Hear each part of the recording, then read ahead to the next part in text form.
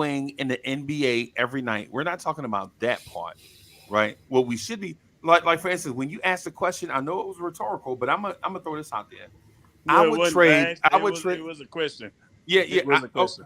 So my answer is I would trade Grimes and Quickly to Houston for Jalen Green. Oof. There's your I don't. answer. I would do it, Oof. but they wouldn't do it. I But know. but I that know is they Hey, wouldn't that do is it. Do that in a that heartbeat. again Yeah. that's That's my something I would do. I that's have my Vision, Houston. answer. Hey, Ron, I back to would that be was back. down for that deflection. move. Hey, Sir, If hey, Houston to hey, be hey, clear, That was Houston to Vision, really be clear. deflecting the Vision, conversation, salute. Ron. Salute. That one, Yeah, I'm gonna it, say this though. Like we talk about the and Josh it's Hart not thing. My bad, Freezy, but we talk about the Josh Hart thing. I could get another Josh Okogie for 2 years for 8 million, and he does the exact same things as Josh this Hart. is what I'm talking about. See, rebuilding at a better. See, But how that's are what you I'm talking about. upgrading? Like that. How did That's you two good upgrade? players right It's not there. an upgrade. You want to keep Josh Hart, right? That's the same thing. You're getting the same player No, no, for no, half no, a no, fraction of no. the I'm cost. being facetious, guys. I'm sorry. I I play tell you, chess. My Gi, checkers. Forgive me. Let me break I'm it a, down. I'm a You my rushing to if I'm in get the rid front of office. Josh Hart because you Yeah. want to keep RJ and Randall together. And I'm asking y'all, why are we keeping these two players together? You ain't got enough sample size. Oh, I seen I enough. agree with that. I Yeah, seen yeah. enough with Oh, that, okay, Gi. okay, okay. I seen enough I of don't that I Okay, motion don't so think we're picture. their all on the skill same page. set meshes together. In Yeah, my I seen opinion, they enough of don't. that motion picture. right. But the thing is y'all saw that with two terrible or three terrible offensive coaches, right? Oh, so true. If Mike Malone was the coach, you ain't seeing none of this. The Nope. whole conversation is different. The whole conversation is, man, I wouldn't trade RJ for such and such. Bro, when Randall has the ball, legit Tom Thibodeau freezes RJ in place. Don't The whole move. offense freeze in place. Right. That's my point. So if we're just talking about the offensive thing of it, let's get to the root cause. Yeah, I have no problem with the ball freezing in place with a 6'9" guy who shoots 36, 38%. If he catch it and they run out at him, he can take it to the hole. I'll have no problem Why with he ain't that do that ball against the Heat freezing in then? place to that type of guy. Because I he got Well, a can. it problem didn't with work that, against Gi. the Heat because that stationary static offense does not work against Gi, look at the elite two teams defenses. that's And going to the also Sorry. finals. coaching there, and Andre, there's also coaching, real good Look, coaching and yeah, adjustments Yeah, as and but well. when I say elite defenses, that's the coaching. yeah, They Dre, not throwing to your point, zones Dre, out. look at the two teams that's getting ready to play for the finals, play for the championship. Both of those teams, ball movement. Ball Man movement is movement Yup. key too. in their offense. A It lot, ain't it, like 6 or 7 times before they actually take that shot. Even when exactly. they're under the basket, they're It ain't taking it that back out. Hold'em. It Yo, ain't that that Hold'em, ball, man. It ain't that Texas Hold'em, man. that That's ball what Right. it move to is. RJ. It's like that old Homeboy start basketball back diving. in the day, 70s and stuff. Like everybody passing until it's so open Exactly. that they take that shot. It is what basketball. When basketball got created, when Naismith made basketball, that's what it is. Everybody get to touch it. Yeah, like ultimately, you could blame RJ for like his certain looks, or he might have blinders on going to the rim. But what's the like?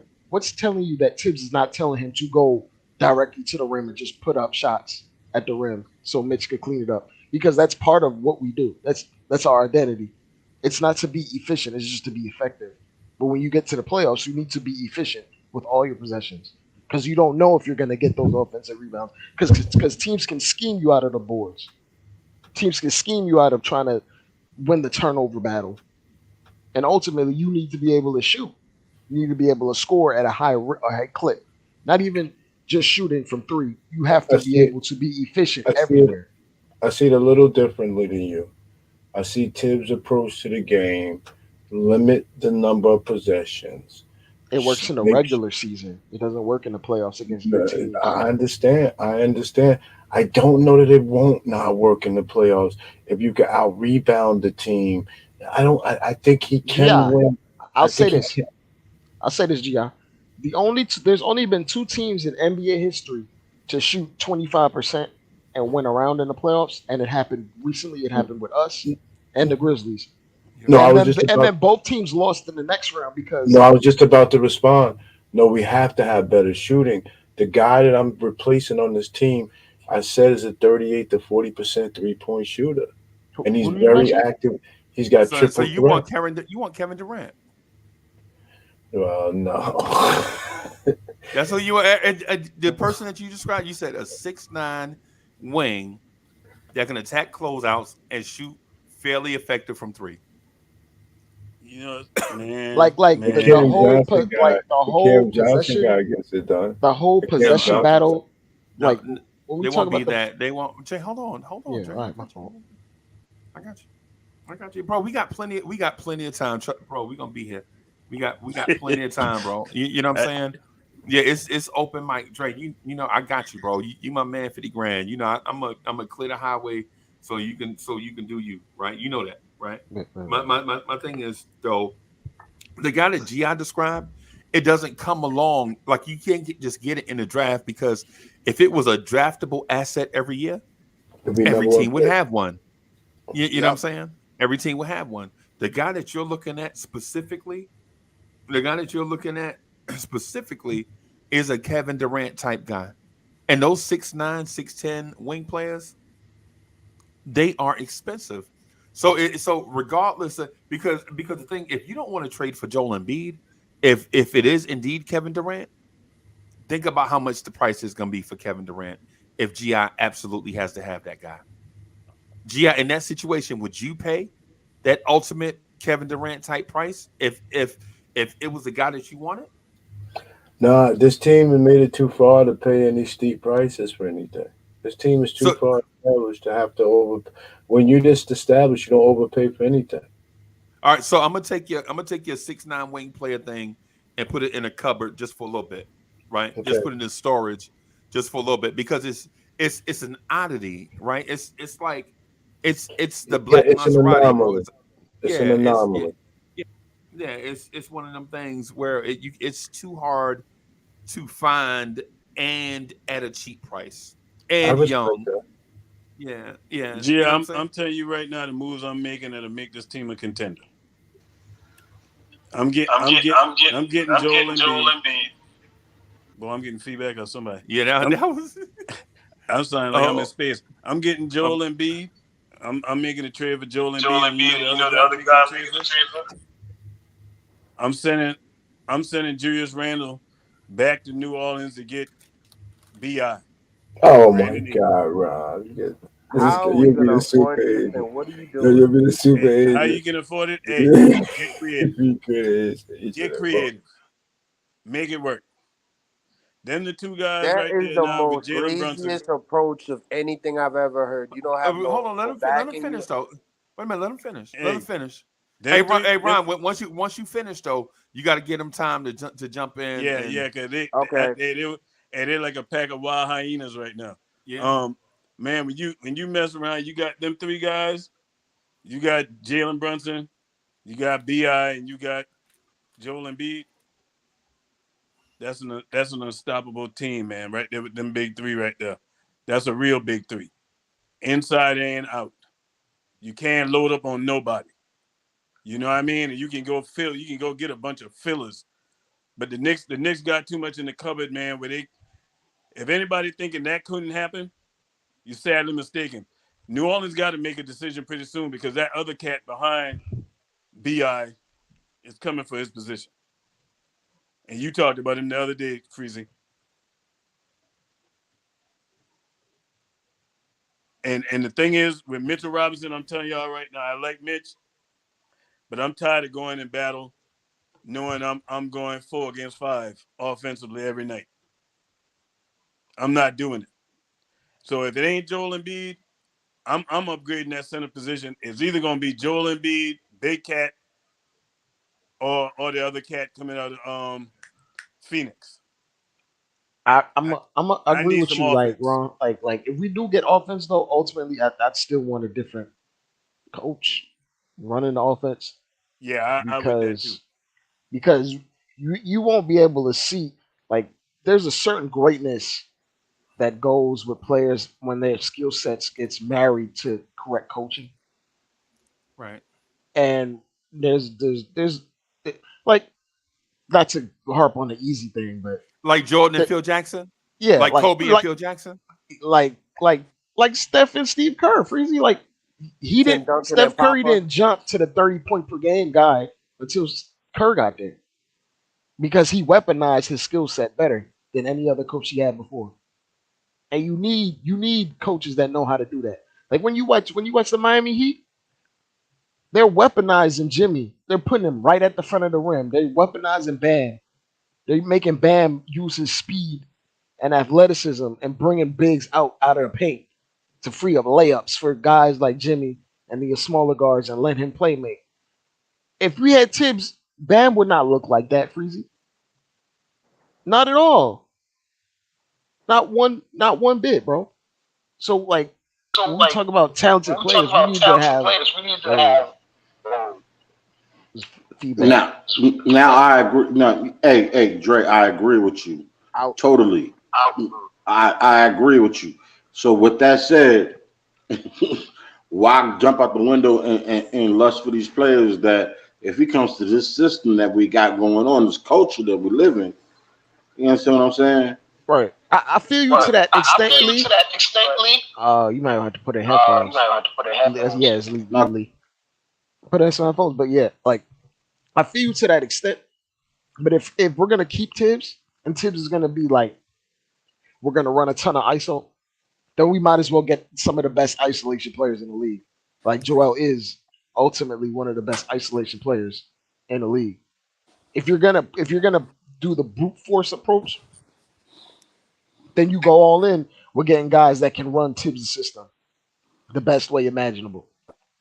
Now that I agree. Now, if you're trying to switch it up and you get a different coach in here, then doing the big Joel move might not be the thing that takes you over the top all the way completely, and you might end up in the same position because you're running a system that isn't beneficial to your guys' skill set. But if you're gonna go all in with this heavy isolation, slow it down, I'm gonna run pick and roll with just my two best guys, then Joel Embiid is your best bet for that. And to I don't know where GI is at if he left, but So he's still on. yeah. You said Joel Embiid isn't a pick and roll player. Did you know Harden and Embiid were the best pick and roll combination in the entire league? They scored. Yeah, but they wouldn't run it. Joel wouldn't run it down the stretch when he was tired. He refused to roll, so he would just pop out and call. It's not necessarily rolling all the way to the rim because if you're calling a spade, Joel is one of the best mid range shooters in the league, which is why they run that pick and roll where he stops free throw line extended or 14 feet, and he just shoots. He just knocks it in like nothing. And if they crash, he and if they won't crash get on his body in the hardest man. he can kick it out to the corners for three. I mean, this dude's a weapon, bro. Man, if you get Joel Embiid, it's over. Yeah, like if we're calling space, if you look at the Sixers offense, it's identical to what we run. Right. It's very similar. Doc Rivers run is very similar. But let me I just want to say this real quick about the ISO part. The Knicks ISO a lot, but not as much as what people think. The Knicks don't run a primary ISO offense. Right, the Knicks run a motion offense at the beginning of the set. Y'all see it all. It's that whack 3-man weave at the top of the key. Y'all see it. That Brunson, Brunson and Jules be like, "F it, I'm going one on one." Yeah, and that's exactly what happens. They break the offense. But no, I'm saying when they run the 3-man weave, ain't nothing there. Right, and then they get to the high ball screen and roll. Y'all see it. Mm-hmm. They run the weave, ain't nothing there. They call Mitch out of the paint because Mitch don't run the weave in that. They call Mitch out of the paint. He comes at the high screen. Yep. The ball handler turn the corner. If it ain't there, they kick it back, rotate it around the perimeter, usually to an ISO player on the back side of that attack. It's usually Randall, right? Because if the roll man is Mitch, then that means Randall is going to be the ISO man on the other side. So they do try to run some stuff. Every team, every offense in the NBA runs the same stuff except Golden State, Sacramento, Denver, and Boston, I think. Everybody else runs the same thing, just in different combinations. You know what I'm saying? They might start off in a pick and roll and then run the 3-man weave if it's not there, and then ISO. Or they might ISO, the ISO not there. Then they get into a pick and roll to rub the defender off. So, I mean, it's the same. Miami is running the same thing. Except they get looks at the rim, though. Right, that the Knicks run, except all 5 of their players are offensive weapons. Right? There you go. And there you go. See, I know that's hard. Freezie, I you're know making that's me mad. You're making me mad. You and, said all 5 and is Ron, offensive weapons. Ron, you my brother, bro. I'm not trying to make you mad on purpose. You know that, right? But and I don't have to say that. You already know. Well, to be fair, one thing, Freezer, before you go any further, they have way more back cuts and man movement than us. Yeah, they A do. ton And a more. lot of non-ball movement. But this is the part that I'm trying to get to is everybody's running the same. Nobody, the pick and roll was not created by the Knicks. Hello, No. the Knicks did 100-year-old not play. create the pick and roll. So when we say, well, why don't they run more pick and roll? The Knicks didn't create pick and roll. Everybody run pick and roll, right? The Knicks didn't create ISO. Everybody run ISO, right? The Knicks didn't create motion offense, right? Motion offense is an old junk offense that took off in Europe, and the San Antonio Spurs took advantage of it because wing players can attack bigs and attack the basket by doing Euro steps. You know what I'm saying? Thanks to Ginobili. Yeah, you know what I'm saying? And Boris Diaw, right? So my thing is when we talk about the Knicks offense, you have to look at the creator of the offensive playbook, right? Are we? I asked Ron Cleveland this the other day. Ron, when's the last time you saw Julius Randle catch a lob in the half court set? I ain't even. When's joking. the last time you seen? Remember, man. When is the last time you seen a guard attack the defense going baseline from the corner? I Right? can't remember. When's the last time you saw a big throw a hollow pass to a guard at the rim or the lob to a small attacking a basket on a lob? Right? You don't see those things in a Tom Thibodeau offense. So when we say that RJ Barrett is a bad offensive player, it's like the Dre. You remember the old Miami Dolphins when they used to run the Wildcat? Remember the Dolphins offense was so bad. Sperano. They ain't had no quarterback. They had to have the running back run the football. What was it, Cadillac Williams? Yeah, Ronnie Brown and Ricky Williams. Ronnie Brown. And they even had a fullback. Yeah.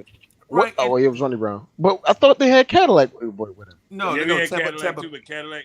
Well, no, Cadillac was with what you call Tampa it? Bay. With Tampa, Okay. we had Ronnie. Yeah. Bro, okay, yeah, Ronnie. Yeah. But the thing I'm getting at is why you blaming Ronnie Brown and Ricky Williams for the offense when the offensive coordinator and head coach had just have a bad offense. Freezie, I think the question that needs to be asked, and I really got the answer for myself already. I mean, can we win a championship with Tom Thibodeau? That's the question that needs to be asked because Tom is up for an extension. I'll Tom say is going this. into next season as a lame duck. I'll say this, Ron.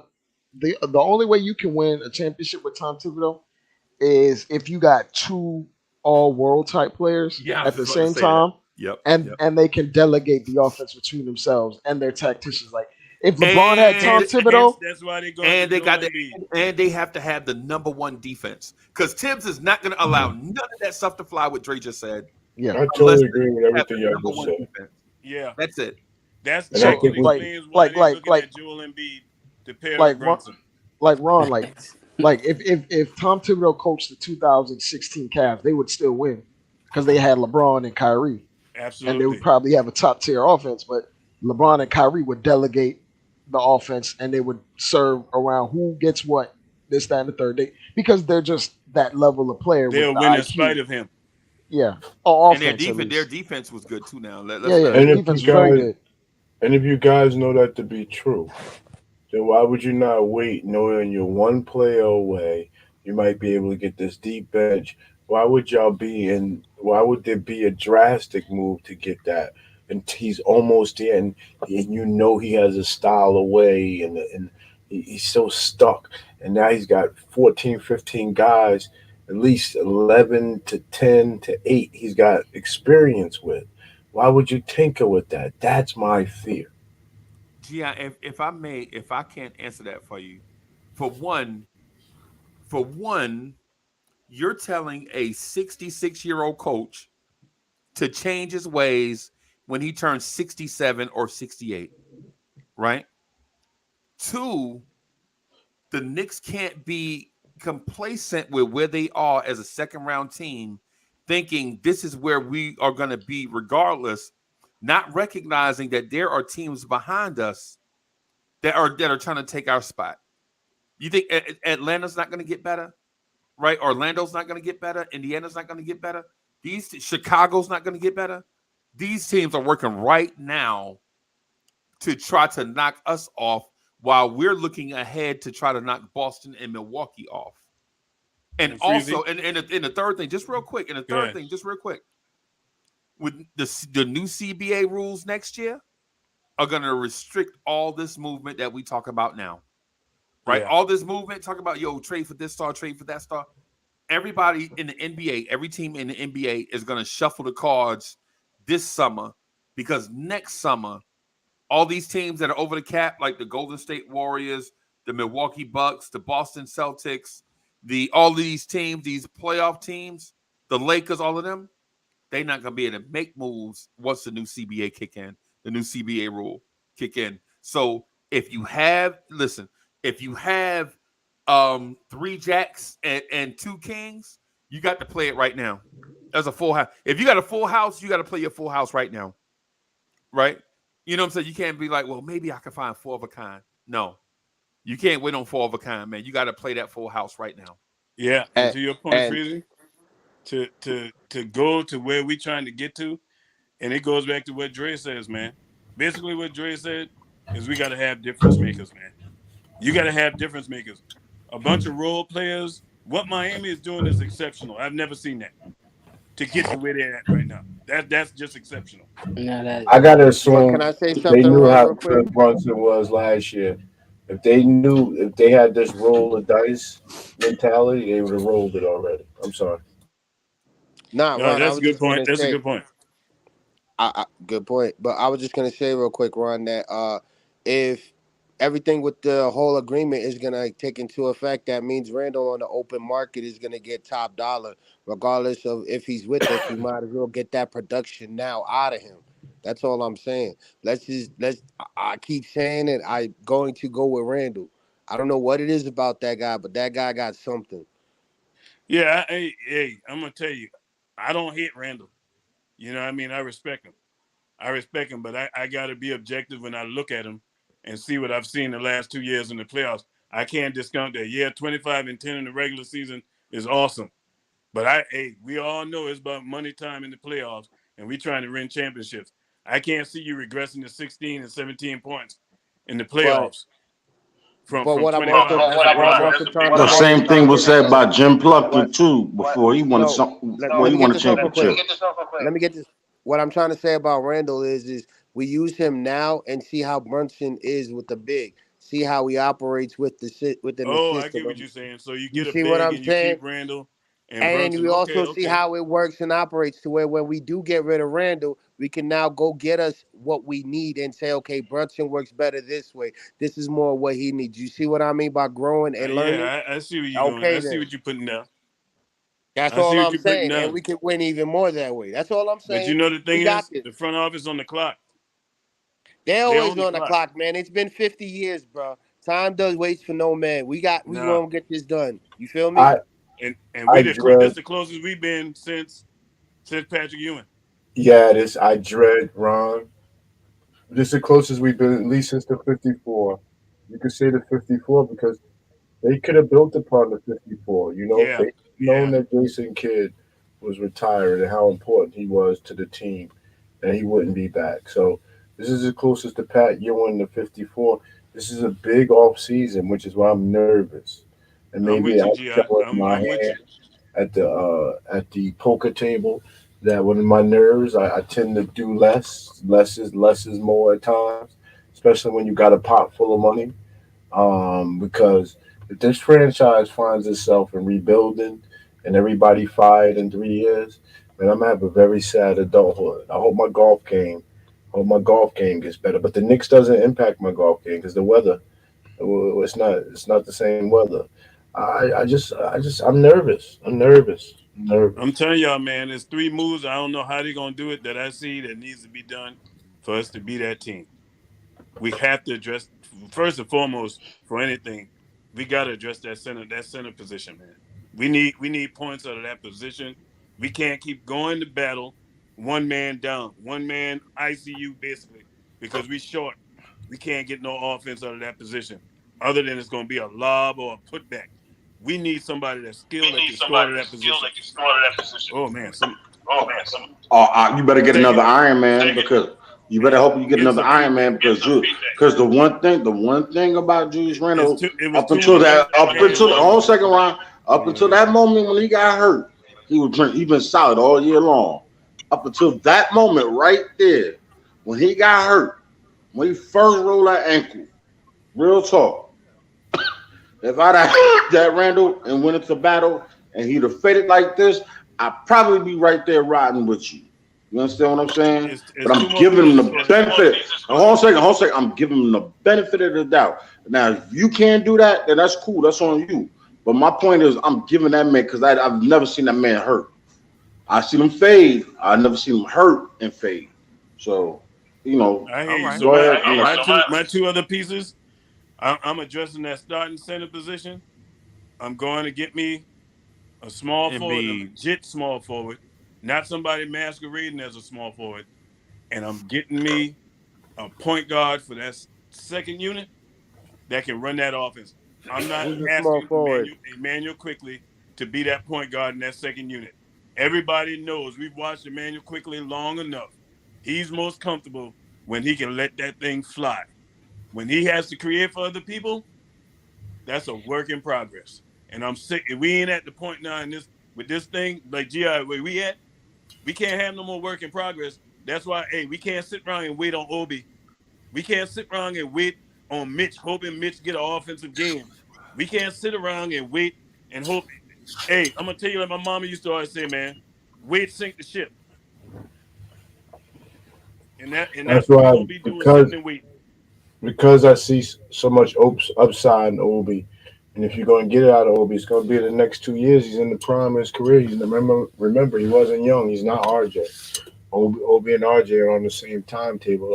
Obi's timetable is a little advanced, but that's why I think Randall is the one you want to move, especially with RJ showing so much in the playoffs, and you want to build on it. I think Randall would be the one guy slowing his team down, but you don't want to be desperate about it. And I think that's the hard part. How do you dangle them but not seem desperation when the fans are screaming every minute, "Screw Randall, get rid of him. I hate him." Blah blah blah.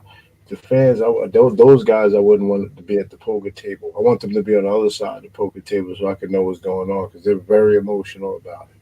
It's And I not tell you, that GI, with emotional me, to have to get rid of Randall. It's not. I'm objective when it comes to Randall. I know Randall is the second best power forward in the game, only to Giannis. Right now, I dare anybody to find somebody that's playing second to Giannis in this league better than Randall. You ain't gonna find it. Not no 25-10, no. But what I'm looking at is what's gonna make this offense better because we're not gonna find somebody to replace that scoring. But what we could find is somebody to help this offense move the way we want it to move. You know what I mean? And that's really where we got to be at looking at this thing. Ain't no more, or we got to find somebody to replace 25-10. Good luck with that one. And I don't believe in luck. I, I like the whole shout out to Jay Boogie for that comment because ultimately, if we're gonna stay with Tibbs, yeah, we're gonna need that upper echelon type player that's just gonna be a factor no matter what we're running on offense. Like that's simple. It's pretty simple in playing. Like despite whatever we were running on offense, Brunson was gonna get that 30 points on that defense that was pressed to stop him and mostly him, and he still got it. That's the level of talent he's at, and you need another guy that's similar to make him a 1B in my mind. Mm-hmm. Yeah. That's the only way you're gonna thrive with a Tips style offense because when you go look around the rest of the league, we have talent, Freezy. There's no mistake. We actually have talent on this team. But are we getting the most out of said talent? I don't believe so, and I don't think you're going to with Tom Yeah, but that Thibodeau. player is You're gonna have to rely on your That's your superstar. problem. You're gonna have to rely on your superstars to make your other players better by yeah, just them existing. yeah, but that player's got to be super mentally tough, man. Because Tibbs Yeah, is gonna ride him. Tibbs gonna yeah, yeah. ride him. And some of these, not all of these You look at the minutes these superstar play. I did an article for another blog that I do with these guys, just on random sports stuff. I mean, it was sickening. Yeah, Klay Thompson sat out and made $37 million, and man, the Kawhi, what Kawhi has made, the number of games he's played the last 3 years. Paul George, and it's sickening. So you want to be careful which of these stars that you start paying 200 million to, because if you get that level player, you best believe he's been all NBA, he's been all star, and he's going to command a super big salary and take up a lot of space. So you better get one that's going to give you 67, no, not 60, I guess 65. What's the fair number? I guess 65 regular season games, and it can help you win 75% of the games they play. You need that type of player. That's the balance of that thing. So GI. Embiid is that guy. They never clearly dominated the East with him. Why not? He's always the most dominant player. He ain't like the Joker. He's not the Joker. So GI, you know what I'm hearing from Dre? Freezie, y'all know what I'm hearing from Dre? Sound like we got to pull a Masai Ujiri. What Masai Ujiri did with Toronto, because pretty much everybody in this panel, when they made that move to get rid of what's the coach? DeRozan. The coach, yeah, Oh, the DeRozan and coach. the coach. Oh yeah, yeah. Both them went the same year. Everybody that looked at that was like, After he that's won Coach of the crazy. Year. Why would you? What Dwayne Casey? Yeah, you got rid of Dwayne Casey, and you got rid of Kawhi. I mean, got rid of DeRozan. Like anybody looking at that on face value, like, man, ain't no way. That's crazy. But you saw Now, why what would you do happened. that? Right? You And then happened. you He saw had the what happened. foresight to say, hey, you know what? We've gone as far as we're gonna go with Casey, and I believe they did. After thinking They about it, made the after trade what for we saw, Kawhi already too, though. you know. So that the Knicks got some tough decisions to make, man. And if They I'm made not it. mistaken, Yeah, like my bad, but they made the trade, but they still got rid of Casey because yeah, they Yeah, but got rid they of the gave coach. Casey a chance. We ain't make the trade and give Tibbs a chance yet. what But you mean? Ron, No. They fired him before he even got his hands on Kawhi. Yeah, they got rid of him before he He got his never got hands to on coach Kawhi, and Kawhi. they It had done was went to Nick conference Nurse that year. finals. They went to conference finals with They Casey. won. He won Coach of the Year, and they fired him. Yeah. He got knocked out of conference finals by LeBron. That's the only reason why they never got to the finals. Yeah, I think they fired him because he was ruining young players. He was ruining Pascal Siakam and OG Anunoby and Fred Van Vliet. Freezy, don't that sound familiar? Yeah, that's why because he was an old school coach, man, stuck in a certain way. Uh-oh. And Pascal Siakam and OG Anunoby was ready to break out, and Fred Van Vliet, and he wouldn't even play him.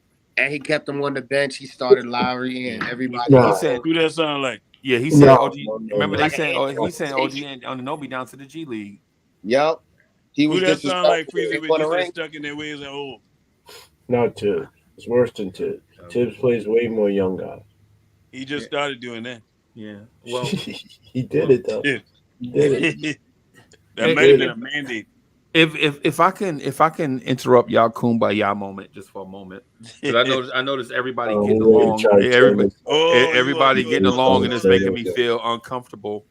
You'll throw some Now, salt. now, What I you talking now about, IK Uncle Freezie? now IKBM Dre don't even want to talk. Now he all quiet. You know what I'm I'm saying? chilling, Dre, bro. Dre Right. thinking, Shut I him know. Dre down, thinking, Dre I taking that know. thing Shut in. him down. Yeah, I know, man. Now that y'all, now that y'all all kumbaya, let me mention this. I think Julius Randle is irreplaceable. I think RJ Barrett Oh is God. on the way to being irreplaceable. When I look at teams around the NBA, they don't have this team. In theory, this team has 3 20-point scorers on it. In theory, right? In theory, this team had RJ is like 19 points. Man, who? Lee, is that you?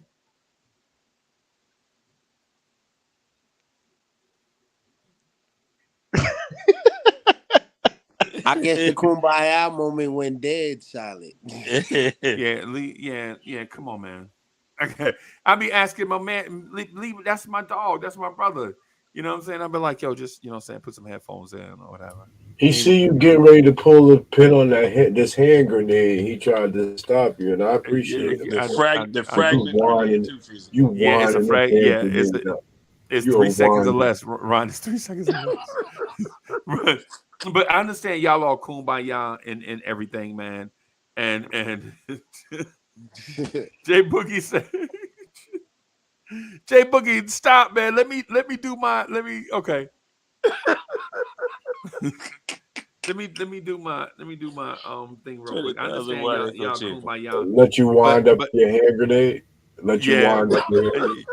yeah, I got 2 of them and they camouflage. But anyway, my thing is I think the Knicks are in the best place they've been in years. Right. When I look at Agreed. when I look at the Phoenix Suns, I know the Phoenix Suns have more top end talent than us. Do they have more depth than us? Right. I think we're better than the Phoenix Suns right now. Right. When I look at Boston, Boston has more top end talent. They're deeper than us, but the thing that we have on them is they have a young coaching staff that's trying to figure it out. Now, remember, Boston didn't just lose Ime Udoka. Nope. They also lost Will Hardy, who coaches the Utah Jazz. Right? So their coaching staff was picked apart, kind of like how we were picked apart 2 years ago. Right? These things manifest themselves. Look at Boston Oh right yeah, now. Freezy. One They thing have, to that point. He lost his lead assistant. He lost Damon Stoudemire to a college job, and Damon yeah, I Stoudemire forgot was about there that. all the way till March, and he Yeah, lost him yeah, right before the playoffs. And that's a yeah. guy he would have been leaning on. Yeah. And so one guy they can't just do everything, bro. And the other thing that when we look at Philly, just like when the playoffs started, I said, man, listen, they're gonna self-destruct, right? They are gonna self-destruct, and they did. The Bucks are gonna self-destruct, and you're looking at self-destruction right now. So if you're the Knicks, you're on that way up. Other teams are on the way down.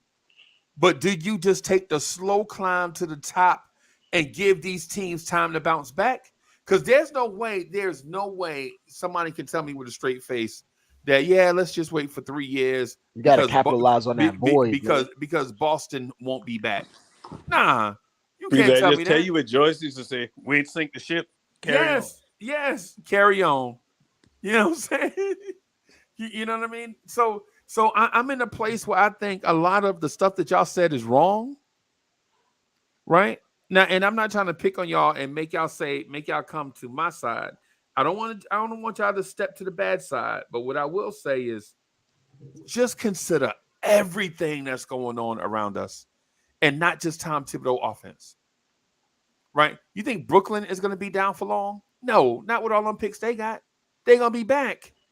And do we really think Joey Tsai is going to sit there with an island of misfit toys and all them draft picks and think that they're not going to trade for 2 stars this offseason?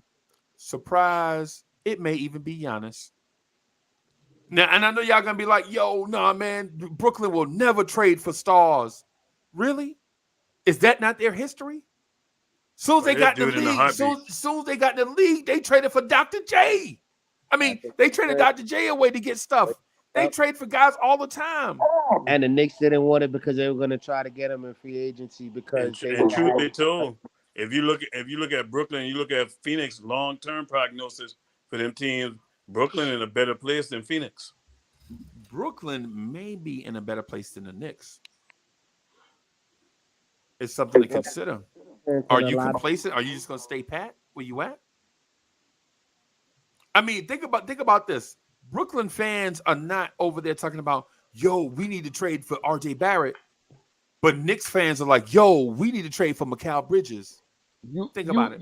You screw around and you end up looking like the Portland Trailblazers holding Dame Lillard for 8 years and never really pulling the real trigger on the move that'll take you over the top. Because you really love CJ McCollum so bad you don't want to trade him until he's already washed. Right. We're gonna take our time and build organic. You love Nurkic so much until his contract becomes one of the worst contracts in the league because he can't stay healthy. Right. And They see, love. Freezy, you know that another thing is like when we look at what's taking place in the East. So we lost in Miami. Everybody know that. Right. But we had an opportunity, however, to beat Miami and look better than the team that's playing Miami right now in the Celtics. So the door is open for the Knicks to take this thing, to take and put a stranglehold on that East. And that's why I think they're not going to sit back and wait. I think this is going to be the year that they get aggressive. And for the simple fact that we don't even have a draft pick this year. So how else you going to better this team? It's going to have to be in free agency or a trade. Okay. Because I don't see them giving up picks to jump in this draft. I mean, it could happen, but I think it's more logical that you see a trade come down where they get Ron, somebody. hey, well, explain that to the degrees, because trading up in a draft has varying degrees, right? Because you could buy a second round pick. You could I could see the Knicks buying 2 second round picks. But you know what though? We ain't looking for a second round player. You want one of those ones. Just like I know, we looking for somebody that's gonna come in and gonna help Brunson immediately because of how close we were to getting to that Eastern Conference Finals. And once you get there, you know, hey, anything is possible in the words of Kevin Garnett. Ron, that's why I think you're wrong, bro. Okay. I respect your opinion. No disrespect to you. That's a beautiful thing. We all got difference of opinion. Make you think. If we all thought alike, wouldn't be no need for a podcast. Right. And so I went over this the other day, but I'm just gonna, just because Ron here, I gotta show out. You know how you show out when your cousins come? Right. You know what I'm saying? Let me Ron, I'm gonna name okay, so this is a random second round in just a random second round, right? I'm just gonna just name some guys in the second round: Mitchell Robinson, Devontae Graham, Jalen Brunson, Javon Carter, Gary Trent Jr., Isaac Bonga, Bruce Brown, Hamadou Diallo, DeAnthony Melton, Svi McCullough, Keita Bates Diop. You know what? All those dudes went in the second round of the same draft. You telling me those guys won't help you win? They'll for sure help you win, Freezie. They'll help you win, but the thing is, Freezie, they're role we players. We need a bona fide rider Outside of Brunson. behind Brunson that we know gonna show up in that playoff. That we know. We ain't waiting on those second round player, hoping going and drafting the second round player, hoping he can be that guy. We gonna get somebody who is that guy. Right. But the thing is cheap labor helps you right. You can get cheap labor to help you right away. Right? You can get defenders out of the draft right now. Excuse me. You can get defenders out of the dudes that come in and do a certain thing.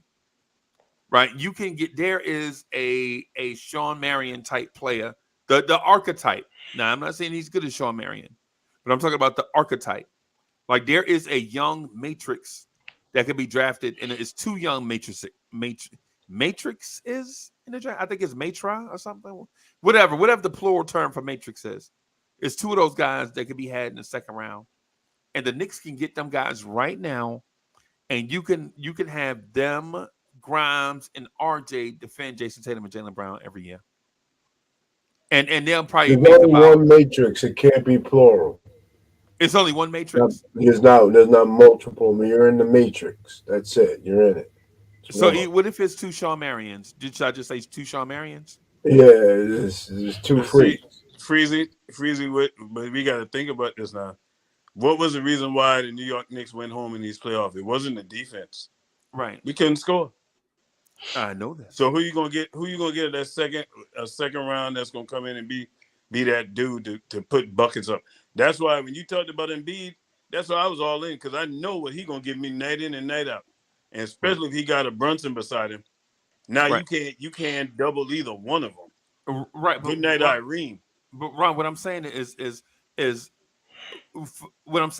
if you have a big budget, right? Mm-hmm. Like the Knicks have a big budget. What I'm talking about is taking the pennies out of that budget and shore up the little holes so that you can keep the big budget and go get that guy that you mentioned. Okay, I hear you. Yeah. Notice I said spend $2 million to get a second round pick. I didn't say trade draft picks. Yeah. Right. You can keep your draft picks and then go get the guy. Oh yeah, like yeah. Now for you talking to me.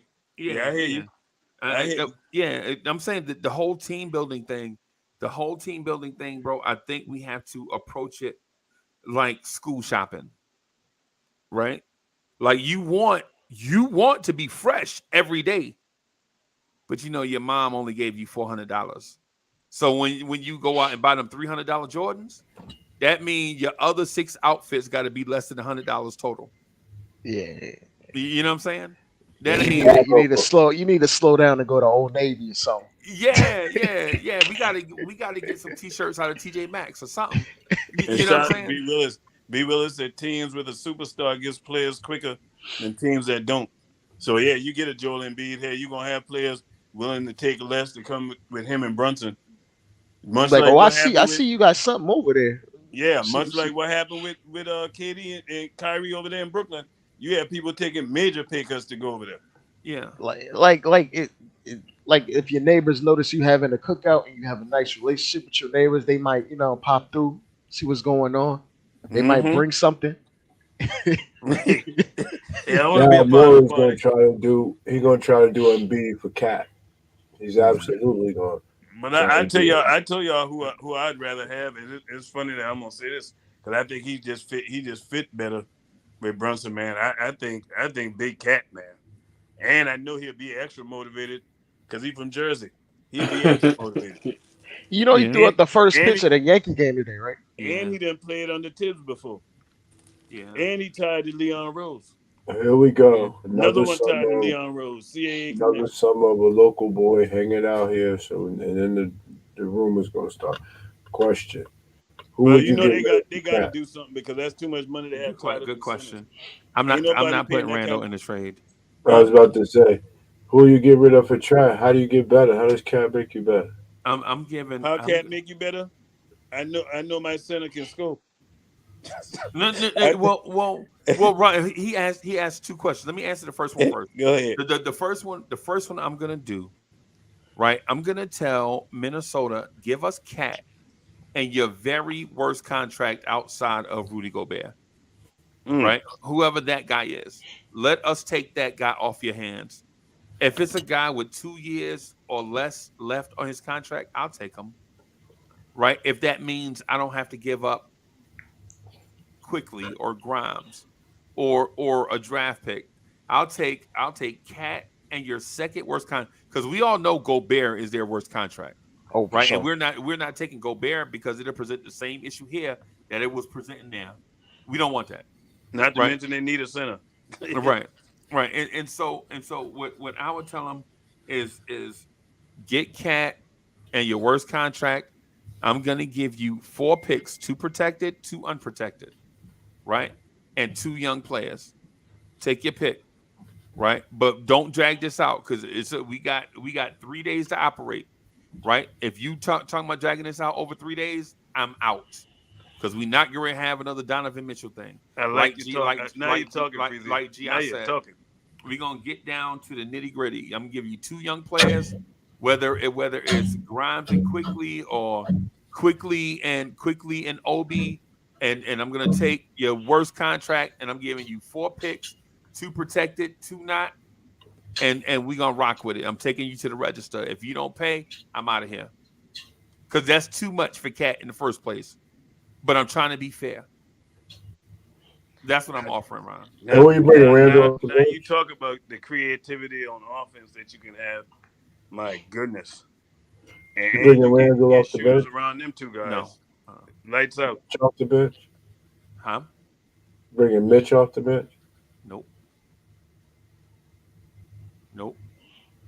I know where you're going, G. I got another trade.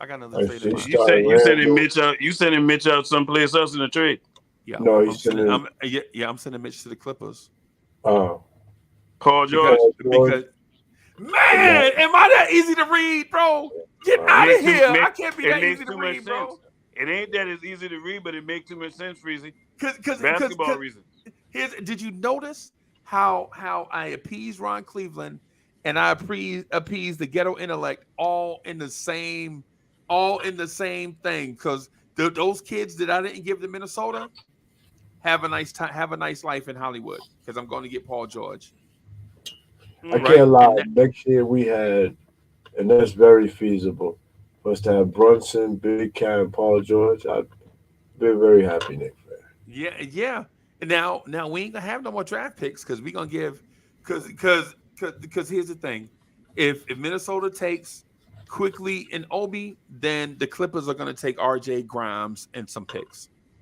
We might have a 2-year window with Paul George, or he might have But the 2 thing more. is once you make that kind of move, you're ready. You signaling that you're going for it, so you're gonna get going for it now, players. Right. You know what I mean? You ain't waiting on players to develop. Oh, he might be good this year. Nah, we going to get, like we said before, Freezie, we getting players that we know can do it. Right. And Ron, you know what else? And here's the thing. So we do those 2 young players and all of that for those 4 picks for Cat and those 2 picks for Paul George. We still got 5 picks left.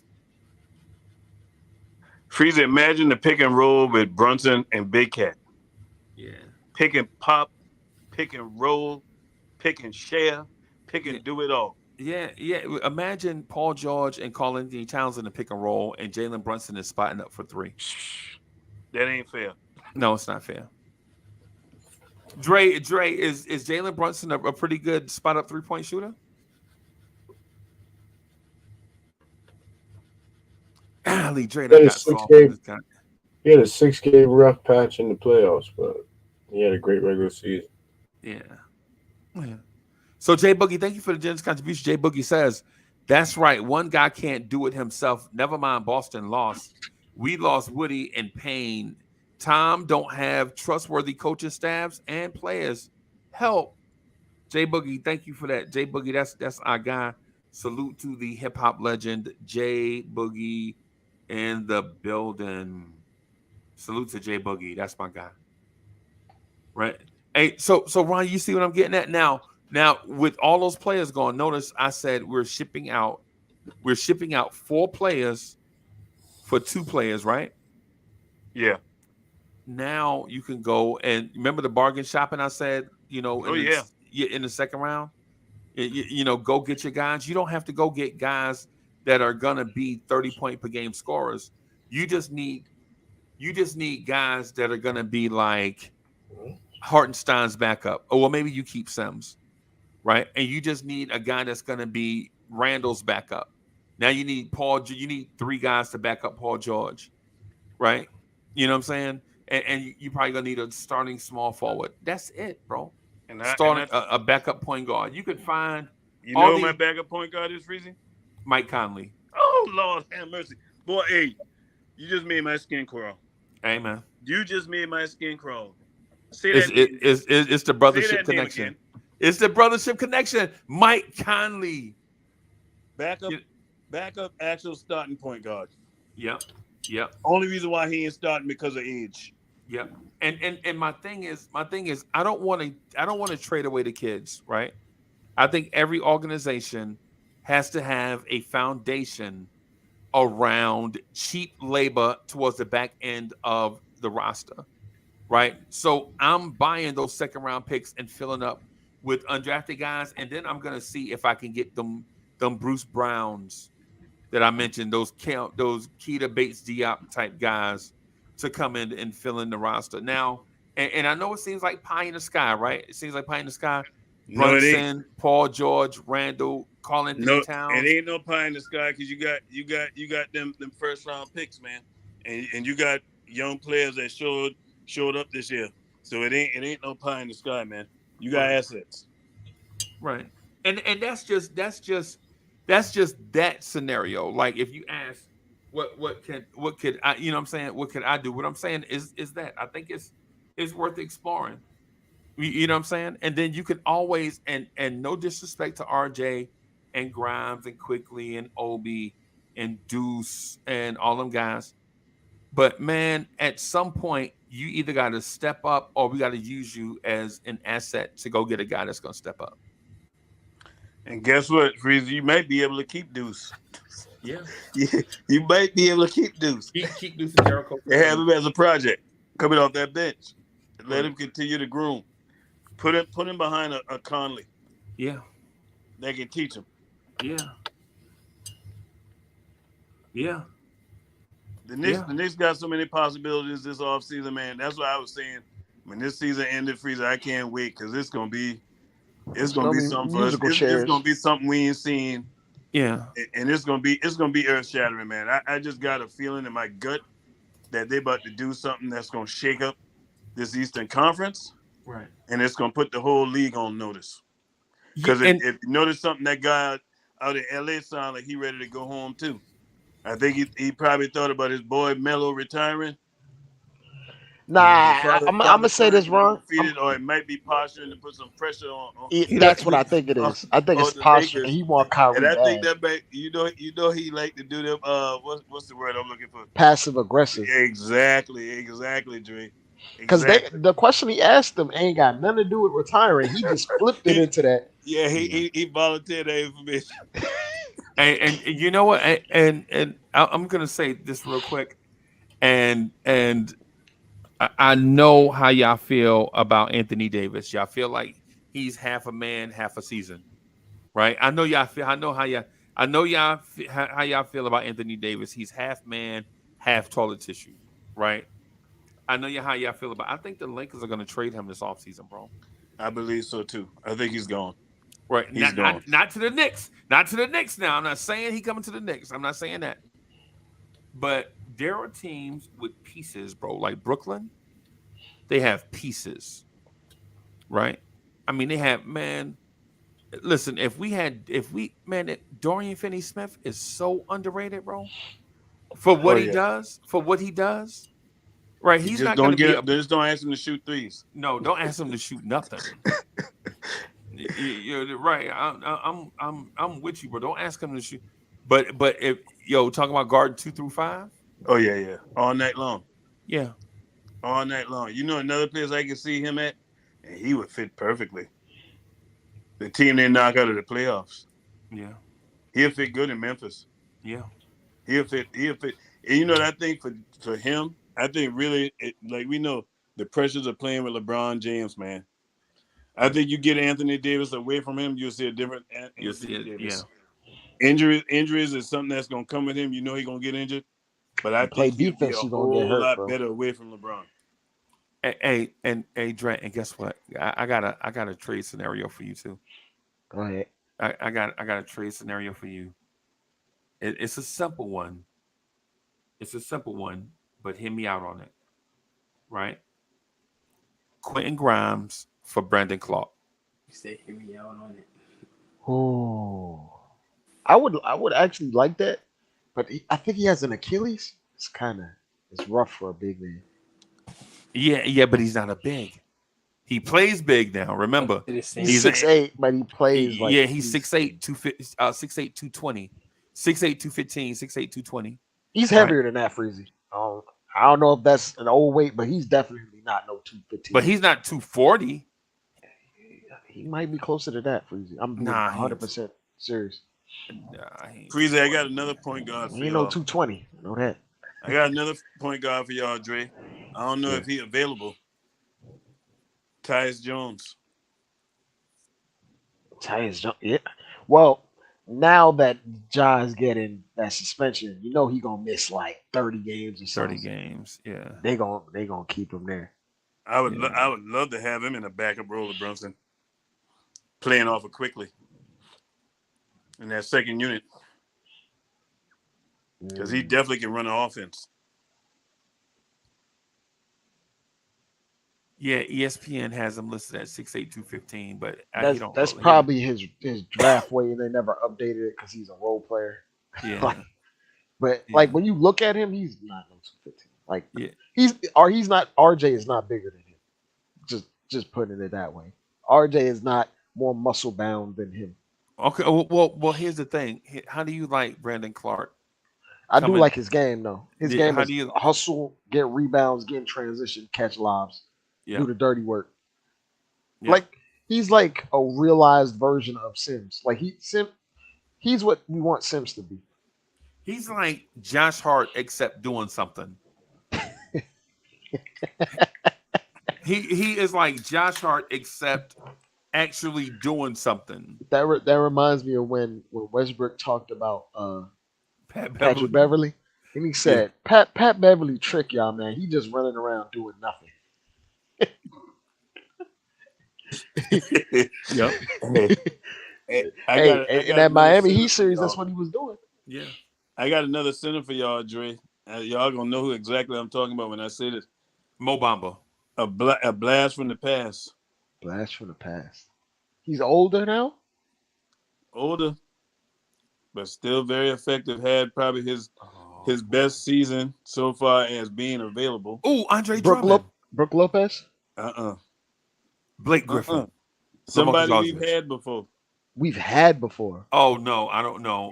Hey, look, man. We're I not don't gonna want talk about no nobody damn that Noel. No, I'm joking with you. I No, know I it don't ain't want Noel. nobody we done had before. Oh, okay. Oh, yeah. I mean, the thing about KP is that he's KP. Like, but if he had any other name, and his skill set was his skill set, I would want it on this team immediately. Because ultimately he gives Brunson what Brunson needs. Space. And they played together. Yeah, they already had chemistry. Yeah. So I guess if I'm reading you, what you're saying is Johnson he said gonna fight. He ties. gonna fight an uphill battle with some of the fans that's gonna hate him no for matter sure. what. But it's one of those things. It wasn't even him. It was his brothers. Yeah, exactly. So I don't even hold that against him. He admitted it too. He said I was immature. Yeah. But part of it was his brothers. He said that this year. Yeah. He had told. He been saying it. Yeah. He been saying it. So I ain't got a problem with bringing KP back here. Because and you know what else? Remember, that's what we were supposed to have anyway. It was supposed to have been KP and Mitch. We were supposed to have that Twin Towers. And it's supposed to be KP, Mitch, and RJ. Yep. Wait a minute. Yo, supposed to Molly, be. look, Molly, the one Washington Wizards fan. KP Molly not Mall leaving us is because in y'all the giving him that building. bag. Y'all giving him that bag. Shout out That's to Molly why. Mall. But I think if it's one team that he would take less to come to, it would be the Knicks. He says he He misses New don't York. like the way that thing ended, and you get an opportunity to rewrite history. Right. He says he misses New York. Like Yeah. every time he talks about New York, he has like a smile on his face. I don't think it's just New York though. I think it's the Knicks. Yeah. It's a certain spotlight. Yeah, he Target said there's when you nothing like play for New York. playing in the Garden. Yeah. Shout out to DSJ. Matter of fact, in his words, he said he didn't realize what he had until it was gone. Yeah, it happens. Like it's because he's probably a foreigner. He thought every place is just like this. But then he's seen them empty arenas out in DC. Yeah. And it's just like, damn. And they got a beautiful thing on the inside, bro. I love where the Wizards play. Ron, I love where the Wizards play at, bro. It's just every time you go, it's like 40% full. You like, how do y'all not pack this place out, bro? I'm gonna tell you, if I'm gonna tell you, if the Knicks pull off getting KP, and they get pull off getting a Brandon Ingram, who are you or even replacing? Kyle Kuzma. Who are you I ain't replacing opposed them? to Kyle Kuzma Who's neither. replacing? Who's KP replacing? You know who he replacing, Freezie. You know who he replacing. No, I'm asking you straight up. I'm asking. I'm having KP replace Mitch, man. I'm having him replace Mitch. And not because Mitch ain't good, but because I need scoring out of that position, man. I need somebody to be a threat. And life would be, man, think how much easier stuff would be for Brunson, man. Like, that's my whole thing. When I think about that center position, how much easier life will be for Brunson. And even Julius or RJ, if they're still on this team. If you got somebody else that's a threat. But when you know, man, this I ain't getting nothing from this position, man. When you got the defense, don't even have to worry about a guy. Right. In the starting lineup. And the thing about KP, like even just from a basketball standpoint, KP's favorite 3-pointer is the top of the key three, which is the furthest that pulls the center the absolute furthest away from the rim. And the hardest three to shoot. But he can also put it on the floor. Yeah, he can blow by you. Bro, he can put it on the floor. Man, oh my goodness. Some KP. The only thing about it is we ain't got $40 million a year to pay KP. He might take less to come back home. He may give the hometown discount because we drafted him. And he might want to come back here when we retire Melo jersey. Because he get wind that we're gonna retire Melo, and you know Melo was his man. Melo might make the phone call for us, do the recruitment. Melo might be in the front office when KP comes. Melo might do the recruitment for us. And Molly Mall asked, "Can y'all afford KP without signing trade?" Yeah, we can. Well, we can trade. We could trade first and then sign him, right? Like we can attach a draft pick, a first round pick to Derrick Rose and Evan Fournier. More Fournier, you could just make Derrick Rose expire. Yeah, but yeah, I would do it because it'll save us an extra $5 million. Oh, okay. Because if you don't pick up Rose's option, he gets a $5 million roster hit. Oh, I didn't know that. You know what I'm saying? So really, the savings is only $9 million on Derrick Rose. So yeah, I mean, or you can attach a young player instead of a draft pick. I mean, I would attach Josh Hart. And you know what, man, fellas, we talk about what I'm KP attach did. Josh Hart to everything. When we think about that KP situation, man, our office wasn't clean, man. Our face wasn't clean. Right. You know what I mean? I'm gonna tell y'all when I knew KP was gonna be gone, right? I'm gonna tell y'all, you know how I knew? The minute we signed Fizdale. And it ain't no revisionist history. Because when we signed that dude, KP was injured, remember? Yeah, I remember. And where did Fizdale come from? Memphis at the time. From Memphis with them Gasol brothers and them boys had them told KP.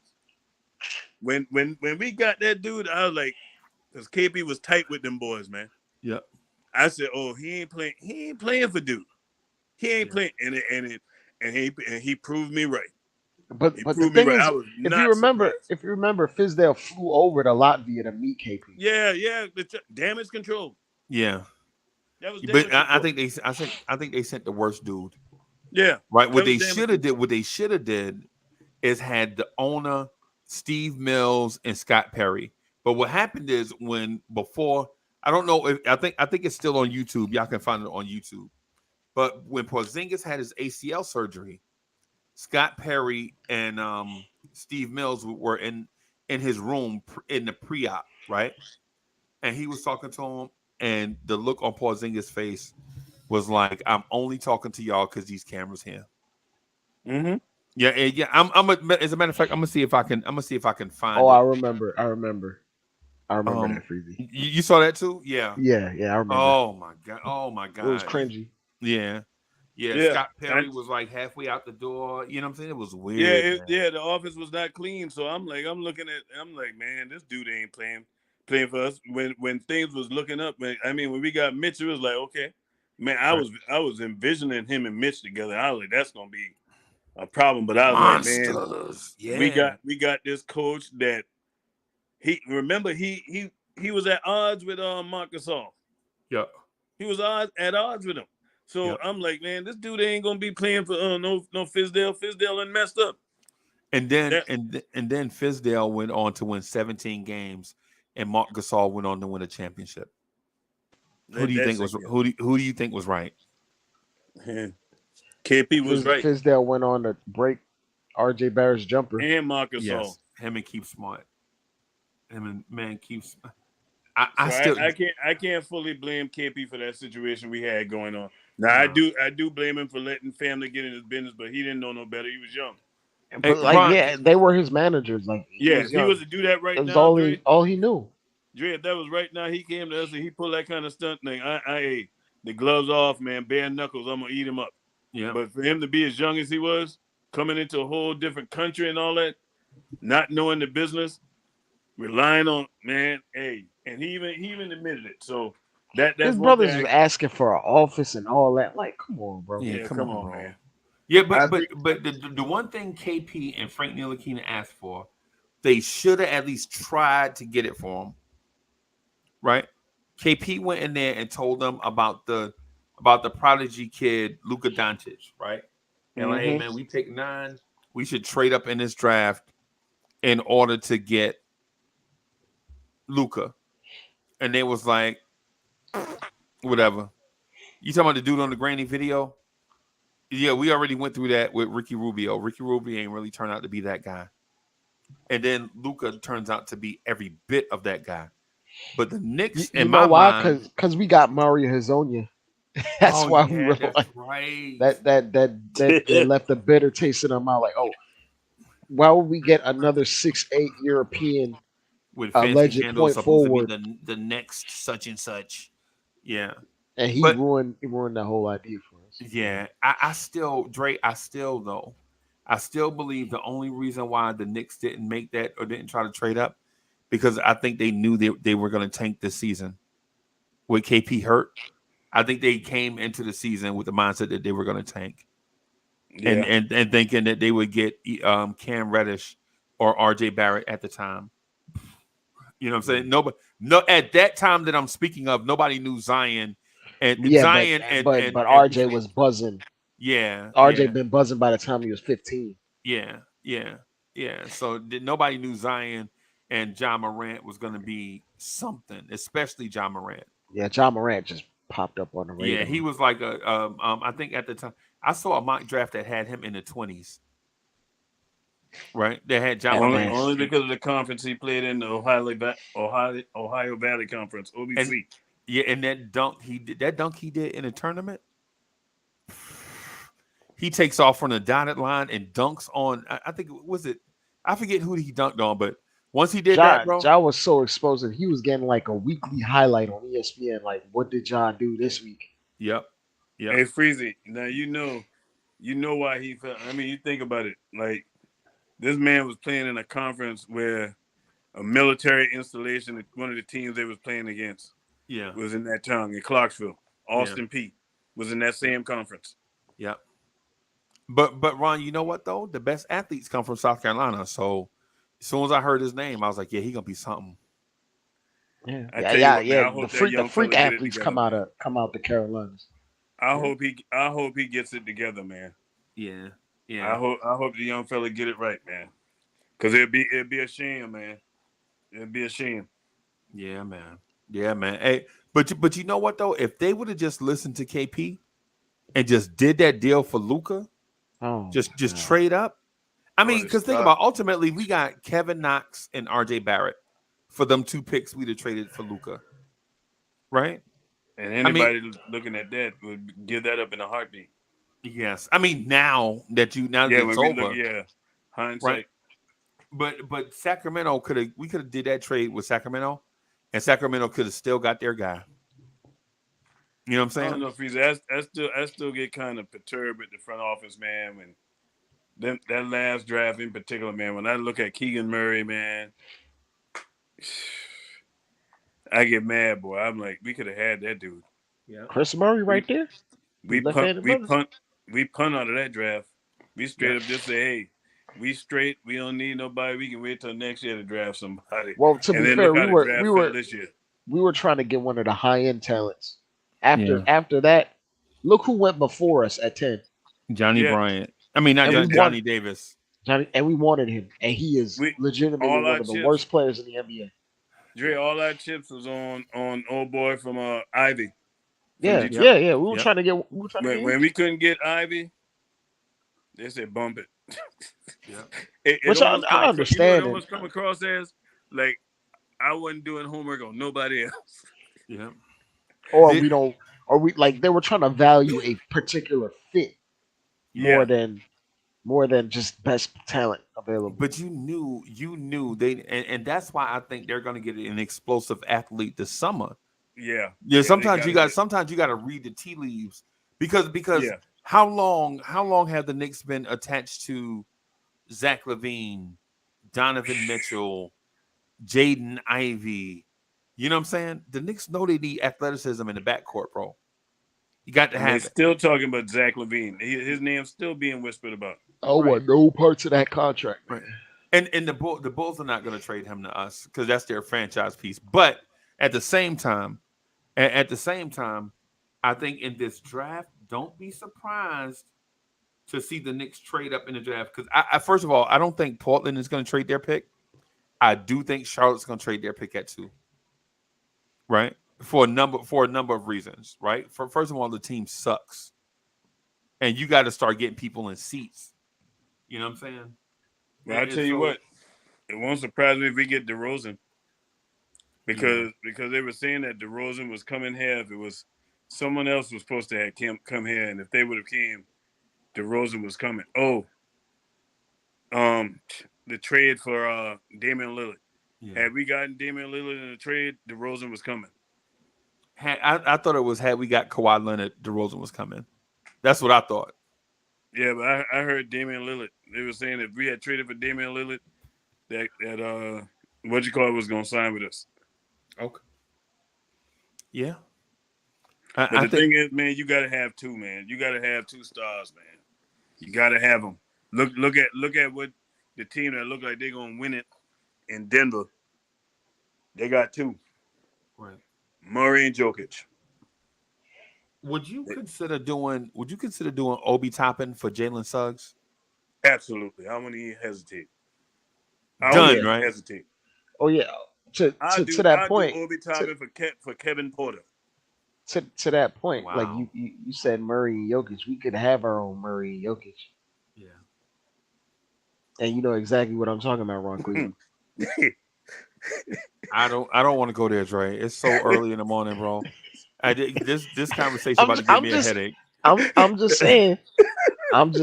You legit about to make me go in the room with you some push-ups, I'm just bro. saying. I just saw Murray and Jokic average 60 points combined and like 20 assists together.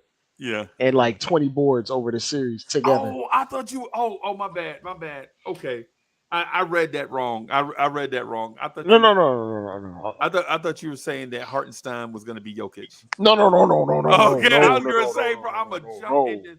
I got a fish tank over here. I was legit gonna jump into it if you said Hartenstein. No. It's gonna be wow. Man, when I said when you heard me say 60 points, you knew I was talking about a completely different animal. Yeah. That's why I turned the windshield wipers on because I was like, oh, okay, I got him now. Freezie making you think tonight, boy. Yeah, man. That man. B. Willis says no points from the 5 for 4 years. Yeah. Wow. Yeah. In the modern day of basketball, man. Let that sink in, Dre. Yeah. And it's even worse because you also not getting any points from the two. You're right. And if you're gonna do that sort of thing, like with one center that doesn't score, your center of the bench got to be able to get buckets. Then you got to have a switch up, or you absolutely have to have a Jordan Clarkson coming off the bench. Yeah, you got to have it. 17 points a game coming off the bench, and I think that's one of the things that hurt the Knicks. That quickly is supposed to be that guy, but he's not efficient.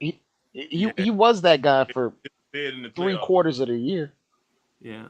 Because despite his bad start, he averaged like almost 18 for like 50 games or something like that. Yeah. So it's one of those things. Like, but to that point, like I'm just speaking about the position. Mm-hmm. If you have two guys like tonight, when you watch the Celtics, they have their rim runner, right, rim protector, defender. Yeah, and then the alternative to that is Al Horford, and he spaces the court and hit 3 threes tonight. And Big Al shooting 41, almost 44. I think close to 44% from 3 during the regular season. And not to that point, like Al Horford starts, we could still start Mitch, but when you bring a guy off the bench, he needs to be able to be a bucket. Like if we had Nas Reed off the bench for Mitchell Robinson as the switch up, then you could present different lineups to close games out. Yeah. Because then you have guys spacing the court, spacing the floor. That's always a threat. But when you have like Hartenstein here, and we're telling Hartenstein to do his best Mitchell Robinson impression, because that's all Tibbs wants from a center. Yeah. That's what you're gonna get. Yeah. Basic offense. We blame the players for running the elementary offense, bro. It's not even their fault, bro. No. And another thing, Freezer, if you had a center, think about this. We all know how limited Tibbs is offensively. So if you had a center that could score, that'd make life a whole lot easier for him. Yeah. Dre, do you remember? I don't know if you remember Barry Sanders. He was a running back that used to play for the Detroit Lions. I've seen I hadn't seen it in person, but I seen a ton of The best highlights back ever. I picked the brains of people who seen it. Bro, hey, they used to have a head coach named Wayne Fonts, right? Trash status. Wayne Fonts is the classic coach, that the vanilla ice cream ham sandwich coach, right? Right. Whether it's 3rd down and 1 or 3rd and 17, he is going to call one of the 2 plays in his playbook. Give it to Barrett up the middle. And you Barry like, got to but run coach, backwards just to get space to figure out what to do. bro, and then Oh, fine. but then when they say, coach, we just ran that play, then he'll say, up the middle, run Barry. Bro, it's the same. You just said the same thing. You just he like, but then he be like, Barry, run it up the middle. Bro, you saying the same thing over and over.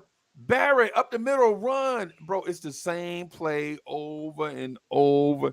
And so when you have elite talent like that, you got to be creative with these guys. Like with RJ, you can see the look on. I think RJ doesn't want to play for Tibbs. I think they don't want to play for Tibbs.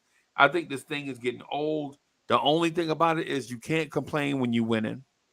Yeah, and I want to say RJ, for better or worse, he's a professional. Yeah, right. So he ain't gonna complain. Right. They told him to put on 15 pounds. Why?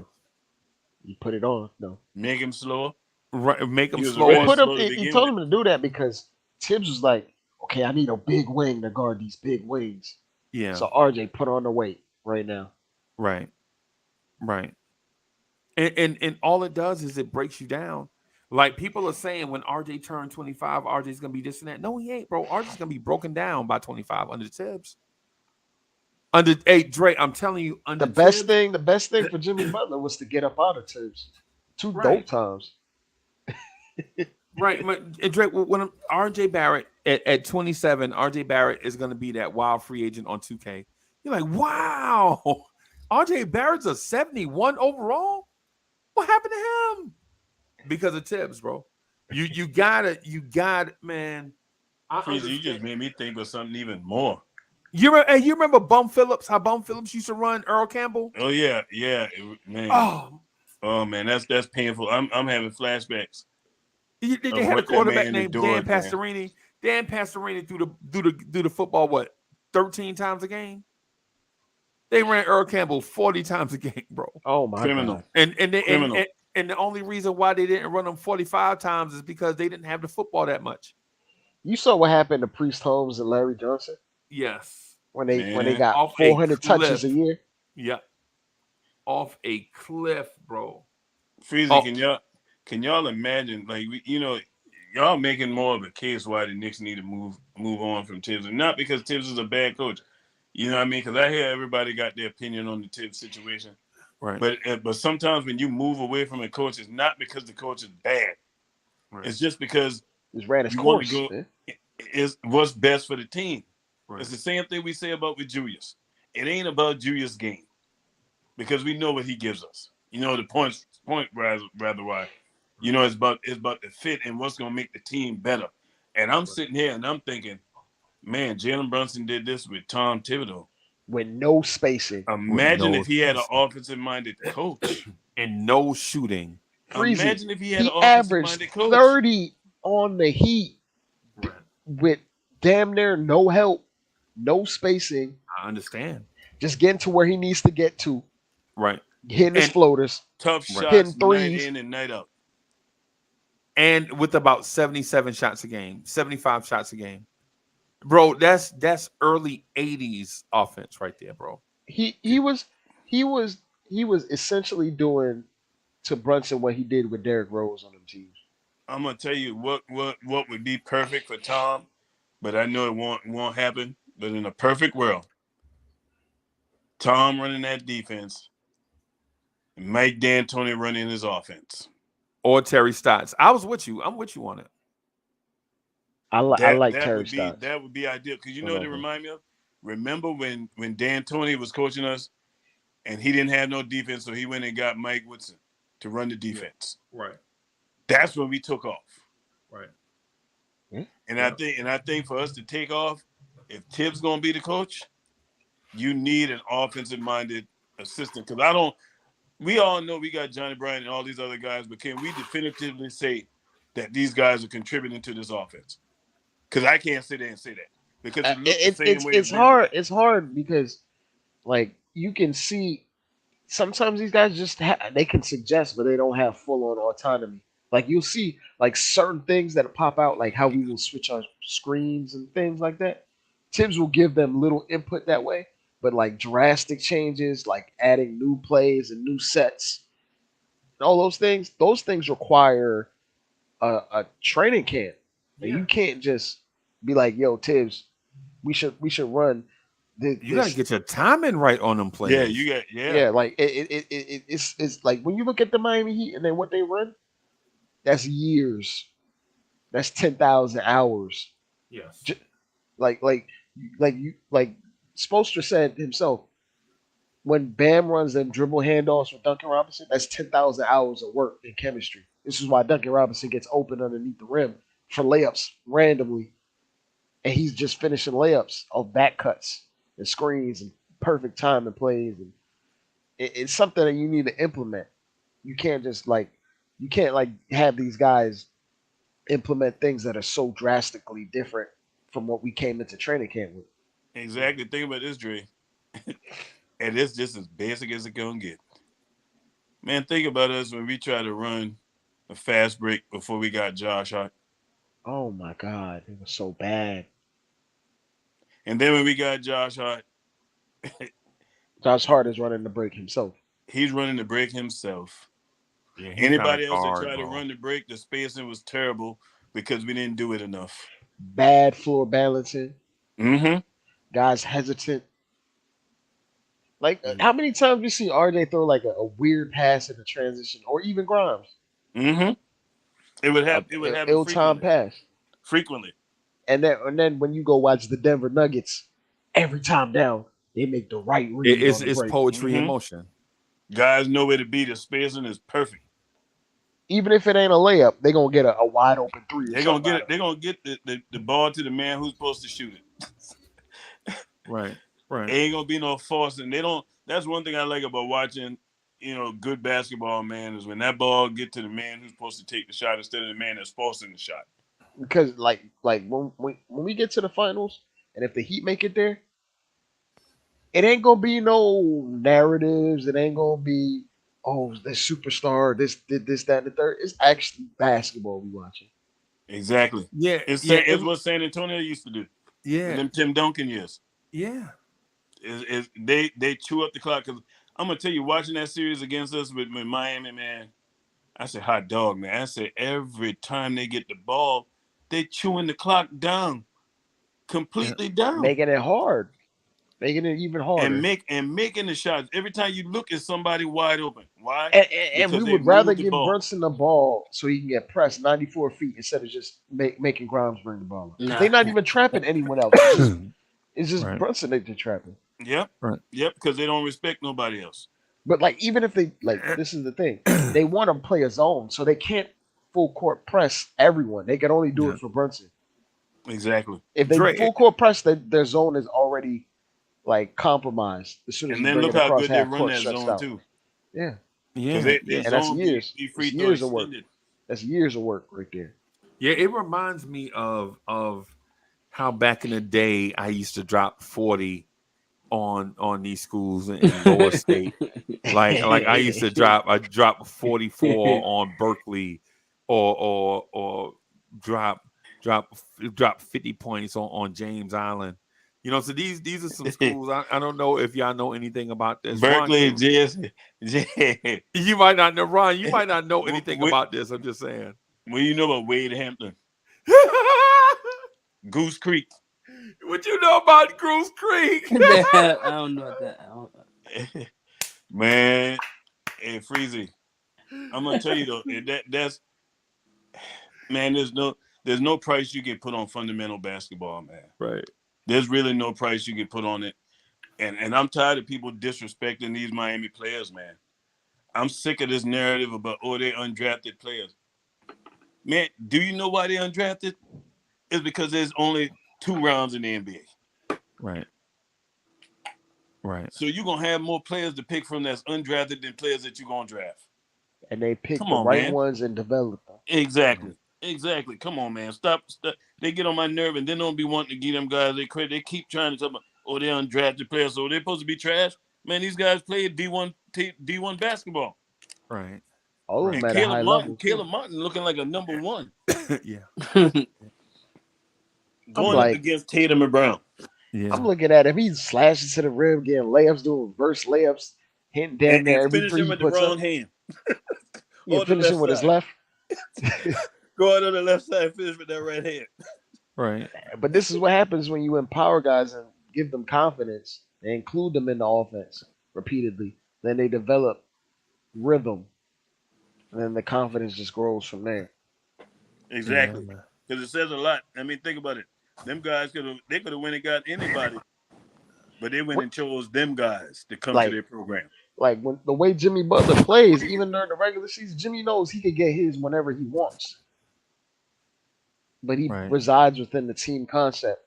And he literally legitimately during the regular season, he got all these role players ready for moments like this. But I tell you all this, Freezie, y'all, and I stick up to this too. Regardless, I think even if it was us going up against Boston, we would beat Boston too. Yep. Because Boston, what I recognize with Boston, and I recognize this in the regular season when we played against them and beat them 3 out of 4 times. Physicality that team lacks. Yep. At the main places when your stars don't like contact, i.e. Tatum. He don't like contact. And you can get him out of his game. The only thing with Tatum is his talent is so high, it don't even matter sometimes the contact. Jaylen Brown is actually having a worse series. He's on. Jaylen Brown's actually having a worse series against the Heat than Randall did. Yeah. I think it's time for them to break that up. Jaylen Brown need to be somewhere away from Tatum. Yeah. Hey, you know what I was gonna say, Ron? Just real quick to your point. I know Knicks fans love Tatum and Brown, but why wouldn't you just trade up to 3 and take Brandon Miller? Right. Well, that boy tough. That boy's tough. Yeah, I mean, man, very comparable to Brown. Yeah, I think Knicks fans, I think Knicks fans like stuff that's ready made. Like we don't want to sit through the incubation period. Never did. Right. That's why people don't like RJ. Right. Because they don't want to see the incubation, man. They don't care nothing about that. They don't care about none of that stuff. They just want a winner right away. But the thing about that, and Dre, this is what I wanted to have a conversation with you. Maybe we could do a pod. What's today? It's Wednesday morning. Maybe we could do a pod where it's like you, and one other person, where we could just talk about how the Knicks winning one championship resets everything. Right? Like legit, if the Knicks win a championship, like say for instance, the Knicks win a championship this say 2 years from now, I think Knicks fans will be okay with the Knicks blowing it up, starting all over from scratch. You know what I'm saying? Because the only thing that stops us in a real Orlando Magic, like you remember the Penning Hardaway, Dennis Scott Orlando Magic? Anderson. Yeah, Nick Anderson, Shaq, Scott Skiles. Yeah. The only thing that's stopping us from doing a real rebuild like that is Knicks fans want a championship. I feel like if you give them one, then they would be okay with you resetting the clock and you know going through the incubation period. Of course, they would want you to win a chip and then try to repeat. And then if you can't repeat, they would be okay with you tearing it down. Freezie, I think you would buy 4 or 5 years, right? Which is what you get from a rebuild. I think you could after winning. If you win a championship, it definitely. I don't think nobody will complain. Like if you told them, "Hey, you get a championship, But after that championship, it's going to be a 4 to 5 Yeah, it's year period where unsustainable. you're Yeah, building. yeah, yeah. If you I don't tell think them, nobody will complain about that. yeah, Because I'm going to tell you what, any okay, Laker fan, I don't think they're truly complaining right now. They got yeah, one in the bubble, and they right. got this close to winning, getting to another one, and probably would have won if it wasn't for Denver in the way. Man, You know what I mean? So I don't think no Jokic, Laker fan will be complaining, or Jokic even coming for Toronto. blood, man. Jokic is coming for blood. Yeah. Yeah, and so I understand where Manchild is coming from, but hey, Manchild, if I told you that we'll win a championship this year, but I got to tear it down and just restart from scratch, do a San Antonio Spurs, a Houston Rockets type rebuild, I think you would sign up for that. You know what I'm saying? Just give you a championship the next year, try to repeat, and then after that, I'm getting rid of everything and starting all over from scratch because financially, it's not a model that you want to have be the model for your franchise going forward. You know what I'm saying? You would like the OKC type of champ because what people forget about Seattle was, remember, they made championship runs in 95, 96, 97, 98. GP, Sean Kemp, and them boys. Yeah, and then 90, then they started getting kind of loose. Then they got into that period where they had like Desmond Mason and Rashard Lewis, Well, them boys, and man, Rashard Lewis was nice. he was, but he wasn't nice when he was young. You know what I'm saying? He Mm-hmm. when he remember his rookie season, he sat the bench the whole year. They wanted him to be a center. They didn't know that he was a stretch four and could handle the ball and pass. It took him all his whole rookie year for them to finally be like, "Oh, you can shoot threes? Well, go ahead then." Right? But my thing is ultimately, like, if we win a championship in 24 and chase again in 25, right? Then in 26, I think they could be like, maybe we can let Randall walk. Maybe we can let Mitchell Robinson walk. Maybe, say maybe we can, I'm saying, have Jalen Brunson be the guy here, or if he's not satisfied with the total team rebuild, maybe we can trade him to his hometown team, Chicago, or his hometown team, Philadelphia, one of them, and we could just rebuild from scratch because the whole process just takes a lot of time for you to build it organically because even though you can buy a championship, it's too hard to do that, right? Yeah, But if and you grow, that ain't sustainable. yeah, and then if you swing and miss, it sets your franchise back like 4 years. But if we were somehow able to win and then say, hey, listen, we're gonna try to repeat, but after that, that's it. We're gonna try to draft Ron Cleveland, his floor general. We're gonna try to. I mean, I'm sorry. We're gonna draft Dre his floor general. We're gonna draft Ron Cleveland, his face up five, his floor spacing five. You know what I'm saying? We're gonna get Uncle Freezie. All the wings he want. You know what I'm saying? He's gonna try to build it organically. We're gonna try to find us a Kobe Bryant or somebody to build around. Yo, State is in the building. What's good, State? I got State is in the building, man. You Is, already with it. is State in here talking about trade Randall? Yeah. State love Randall, bro. State love Randall and he loved Tibbs, bro. I don't even know what he talking I'll about. tell you this reason why I think about why I'm so enamored with that center position. It dawned on me. Patrick Ewing was my favorite Knick back in the days. Yeah, man. And why he was my favorite? Because I didn't have to worry about what he was going to give me. Yeah. And he made life a whole lot easier for all them other guys around. We went to places because of Patrick Ewing. Yeah. And it wasn't because of the parts around him. No, it was not. Because of Pat. It was because of Pat. That's why I'm saying if we mess around, you can get your hand on a Joel Embiid with Brunson. Man, like I said, man, The only person I ain't moving in a Joel Embiid trade is Brunson. He's the only one that I'm holding on to. Everybody else is available to get Joel Embiid because I know what that thing gonna look like with Joel Embiid and Brunson. Yeah. Now we got what we've been saying, Freezie. What we need to get championship contender, true contenders. You need two superstars. You need, yeah. Miami glass slipper is gonna fall off in the next round. We all know why. Oh, you saying they got pixie dust on them? The fairy godmother put pixie dust on. Oh boy. We all know why. It's going to be because of that Joker, that big Joker. Spoelstra can't outcoach everybody to that extent. That is true. Yeah. But that Mike big Malone Joker can coach him Murray, some basketball. I think is going to get that. And then another thing is Denver role players is just as good as Miami role players. Just as good as them. Ron, I understand what you're saying, but let me throw this out there at you. Right? I'm gonna say this, and it's gonna sound ridiculous, but I think the best case scenario for the Knicks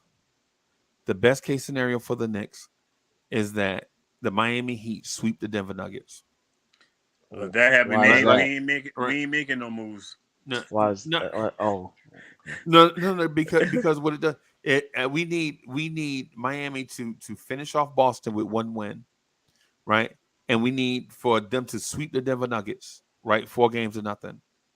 And so what it looks like to this organization is, man, we the only team that was actually competitive with the NBA champs. Yep. Only thing we need is one more piece and we'll be competitive. Bim, Joel Embiid's in Manhattan at the press conference. I always want to be a Knick. Getting a jersey from Leon Rose. Yeah, Patrick Ewing was my favorite. This is my Joel Embiid impression. Patrick Ewing had always been my favorite. That's me being Joel Embiid. You sound like him. Yeah. I mean, somebody get me a Shirley Temple. You know what I'm saying? Yeah. So if Miami sweeps Denver, then Drake can legit tell everybody in the Eastern Conference that we were the only team competitive with Miami during their championship run, and we're one piece away from beating Miami, right? And nobody can dispute that because when they look back, Milwaukee won 1 game, the Knicks won 2 games, but were competitive in 4 of those games, right? Boston is just laying an egg, and then if you sweep Denver, the only blip on the radar was the Knicks. And so Leon Rose can now go to Dolan and be like, listen, man, I think we were better than Miami, but we need one more guy. We need a guy. We need to go hit ants with a sledgehammer at that point. Yeah, that's what we need to do. Because think about it, if Denver wins the NBA Finals and Miami looks bad in the finals, then it's like, man, they just got hot. We don't have to do nothing. Miami just got hot at the right time. But if they obliterate Denver, now you're looking like, yo, they obliterated Denver and we swept Denver this year. You know what I'm saying? So if we was in the Miami Heat place, we might have beat Denver too. Now, is that true? Maybe not. You could just use perspective with that. Right. Now, what I'm saying is it may not be true, but it's definitely fuel for the conversation. Right. You know what I'm saying? So, because you never know what happens when teams get this deep into the playoffs. It's X's and O's. It's Jimmy's and Joe's, but it's X's and O's too. Yeah. Right. And when you talk about that other guy we needed, man, my eyes go straight on Emmanuel Quickley. If anybody would have told me Emmanuel Quickley would not have showed up in the playoffs, I'd have been, you crazy. Man, to that too, like the way the league is setting up, you're going to only have 2 max players. Every team is just going to have 2 max players. So to that extent, you're going to need the X's and O's to go with it. There's not going to be these loaded teams with 3 max players anymore. That's done. It's not coming back. Like the league is going to be full of parity. Right. So to neutralize the parity, you're going to need a great coach. or a guy that thinks outside the box and maximizes your other guys. I think we're in the middle of the parity right now. Yeah, well, I mean, as of the last 4 or 5 years, there's been a new champion every year, Yeah. Yeah. and the new CBS is going to just preserve that. Yeah. Yeah. Yeah. We're in parity right now. The Knicks made the second round of the playoffs, and we feel like we got 1,000 holes in the roster. I'm gonna tell you that new CBA is all designed to stop these super teams. Yeah. And rightfully so. And it's designed to stop the super teams, but also like incentivizes. If you draft well enough, if you draft three max players, you can keep them three Yeah, max players. you get to keep them. Exactly. Yeah. But you're not going to be able to just grab someone else Yeah, from and just say somewhere you're else gonna that you just ain't be draft. plucking and gonna be. Yeah. That's I like the way it's set up now, but I'm gonna tell y'all we ain't far away, man. We not far away, but I tell you the question we gotta ask ourselves, really, is Tibbs the guy to get us over the hump, man? We know he can set the table, Yeah. You but need two megastars, and if those megastars have like some flaws, Tibbs is not going to be able to hide them flaws. No. Now, so y'all speaking to offense though, right? Yeah, on offense, yeah, but just the offensive side, not just the the defense. offensive side. On defense, Tibbs knows how to hide certain players. Yeah. Sometimes, but the only thing I didn't really agree with in this series that we went against, like Tibbs should have just left Brunson on that point guard instead of just letting him try to close out on shooters that are just going to shoot over him anyway. You talk about Vincent? Yeah, you should have just left him. Just left him on Vincent. Gabe Vincent. Yeah, because both them guys. We are had him size guarding and everything. Darius Garland. Who was Gabe Vincent to Darius Garland? Right. Yeah, That's what I'm saying. And the major strategic error he made was in that game when he pulled Brunson and Randall at the same time. Like that right was there, you cannot do that. Foolishness. Yeah. You can't. I know my daughter know better than to make that kind of move. You got to have one of them guys out there, especially when you ain't getting nothing from your bench. I think the major mistake, the pivotal point in the series in Game 6 was when he left Obi out there when Miami was trying to crank up the heat. You know what I'm saying? Miami was trying to pull away, and he left Obi in the game, and Obi wouldn't rebound, and Obi split free throws. That moment was too big for Obi. You did Randall. I would even, man. Matter of fact, Freezie, when we put in Josh Hart the first time, we had the 14-point lead, right, and it immediately got chopped to 7. That thing evaporated. Immediately. Yep. And another thing is whole series long, man. This why you got to commend coaches who are not afraid to make moves like this. You know, the whole season long, we got a guy sitting on our bench that is a proven shooter in this league, can shoot threes. He's challenged defensively. Yeah. But man, if Miami is putting on Duncan Robinson, that's the time you can come with a Evan Fournier on the floor. You know what? Yeah. And why we didn't see Evan Fournier at all when we were struggling for offense, it still baffles me. It still baffles me because at least I know he's going to give me some buckets. He might give up some, but guess what? You ain't going to always make your shot. But this guy, I know he's going to give me some offense. He going to give me some offense. You know what? And here's the thing where I agree with you, but I'm not going to go all the way, right? The thing that he should have done is play Deuce and Fournier to give Eric Spoelstra another look. Yeah. You know what I'm saying? To give Eric Spoelstra something else to think about.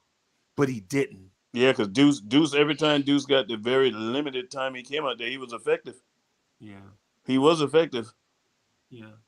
Yeah. I would have considered if Randall needed a blow, I would have considered, and Dre know how I feel about this, right? But I'd at least considered it. I would have considered putting Hartenstein out there instead of Obi, because Hartenstein the moment wasn't too big for Mitch, and the moment wasn't too big for Hartenstein, right? Yeah. Hartenstein had 4 fouls. I'd have put Hartenstein out there at the 4. You know what I'm saying? And just in those crucial 45 seconds where Randall needed a blow, and then snatched him back off the floor. Yeah, right? I could actually see that. I understand what you're saying. Yeah, because what happened is during that time, you know, we have, you know, as time goes on, we forget more and more stuff. But Miami only pulled away because they were grabbing offensive rebounds against us. Mm-hmm. Right. In that Exactly. small stitch of time. You put Yeah, because Hartenstein they out there weren't with Mitch. shooting good neither. Yeah, no, they were not shooting good. But they kept getting offensive rebounds in that. And you're like, Obi, what do you do? Obi, what? Oh my God. Man, Freezie, my highlight of watching him from this playoff in a negative way was when I watched that young fella went to the bench and was hitting himself in his head. Yeah. I was like, wow. I said, your confidence is gone. Gone. Yep. Yep. And he's one of those players whose confidence is shaky. When his confidence is up, yeah, he's on. But the minute he makes a few bad plays, and I don't know if that might be because he know he about to get pulled. Yeah. Like he just when it's bad for him, and when it's good, it's good. There ain't no in between with him. Now him and Fournier know they gone, bro. Yeah, I think so. Fournier definitely said it. Him and Fournier know they gone. I think Derrick Rose is gone, even though I want Rose to stay. But we can't keep Derrick Rose on $15 million yet, and he ain't playing. And that's another thing. We do need a veteran presence on this team. A presence that's going to be felt. Somebody who can give us something. I'm gonna tell you what. I think if we would have had Taj still on this team, as crazy as it may sound, right? I think we might have won that series against Miami. Yeah, yeah. Because Bam would not have been able to do what he did with everybody else to Taj. Yeah. He would not have been able to do it. Taj is savvy. Yeah. And Taj would have caused him to have to defend. My only thing though is Taj has lost so many steps, bro. Like the IQ is there, but the physical ability ain't there no more. You know what I'm saying? He was a monster. I'm not saying that Taj Gibson is a bad player, but we all know Father Time is undefeated, man. Yeah, when he come knocking, he coming. You gonna pay up. Yeah, yeah. Ain't no wait till next month. Yo, hey Dre, you know how on NBA 2K, like an old player wound up being a head coach? Yeah. I could see Taj being that next year. Maybe, but some players, ex-players, don't have the patience for it, man. Yeah, but think about this guy though. High IQ, a Tibbs disciple. He's a Tibbite. He's from New York. He's from the city, so he can live at home. And you know what I'm saying? I think bringing in Taj would be an excellent move. My only issue with Taj and bringing in young coaches is I think this coaching staff needs a veteran coach to tell Tibbs to shut up. All right, we don't have that guy. Mike Woodson can be like, "Hey, coach," you know what I'm saying? Like I Kenny see Payne. something out here. Yeah, this don't make no sense. Stop yeah. Johnny Bryant can only and y'all have y'all noticed that Johnny Bryant has not been interviewed this summer for head coach openings? Well, I mean, how are you gonna get interviewed until?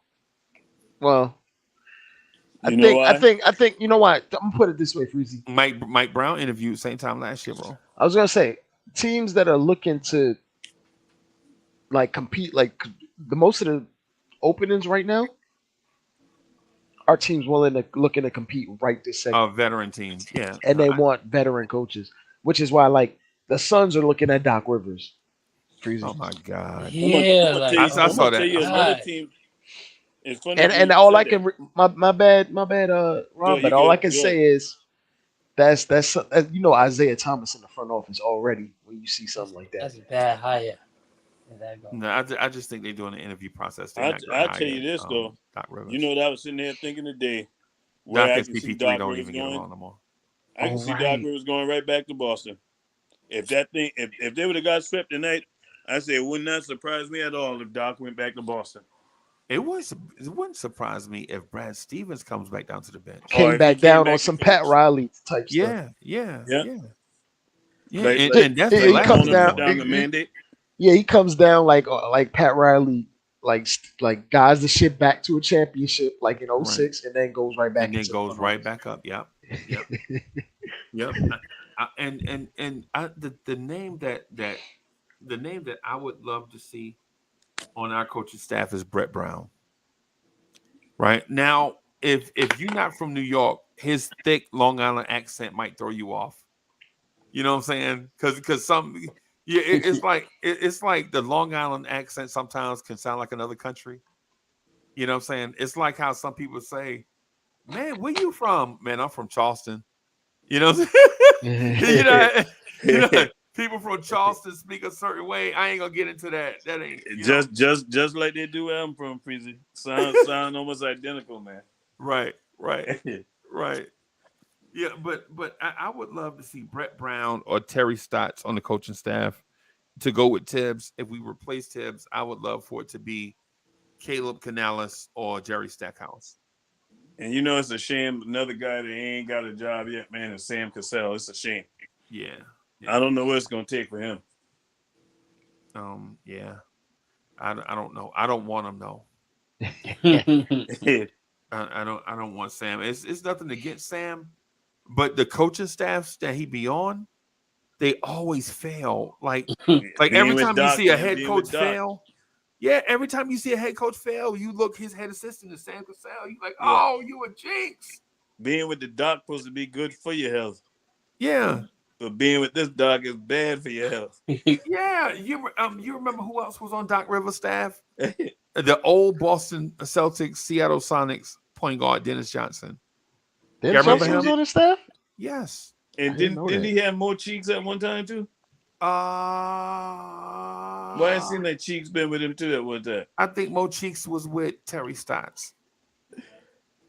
No, Mo Cheeks got fired and Terry Stotts replaced him. It was vice versa, I think. I remember Doc looked like he had an all world bench of coaches at one time. Dennis Johnson, Tom Thibodeau. It was Dennis Johnson passed away now, but man, that dude was something with Seattle, bro. Oh, he was a very good, even with Boston when he was slowing down. Yeah, he was still savvy and smart. You know who his game reminded me of Mark Jackson. Yeah. Very similar, except less flashy. Yeah. And Dennis Johnson was definitely a better defender. And a big shot maker. Yeah. I'm gonna tell y'all the truth be told, man.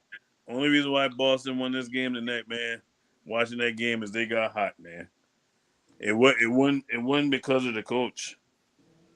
I'll say this: their defense was better. Yeah, the defense was better. This game looked like they cared more in this one. They were actually closing out on shooters. But because if you look at the last game, Miami shot like 54% from three. That's the reason why they won, because and Jimmy the Celtics were out rebounding them and everything. And Butler had an off night tonight. Butler was missing chippies and stuff. Something he normally don't miss. I'm honest to God, Boston is so Jekyll and Hyde. Like, they have all the talent to push it 7 just because. Yeah, they got the talent, but we know what they do when they go home. You think they could beat Miami 3 more times? I think they could beat them at least one more time. Talent-wise, they should be able to. I think it's gonna be a game 6. Now after that, I don't know. I think it's over. I think it's over the next one. Yeah. You think they're gonna lose in? Yeah, I think they're gonna lose in Boston. Yeah, I think they gave everything they could give to Miami, because as bad as Miami played in that game, Miami was hanging around.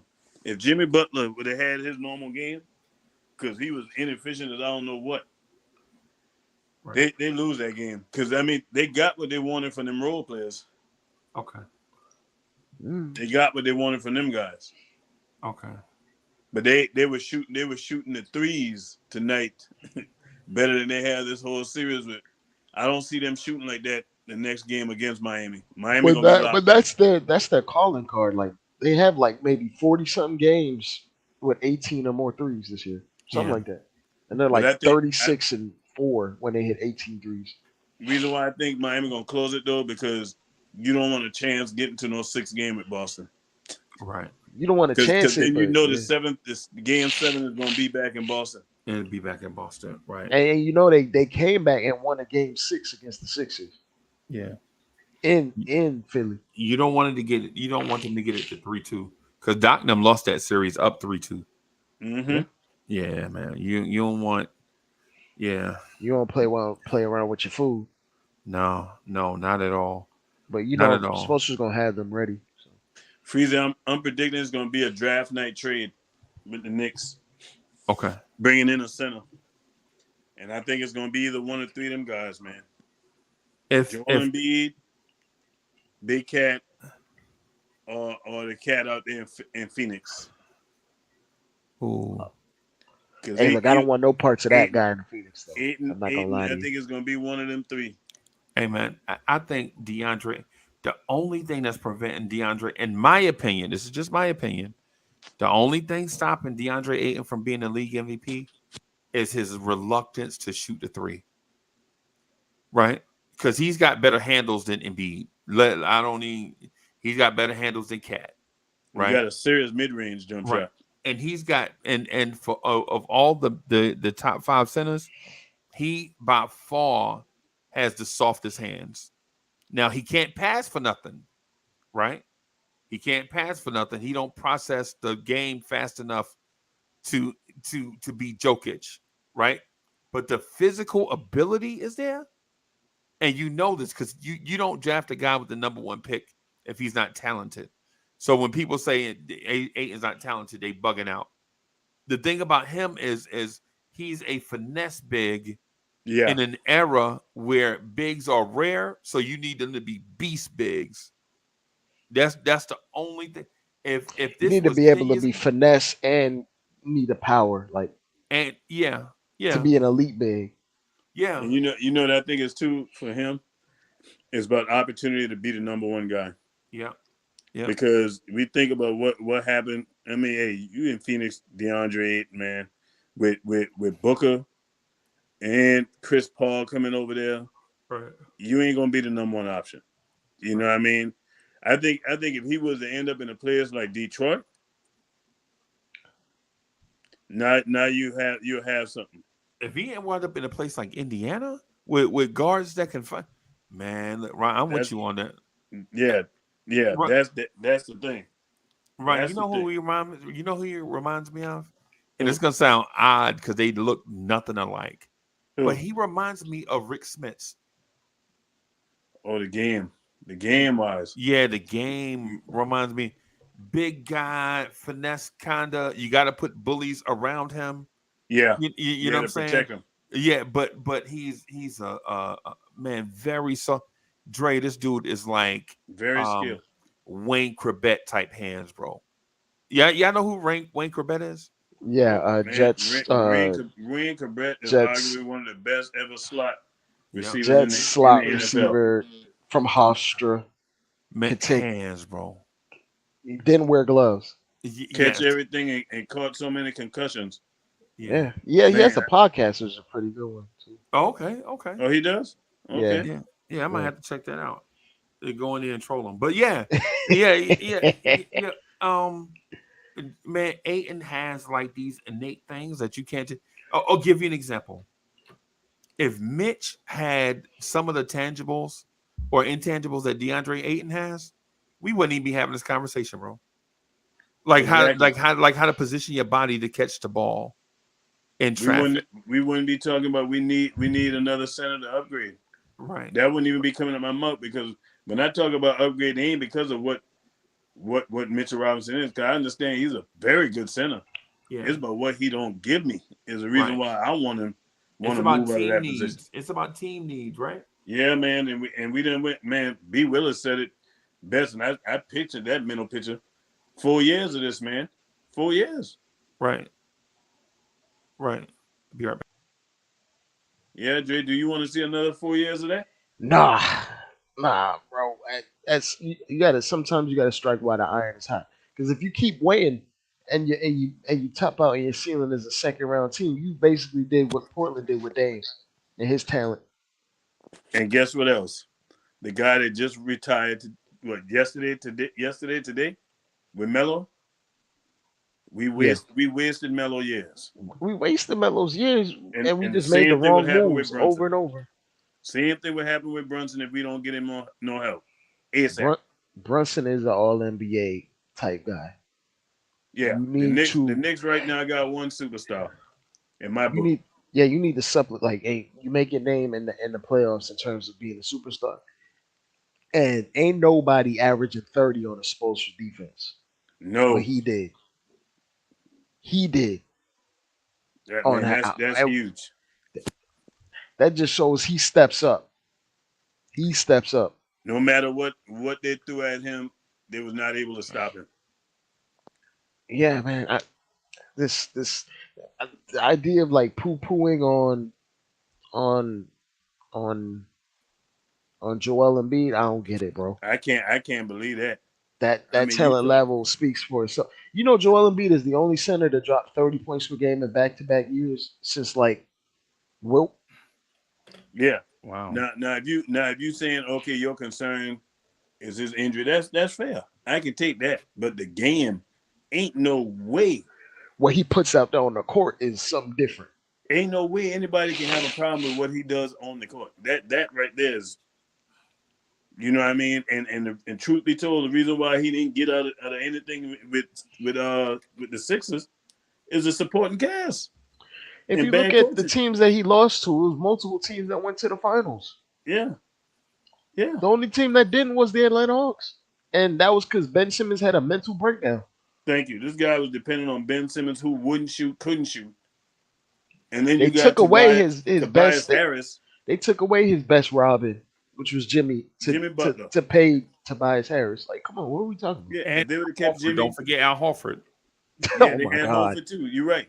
If they would have kept them guys, we talking about a whole different situation.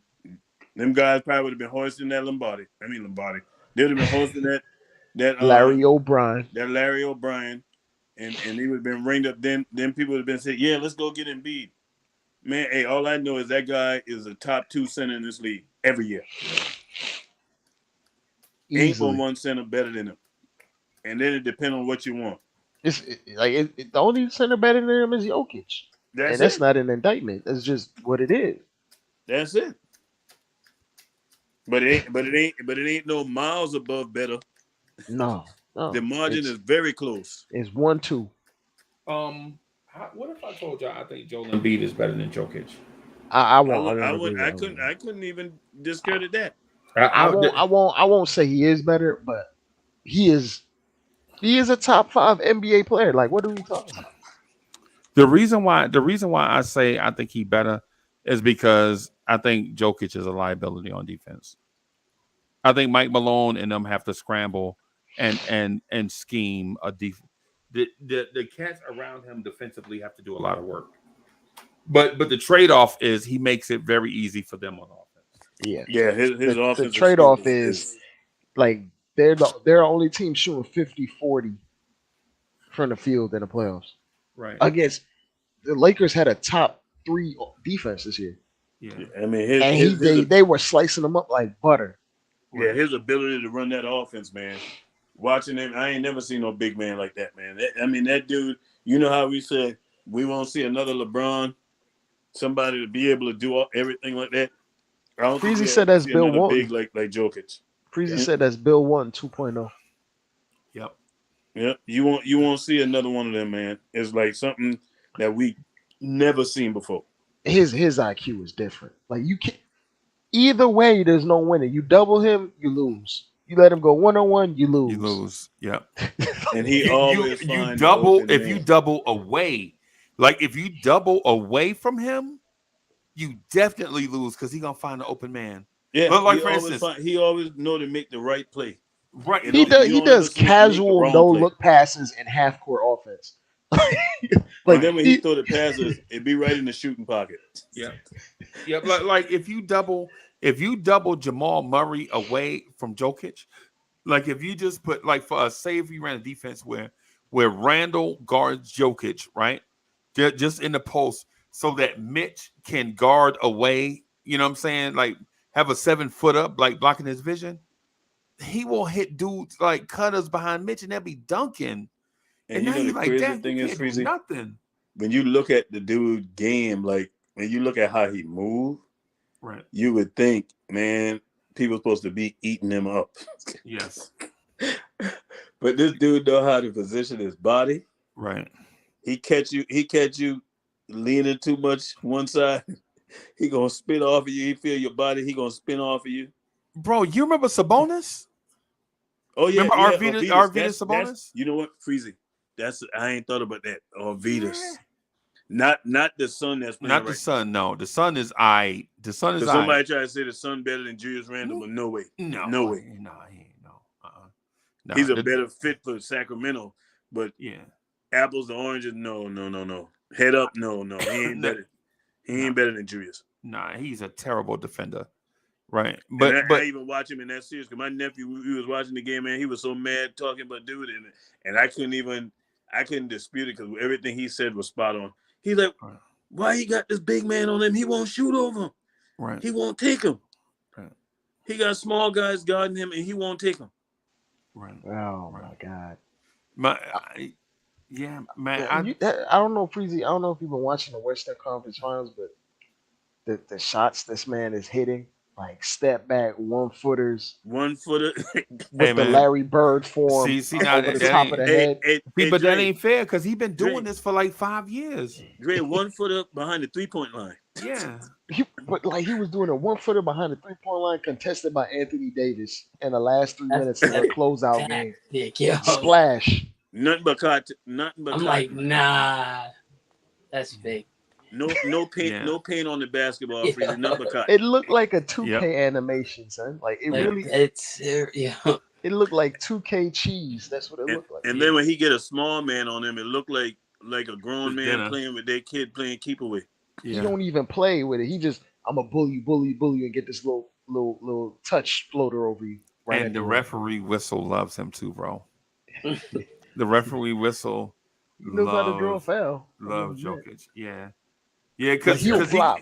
He'll flop. Because if he bang you and you bang back, he gonna flop. You know what I'm saying? You can't defend it, man. And another thing, Freezie, his stamina is ridiculous. Like, just because he's perceived a certain way, right? He's definitely an athlete. Like Anthony Davis looked more tired that game than Jokic, right. And Jokic was pushing the pace. That's called that. Well, Anthony Davis had to training. Yeah, and Anthony Davis had to work harder too. Now, you know what I'm saying? Like Anthony Davis, Freezie, every time he gets the ball, he pushes it. Every time he takes the ball out of the rim. Jokic is that mile high training, man. Is that high altitude training? Yeah, his lungs are already set up for it.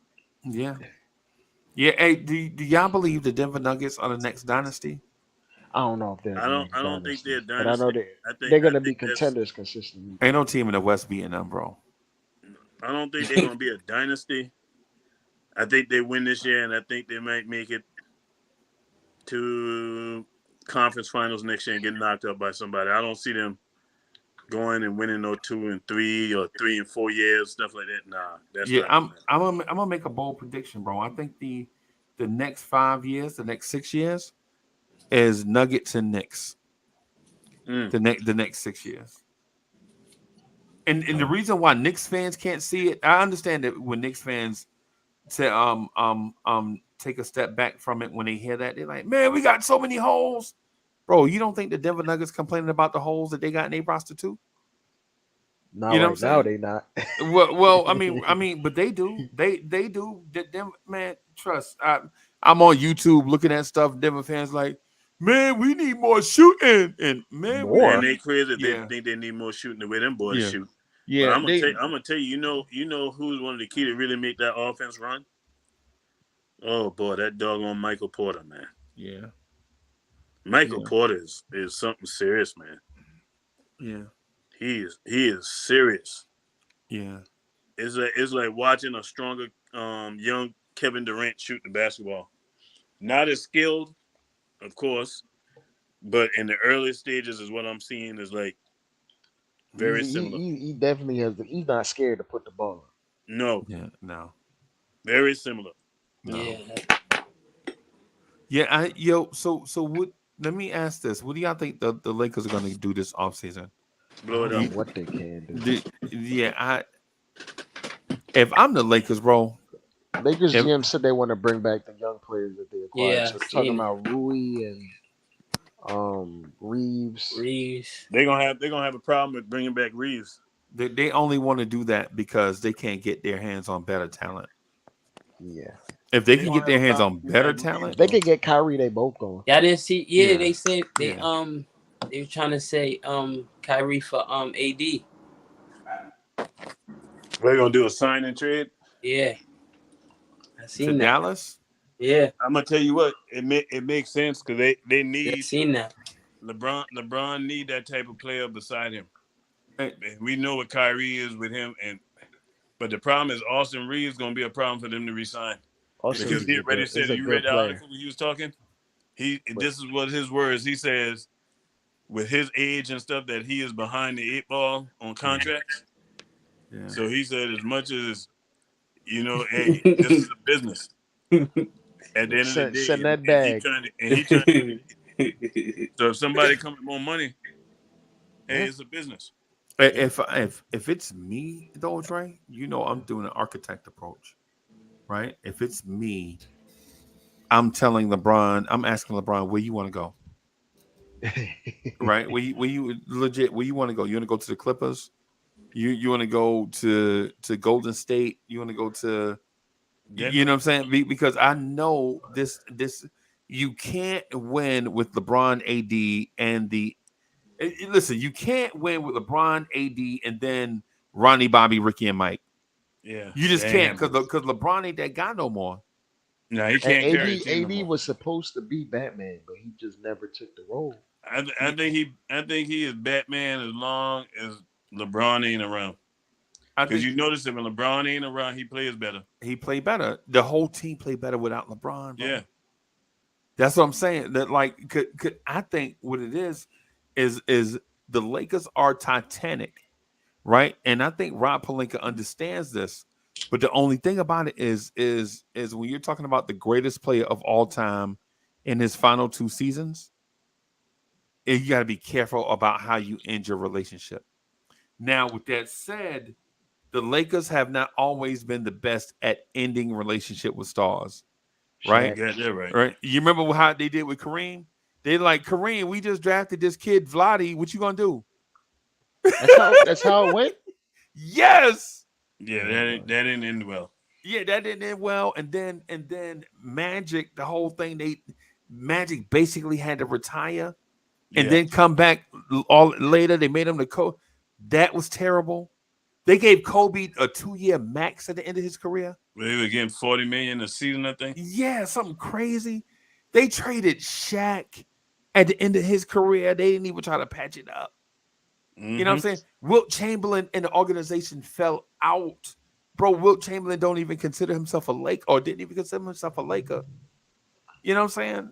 They ain't, the Lakers, they don't end stuff well. If it's me, I'm going to ownership and saying, listen, this year's draft is the deepest draft ever. Now, it may not be the deepest draft ever, but this is what I'm telling ownership.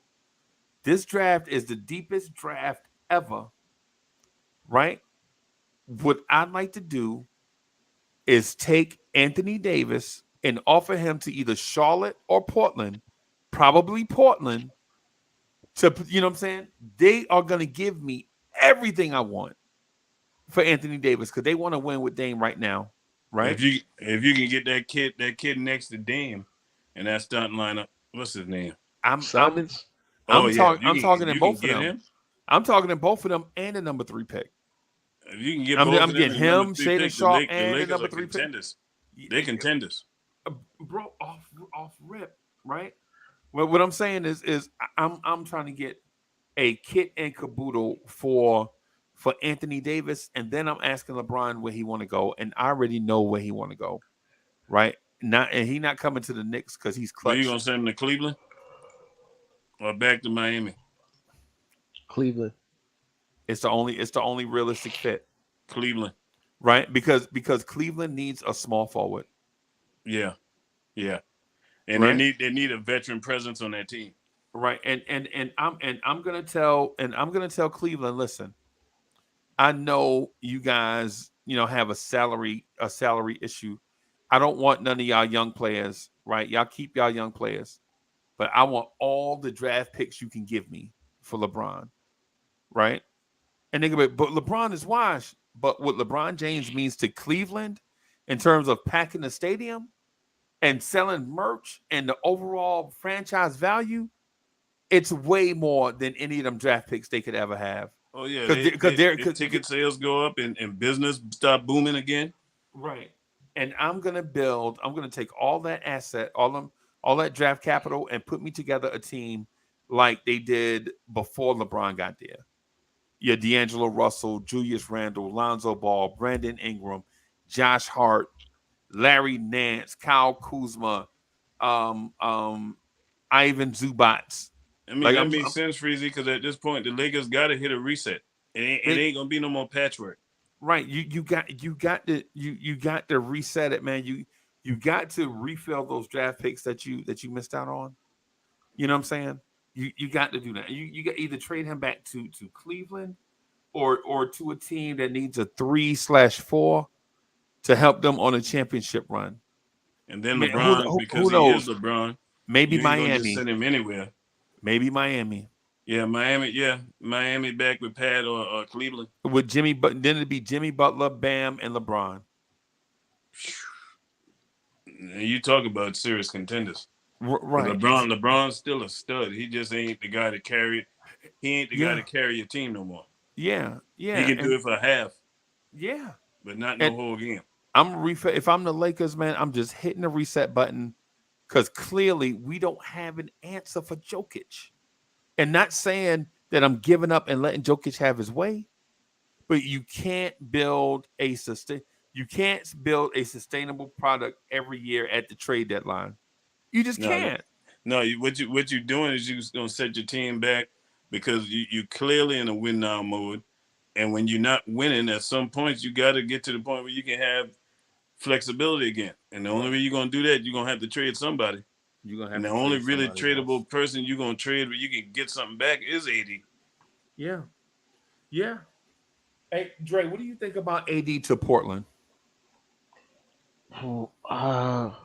If they're blowing it up, well, the Lakers are. I'm talking about from Portland's perspective. I don't care about the Lakers. For Dame, right? No, yeah, getting Dame help. I would do it. You would do it because you can rock with Dame, Jeremy Grant, and AD. Psh, bruh. Freezie, it's the same reason why we sitting there talking about an Embiid to the Knicks. Yep. Same exact thing. Because you piecing an All NBA guy with an inside presence. Yep. And then Dre, say that again. You piecing an All NBA guy with an inside presence. Inside presence. Yep. And then Pudge also says the Lakers have a good coach for the future. They have a great young coach in Darvin Ham. Oh yeah, Darvin Ham is very good. I like and now you can give him the pieces that he wants to build it in his image. And the thing I like about Darvin Ham, he ain't afraid to make changes. No. Like seeing how he handled Russell Westbrook. Yeah. That told me all I needed to know. Yeah. He didn't go off okay with this Russell Westbrook. Hey man, we gotta do what's in the best interest of this team. And the best interest of the team, we need to put you on the bench. And that's when they took off, truth be told. Yep. And if they would have done that from day one, we might be looking at a whole different situation with the Lakers. Getting them old stank guards out of there. Old stank guards hijacking their offense. Freezie, I'm really high on Austin Reeves, man. I would love to have that cat in New York. Over Josh Hart? Nah, me too. Over Josh Hart in a heartbeat. He would compliment. He would compliment. He would compliment Brunson's game perfectly. He would compliment because that kid was actually a point guard in college, and you can see it the way he plays the game. Yeah. You can see it, and he can shoot, and he can play D, two-way player. Yeah, I like him. I like another guy that plays like him better. It's a dude. It's a young fellow named Christian Brown for the Denver Nuggets. You know what I'm talking about? I like him. I'm trying. He hasn't necessarily had that many minutes in the playoffs, but the minutes he does come in, he's effective. He's very effective, high energy. He does the Josh Hart stuff, but he's like 7 years younger and can grow. Yeah, and he's just not going to be stuck to Josh Hart stuff. Yeah. He running around doing nothing. Josh Hart is a kindergarten class, bro. All that energy, you just running around, you ain't did nothing. That's what Josh Hart is. You get some charges. Yeah, and he will charge too. Remember, That's what I mean. He's running into people. Running people slap over like Earl Campbell. That's Josh Hart, kindergarten class. All that energy, you ain't did nothing. I tell you one thing, Freezie. If one thing these playoffs has cemented, because I think I saw somebody put for 4 years, 80 for Josh Hart. Ain't no way in the world I'm giving him no 4 years, 80 million. Somebody need to be fired. Somebody need to be fired fast in a heartbeat. That man need to accept 4 years, 50. If I'm Josh Hart, I'm accepting my team option for I think it's for 13.1. Yeah, 13. Yeah, because one might argue that he lost some money in the playoffs. Right. Just like Quickly. Yeah. Emmanuel Quickly lost a lot of money. But at least on Quickly's side, he has age. Yeah, the youth. Yeah. But Josh has been around the world. He ain't gonna be anything different than what he is. Right. No. Josh has been around the world like Lisa Stansfield. Basically. And you know what? People like, why hasn't Josh been on a playoff team? This, that, and the third. And it's like playoff teams don't value his skill set as much as you think they do. No, because you can find those type players. Those type players. You're not paying $13 million for a 6'4" power forward that can't shoot. They can't and won't shoot. And I'm gonna tell you, that's what teed me off watching him. And like in that series against Miami, I'm like, man, dude, you wide open. Shoot it. Shoot it, man. Like you can shoot it. Mitch is underneath the rim. Just shoot it. And he's a great rebounder. Shoot it and follow your shot. And all that keep the defense honest. And when you ain't shooting it, that makes the defense job a whole lot easier. Now you won't shoot and Mitch down there who can't shoot. Right. Yeah, man, that's what I'm saying. But people expected us to come back with this same lineup next year. Talk about running back. Run it back. No. Run it back. Freezie. One could argue, and I said this the other day, we could argue, had we not drawn Cleveland in that first round, we might have not got out the first round. And I think really why we got that first round is because of the center that we was going up against. Because he's just like Mitch. And the inexperience. There's a lot of guys. Cleveland was shook. Yeah, Cleveland was shook, in that center position. They had the same trash. type situation with us. So them two X each other out. So it was our foe against their foe. Bickerstaff ain't know what he was doing. And Tom outcoached the And I think they GM is overrated too, Ron. They GM overrated, bro. Kobe Altman? Yeah, I think because the easiest position in basketball to fill, he can't fill it. Was it? You can't find a 6'8" wing player in the NBA. Man, I mean, we can't find one. Well, no, we can find one. We don't want it. No, Tibbs is a chubby chaser. He don't want no 6'8" wing player, bro. He want midgets, we had one bro. and we ran him off the port. Tibbs the type of dude that go to a midget convention. Yeah, that's what he like. You know what I'm saying? That's what you like. said the other day. You said it best. All our players fit a template. The same type players. We get redundancy with that. Yeah. But when you look around the league, matter of fact, if you just look at the Denver Nuggets, they got two players that fit different archetypes all across the board. If you want a 3-and-D player at the 6'5" position, we got that Kentavious. You want a long wing that'll play some defense, we got Aaron Gordon. You want a tall shooter, you got Michael Porter Jr. Yeah. You want a guard that can do a little bit of everything and score and get a bucket, we got Jamal. Right. I'm not even getting to Jokic. Jokic is his old thing. And Dre, please get me some players in here who ain't gonna argue with the refs on every call, man. Yeah. Josh Hart argue after every play. After every play, bro. After every play. He get fouled after every play and he don't foul. Right. He the only NBA player that has never committed a foul in his life. He has never committed a foul in his if you let him tell it. Yeah, the way he act. Yeah. Yeah. And then you see the replay Freezie and he clearly fouled the man. Hacked him. Yeah. The charge call the charge call was kind of funny too, because when the referee called the charge on Josh Hart, he's like, "What?" Bro, you had 50 feet of room, and this one player stood in that one spot for like 8 seconds, and you legit ran him over, You know and what's then you funny? complained. No, it's funny. It's like team scouted, like good team, like they know Josh Hart wants to do that inverse Euro step, Yeah. And finish on the right side.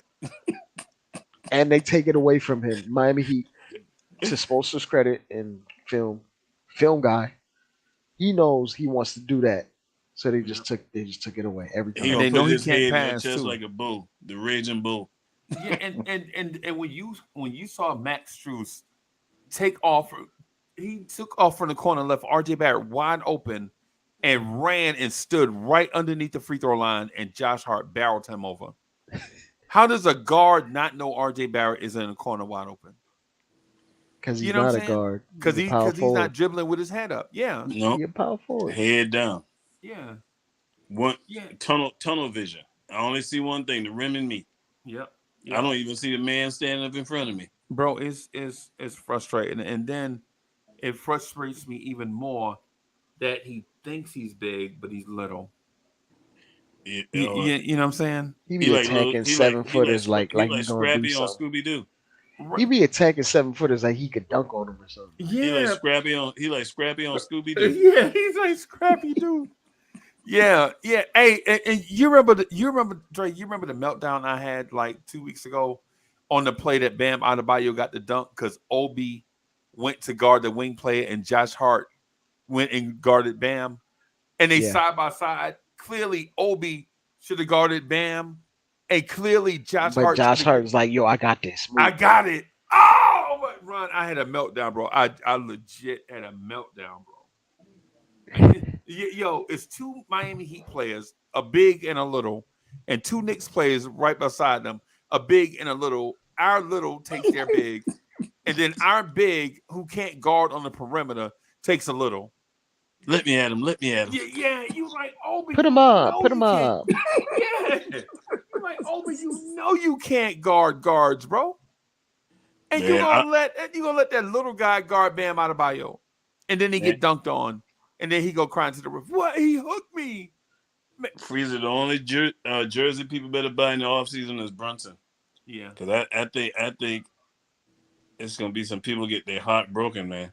Oh, they better have some jersey insurance. That's why I don't get attached to players no more, man.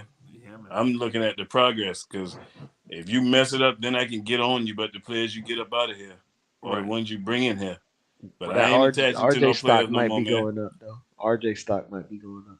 Okay. I'm gonna tell you, he's the one that if anybody I'm keeping other than Brunson, I'm keeping him just because of what he did in them playoffs. Because for me, it is more than mental toughness because of the regular season he had and all the pressure he had going into that game 3 against Cleveland. Because you remember the talk, national pundits and all that was talking about him needing to go to the bench. Yeah. You know what I mean? And Tibbs, to his credit, stuck with him. And after that third game, he just took off. But even in his defense, even before that, he played good. The defense showed up. So I didn't kill him. The He offense played good, wasn't- and so he played. Yeah, it was in game 2. 11 games. He played 11 games. 8 of them were pretty good. Yeah, 8 of them was very good. So Yeah. that's why I said the mental toughness to do what he did after, to flip the script, right, like that. Oh yeah, yeah. When it looked like he was gonna be on the first thing smoking, had been in trade rumors 2 times. Oh yeah, you a keeper. You a keeper for me. Yeah. You a keeper. I can give you another season to see what we got even further. Now don't you flop come this season now. Right. You can't come into disappear the in the season playoff next season. overweight. Can't disappear in the playoff next season. You gotta show up again. Right. You know what I mean? But for what You I've gotta seen, start up. You gotta show up from jump. I don't need 20 games that off, too. bro. I need you to show up in the regular season on. Yeah, man. RJ will frustrate you, bro. Dr. But I Jekyll think and Mr. Hyde, boy, in the regular season. I think that's more of a Knicks thing. They ask RJ to do too much. You know what I'm saying? I think that he looked like a total different player year 1. Yeah. Year 1 to what he looked now. If you During the recall, he regular started season. slow in year 1. Then before COVID, kicked in, he turned it up another notch towards the end of his rookie campaign, and then COVID happened. Yeah. Man, Freezie, you remember I had the campaign, man. Don't talk to me about trading RJ. Yeah. Yeah. I And, had the what shirt. and yo, and what we don't give RJ credit for in that game 6 elimination game is the referees took RJ Barrett out of the game early. And then Remember him and Grimes had two Oh yeah, them early fouls in that game. tic tac toe fouls. Yeah, and then but also in that game 2 run, RJ Barrett shot 90% from the free throw line in that game. He was 9 of 10 from the free throw line. Now that's Right? huge. Yeah, And that's yeah, another thing. yeah. So there's this thing about RJ not having a great game, but clearly that whistle was. But even with that, we still had a huge lead. Even with that, we still had a huge lead in that game, and we were looking towards Game 7. Unfortunately, everything fell apart. And so here we are. But I mean, ultimately, in the grand scheme of things, I don't know if I would trade RJ. I would like to keep the youngsters, but if the the opportunity right deal come along, hey, look, by c'est Yeah. la vie. Yeah. Yep. But I tell you what, if they say, hey, you can have these players, but you get to keep one young player, he'll be the one I keep. He'll be the one I keep. Over Grimes? The rest of them, I'll move up out of here. Over Grimes? Yeah. I'll move Grimes. I'll move Grimes. Ooh. And I like Grimes, but I would move him. My only deal with Grimes is I'm here recently, and ever since about January, I've been saying more and more about Grimes that I think Grimes is soft. Right? Like I think Grimes is soft, man. Not in a mentally soft thing, but in a personality soft. You know what I'm saying? Like he don't give me the vibes that yeah. He hey, the like friendly if you friendly play type. defense like that and you friendly, it's just like Yeah, his defense, the way he played defense don't match his personality. Yeah, like the Washington Wizards game at the Garden when he kept getting switched on Kyle Kuzma and Kuzma was toying with him, talking that noise, and Grimes didn't do nothing. I'm like, Kyle Kuzma wear oversized sweaters to the game, bro. This is the oversized dude. tank sweaters with long sleeves. This is the dude. This is the dude you letting punk you, Grimes. He Hollywood. Oh my god, bro. He giving me Courtney Lee vibes, bro. Right now. Ooh. Oh, that is actually a pretty good comp. Wow, you know what? He giving me Wow. that's what he giving me. He giving me Courtney Lee vibes right now. You gonna let Kyle? Now listen, Kyle Kuzma 6'9", 6'10", decent athlete, decent skill, can score the ball, all of that, right? But bro, come on, you letting Kyle Kuzma yap? Freezer, you think he's one of those players that, and many have come and many have failed, you know, that plays better elsewhere? You think he'll play better on a smaller market team away from the Garden? I think there is some talent in there. I think there is something to him about. I don't think it's a Knicks thing. I think it's his mentality. I think he's just soft wherever he go. I'm gonna tell you, I think my biggest gripe with him, and I like him, but my biggest gripe, man, is when he has the ball, he don't want to shoot, and then always when they come on that closeout, he's always looking to pass when he get right at the rim. Man, dude, you at the rim, either try to dunk it on somebody or just lay it up. Right. Stop trying to pass, because a lot of time when he tried to pass it, when he did, it's a turnover. Right. Because the person expecting you to shoot when you that close to the rim, not try to pass it. Bro, you remember when Jared Allen hit him in the lip in the playoffs and bloody his lip? Oh yeah. He And just went to the sideline. and Bickerstaff and Josh and Allen was looking at Grimes like, yeah. And Yeah, Grimes was looking Grimes at like ain't even look at him. like a little kid at the picnic with a bloody lip. Like, Mama, he hit me in my mouth. That's what he looked like. Right. And so when you think back to the season, there is a bunch of moments like that. Like the Scotty Barnes thing bothered me. You know what I'm saying? So I'm like, And I don't like to call grown men soft, bro. I don't mean it soft in that type of way, but when it comes to sports, it's a certain you can only describe people certain way. With the bloody lip thing on national TV, you the only game going, and you up there looking like, Mama, he bust me in my lip. Oh my God. Yeah. I would have liked to see That was a him bad look like go up and do it and shove him or do something. or something. You just took that and like, it happens, you know. Yeah. Oh my God. Yeah, Yeah, man. you know that just come with the game. I'll Yeah. be all right. We got a lot of nice guys though. Yeah, And I'm not we saying do. that we should be punching everybody on every play. That's not what I'm saying. What I'm saying is at this level, you got to be mentally tough, bro. Breezy, I'm gonna tell you who I want us to go after, man. This may shock you when I call this name. Pat And Beverly. he gonna be available for the cheap. Pat Beverly. He's a wing too. He's a wing. Jalen Brooks. Yes, sir. Yes, sir. Yes, sir. Say it again. Yes, Yes. sir. Jalen Brooks. Yes, sir. man. He, Ron, I'm with you. He ain't no pushover.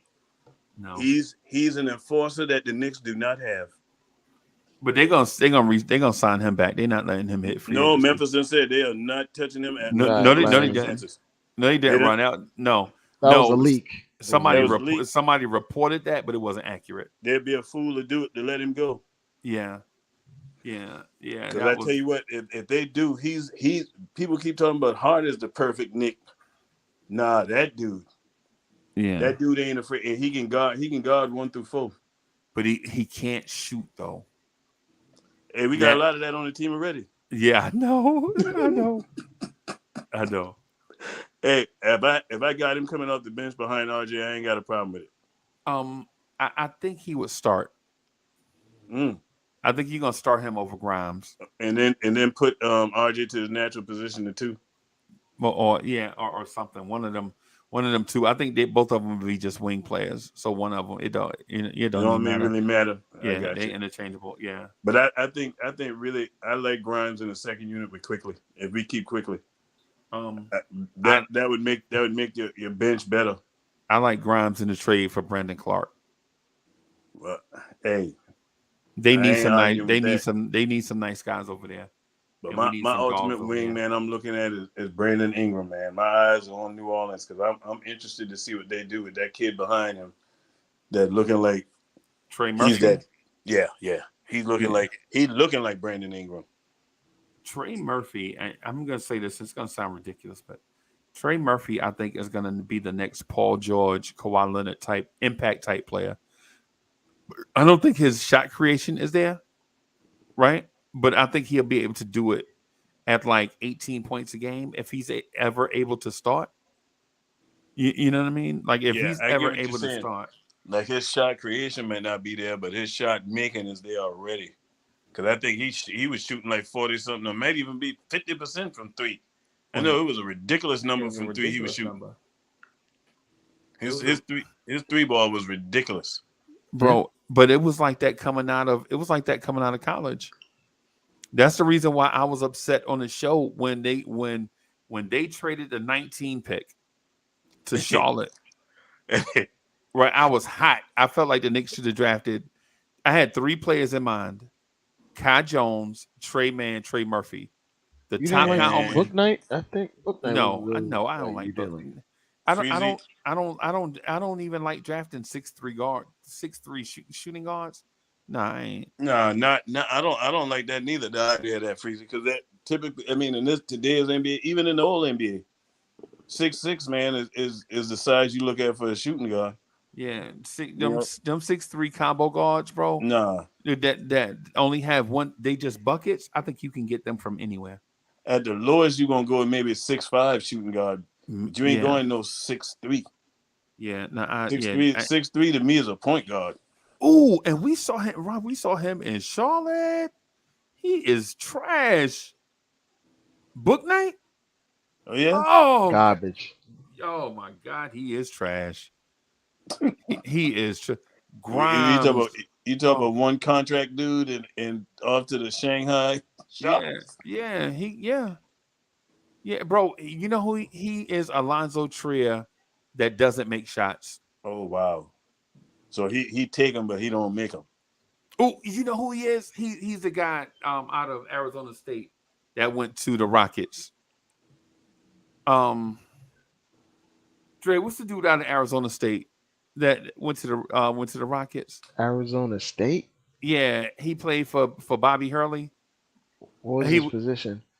Shooting guard. Josh Christopher.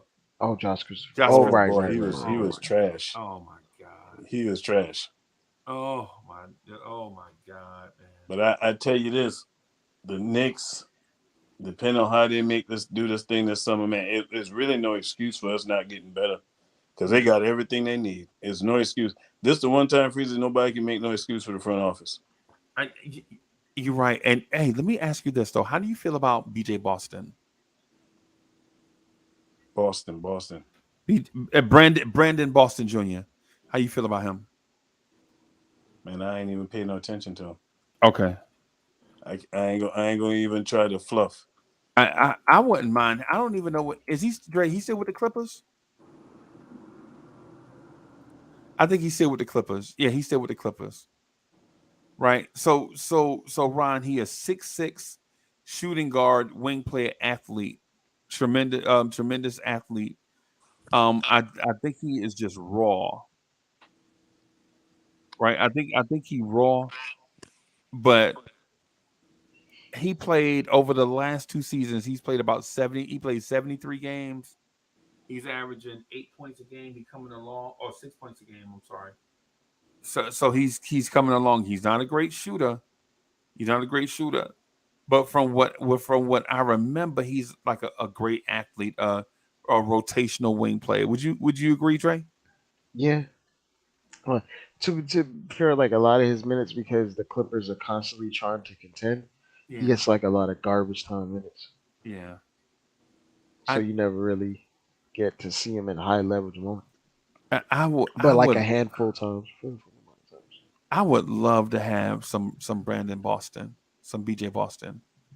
Here, I'm sorry. I would like that if Tibbs was in here. What did you like my Emmanuel Quickly for Jalen Green trade scenario? Oh, I love that. I love that. I would. I would do it, but I'm pretty sure Houston wouldn't do it. But to that point, Houston is a poorly ran organization, so very poor. So who knows? Hey, what they say? Everybody got a price for the $1 million man. Yeah, everybody got a price for the right price. Yeah. I think anybody can be pretty much had, especially on that Houston roster, with the exception of that. What's that other cat? There's another cat on that. Jabari. Alperon Sengun, he's a player. I think they might actually trade him over anybody. Really? And I actually do like him. Yeah. What about Kevin Porter? Kevin Porter can be traded. Like his contract not even guaranteed. That's how much they don't really value. Yeah. That's somebody who could be had. But I think he's a little undisciplined. Like he'll break the offense. Not a little. He's very undisciplined. He can't. He got anger issues. Yeah. Yeah. He's like Cam Reddish 2.0. He's worse than Cam. You want to put because Cam sat on the bench and ain't really say a word. Yeah. You think Kevin Porter Jr. gonna sit on the bench and be quiet about it? No. Nor should he be sitting on the bench with our lack of wing. Yeah. I mean, Kevin Porter really like 6'4" though. Yeah. He ain't really that big. He play big, but he's not that big. Yeah, and he's a point guard now, right? Yeah. He's a point guard. Like he came to the league as a combo, like 2/3, but he developed his handle to pretend to be a point guard. He ain't really a point guard. He just a guy that dribble a lot and shoot the ball a lot. Yeah, he's a basic playmaker.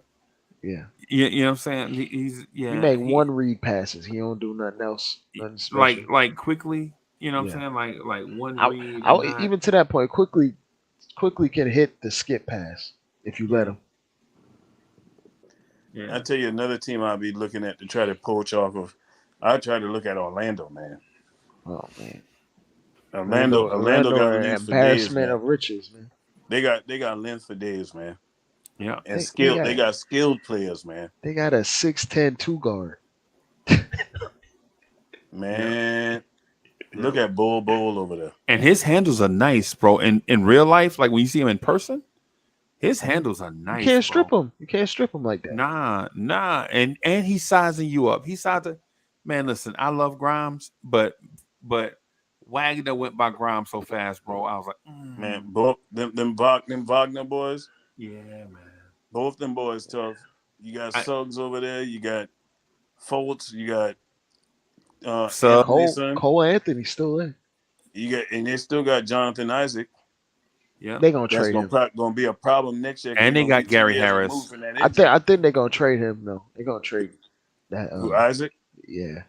Oh, I think they're gonna trade. I think they're gonna trade Cole Anthony. Oh yeah, Cole Anthony's going for sure. Yeah, I think Cole Anthony is gonna be a Nick. Oh, yeah. I tell you what, Isaac would be a good fit over here. I would take. Hey, you know Isaac he's in from a the heartbeat. Bronx. Yeah, Isaac from the Bronx. But He a little weird though, but he's injury prone, bro. I take him in a heartbeat because think about it, this would be the second year for him removed from that last major injury. But he's an elite defender. Elite. But the thing about him, Ron, you always say the best ability is availability, right? Yeah, you're right, Freezie. He can't be available. You know, he only played 11 games. Then he came back, played 11 games. He looked all right. He was rusty, but he looked all right. But it took him 2 years to come back off a torn ACL, which most players come back after 8 months. But you know, though, to be fully back, it take 2. Right. When my son tore his up, okay, and he told me, he said, man, he said, Daddy, he said, he's a year 1. He said he felt like he was okay, but he said that second year, yeah, he said that knee. He said when people say that knee actually be stronger than what it was, yeah, he said no joke. Yeah, he said his knee is stronger than what it was. Right. And matter of fact, dude went to that combine and ran a 4.3 on a repaired ACL. Blazing fast. You know what I mean? So man, but I get your concern because Isaac stays hurt. He's another one that can't stay healthy. But man, the talent is the defense. But you know, he came back and played 11 games, right, and then was out for the season. Yeah, he came back this year with a torn abductor. He missed the rest of the season with a torn abductor muscle. Wow. That's what happens. 3-and-D players, they always get hurt. They stay hurt, bro. They stay hurt. They play so hard. Yeah. I mean, they just doing things that a 6'8" man not supposed to be doing. Right. Mm-hmm. Right. It's gonna be interesting to see how this thing play out. Like I'm wondering, like are we gonna really see the fruits of Leon's labors? You know, all them years of being an agent. Freezie, I want you to pull up that 2018 roster, Freezie. Of the Knicks? Yes. No, I don't want to see that. It's probably only 6 like actual NBA guys on the roster. Not even rotation, just NBA guys. Moody was on that 2000. Well, no, Moody. You know, we used to call him Boudier on Twitter. We used to call him Boudier on Twitter, bro. Them boys call him the Tank Commander. And Fizdale bum-ass used to call him Mud. Yeah. And you know, I'm gonna tell you that was another thing. That was a strategic mistake he made. I said, how you gonna take just a few of the players to the playoff game? I think it was the Boston Celtics. They were in Kevin Knox there. Kevin Knox was there. I think it was Kevin Knox and Moody and somebody else. It was 3 players he took with him. And Frank. I'm like, how you gonna do that, coach? You already playing favorites. And then Dre, listen, and then they go to the game. His favorite's trash. Too. And he take them to the game, and they ain't even got good seats. They up in the crowd. All the way up there. They're in the 300s. Exactly. They're in the 300s.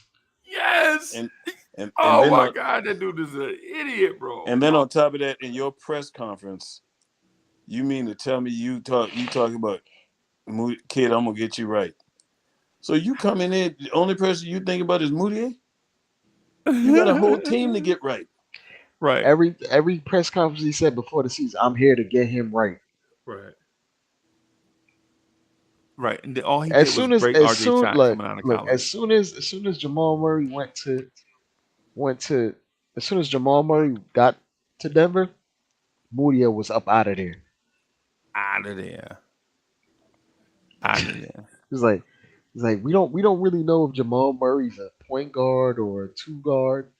But Moutier, you gotta go. But I'm he's a sorry. player. Yeah, yeah. I'm sorry. Where is You Moutier now? you just being around Jamal Murray, bad for China. Jamal Murray. You gotta go. Yeah. Yeah. And I we think try to Moutier reclaim him. is an assistant coach for the New Zealand Breakers. Is he really? I think so. Wow. How you already an assistant coach and you like 27? How you already got a beer gut and you've been out the league 1 year? Oh my God. Yeah, but yeah, man. I mean, depending on what the Knicks kind of want to. Let me read this thing from SKOE in the building. What up, fam? This ain't football. What can you go from worst to first? To go from a 0 base to 2 games from a conference finals. That's an A+ for the organization. Yep, I'm with you. Oh yeah, absolutely. I'm with you. Absolutely. I'm with you on that. But listen, but here's the thing, though, boss. Here's the thing. So I'm not saying that the organization did anything wrong. Mm-mm. What I'm saying is if you're at a point that you've never been before, and the road seems like it's clear ahead of you, then you gotta go. Because you never know when you'll ever be in that position again. You gotta go, in my opinion. Right? Like you know what I'm saying? Like don't waste this opportunity. You here, do something with it. Exactly. And that's why everything's supposed to be on the table, really. Right. When you look at with the exception, like the only known commodity right now that you can say untouchable is Brunson. And like everything else supposed to be on the table, even the coach. Even the coach, if the right coach is available, even the coach. Right. Bro, I think we are so close. I think we all have our vision of what the Knicks need to do. The Knicks have so many. It's one of them things, Ron. It's one of them things. I ain't even gonna lie to you. It's as simple as this. The Knicks have so many assets and are in such a good place. I think us as Knicks fans, we dream about everything. Yeah. Because before, either we'd be in this position and have no assets, no way to get better, or we'd have all these assets and we'd be in a lottery. Yeah. But yeah, now we'd we be a have sorry both team. of these. Yeah, now we have both of these things at the same time. So now the conversations go from, yo, we need to trade from Joel Embiid. Nah, we need to trade up in the draft. Nah, man, we got so many draft. You know what I'm saying? See how the conversation just go back and forth because we actually have stuff.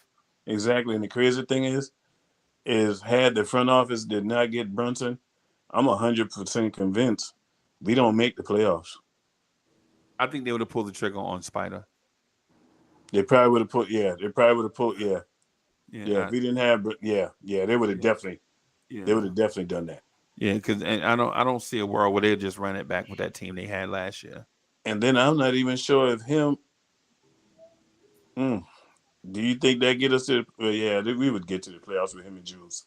Yeah, we would get there. But without a Brunson and not a Spidey, and we wouldn't be going no playoff. We'd be in the lottery. Yeah, I think we definitely would have been like, bro, we definitely would have made some move. You know what I'm saying? You know what's crazy though is we really get to see the value of having a great player, man. Yeah, what that can do for your organization. Like, we got a great player. Yeah. We got a great player, and that's why you can't waste great players' time, man. Because a championship is not guaranteed. Right. Championships are made, man. It's made from the work that you put in. Hey, man. We at a point now that they got to do something this year. You can't sit back because we were so close. That's the thing. We were so close. Right. That every Knicks fan knew we was that close. And I'm truly convinced, man. We would have made it to the Eastern Conference Finals. I was telling my Bobby because he a Boston fan, man. I told him, I said, I want y'all. We get past Miami, y'all gonna be in trouble. Don't let us beat Miami. I said, and we gotta face y'all. Y'all will not beat us. No, they ain't gonna beat us. I was not worried about Boston at all. No, nobody worried about Boston, because I saw the flaw in them, man. they identity went with the coach out there to Houston. Right. And Ime gonna have them boys right down there. And some of them ain't gonna even be around. No, I don't think Some of them Josh ain't gonna even be around playing for him. Josh Green ain't gonna be around, bro. Josh Green ain't gonna That be. dude is a no nonsense type coach, man. Yeah. Yeah. And he's a great teacher. Mm-hmm. He's a great teacher, right? But yeah, I don't see. Wave Space and Moody working at Dick's Sporting Goods. Yeah, man. You got some size 14s in the back. Yeah, man. You know the I saw crazy thing. something. Oh my bad. Go ahead, Dre. Dre. Go ahead. No, I'm related. You can go. The crazy thing is, man, when you think about Ime Udoka, this is the crazy thing. We interviewed that guy. We could have had him. Right. Could you imagine him coaching Brunson? Oh man, that would have been perfect. Julius, RJ. I think Ime is no nonsense. Either he'll break through with Julius or they'd have a fractured relationship. Either way. Early too. Yeah. Like either they'll break through or they'll just be fractured and it'll never work. And then they'd have to trade Julius. Yeah. Because he'll break him. Yeah.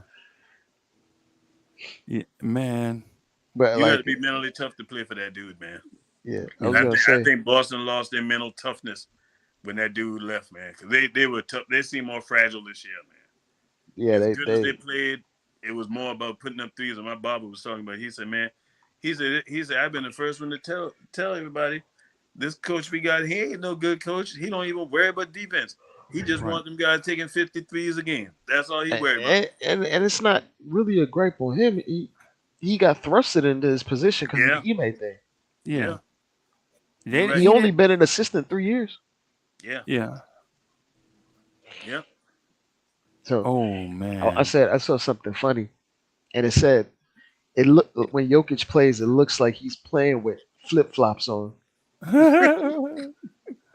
Yeah. So he don't want them to fall off his feet. So, Right. so it looks like he's playing with flip flops. I'm gonna tell you, if people compare him to your boy Zebo when it comes to rebounding, I think Zebo had more ups than he did. And Zebo, we all know Zebo couldn't get off the ground. No, but he bullies. He might like everybody. He he has like a perfect hybrid game of like finesse and bullying. Jokic. Right. He'll bully when he needs to. He'll give you finesse and touch at the same time. Right. And so when I say certain names, I know people don't know who I'm talking about, but I think he plays like a Jeff Rulin on Red Bull, bro. On Red Bull. Yeah, like he legit played like Jeff Rulin on Red. And I know a lot of people don't remember who Jeff Rulin is, right? But he used to be a center for the Washington Bullets. And he used to have like this unique way of passing, like interior passing. You're like, hey, this dude, softest hands you ever want to see. But when he got into his post moves, he was a bull in the China shop. I saw him give Moses Malone the absolute business one night. He went for like 24 and 17 on Moses Malone and dunked on him twice. And you like, Jeff Rulin? Jeff Rulin looked like your insurance agent, bro.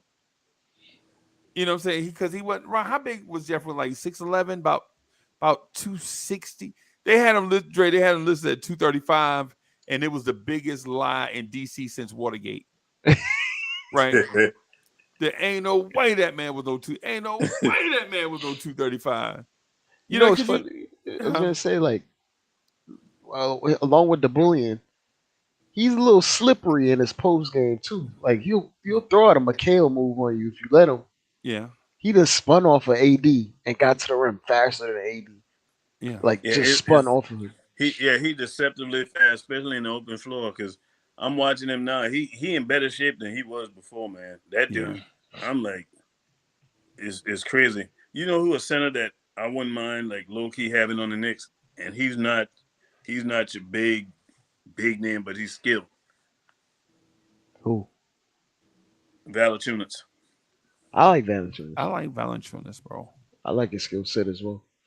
Yeah. I like him and I like Vucevic. Both of them. Yeah, man.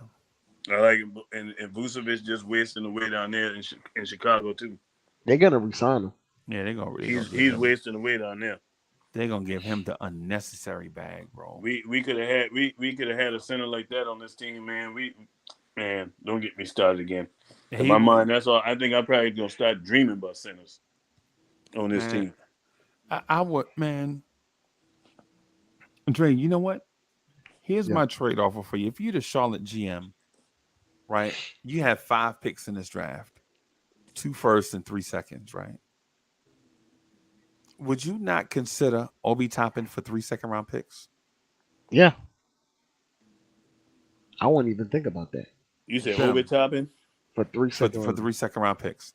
Oh, and Obi comes in and fills the Miles Bridges role while Miles Bridges is on suspension? For 10 games. He's suspended for 10 games. He has 20 games served. Okay. And 10 like the overall suspension. Left? Yeah. Okay. Matter of fact, I'll trade for Miles Bridges. I would trade for him. Apparently tonight, the woman that like put him in trouble, kind of rescinded like her accusations and said it wasn't like how it actually happened. Then she deleted the tweet. Well, I mean, it actually happened. So, but I mean, who beat her up? Casper?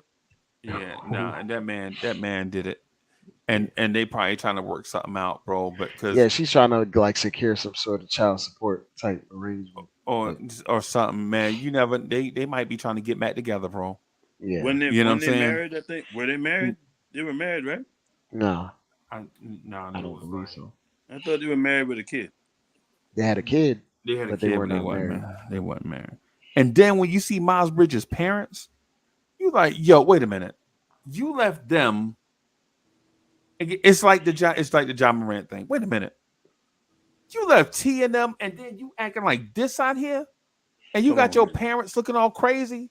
Come on, man, Freezie. Yeah, man. I mean, some of these cat money go to man. Money drives some people foolish, man. Right. Money just brings out the worst parts of you. Yeah, what's already was there. It just highlights. Yeah, in a bad way or in a good way. Yeah, man. It just amplified, man. I mean, in Michigan State, his parents they did this whole Bill Cosby thing about Miles Bridges didn't want a car because he didn't feel like he was responsible. Y'all remember that? Miles Bridges they told Miles Bridges to leave after his freshman year, and he's like, "No, man, I'm having too much fun in college." And all of this stuff, he stayed for a second year because college is fun, right? And then all of a sudden he get to Charlotte, and now he a rapper. But if you notice, a lot of those Charlotte guys, oh my god, there's no vets over there. It feels like, yeah, because Book Knight went over there. Book Knight went over there, and he got caught in his vehicle under the influence, just knocked out, passed out, drunk. Yeah. When I look at that situation, man, when I seen that woman, man, all I said to myself, I'm like, man, what could have drove somebody? Because for a woman to be bruised up like that, right? That ain't no, I swung and I hit you, and that's that. Right. That was I hit you and I'm on your behind like white on rice. Right. Mm-hmm. Right. So what in the world could have been said? What could have been done? Man, the only thing I could be thinking about, and of course we ain't know. Right. Man, you had to been on something, boy. Right. You had to been on something. Oh, and how you and what it is a lot of these dudes be out here like all these women, and then they want their woman to be just for them. Right? You know what I'm saying? Like you legit out here on the road, you know what I'm saying? You seeing women in every city. Yeah, you out here wilding out, and then you know what I'm saying, you expect your girl to be the same. Nah, bro, cats need to grow up. You know what I'm saying? If you wilding out, just do James Harden. I respect James Harden, right? And do you know why I respect it? Because James Harden, like, nah, I'm not a family man yet. Let me go out here and sow these oats. Let me like go Derek to Jeter. That Derek Jeter route. yeah. Yeah, I mean, because realistically, think about it. You're gonna always have in the back of your mind, is this person with me for my money or for me? Right. And you ain't gonna know until the spotlight ain't there.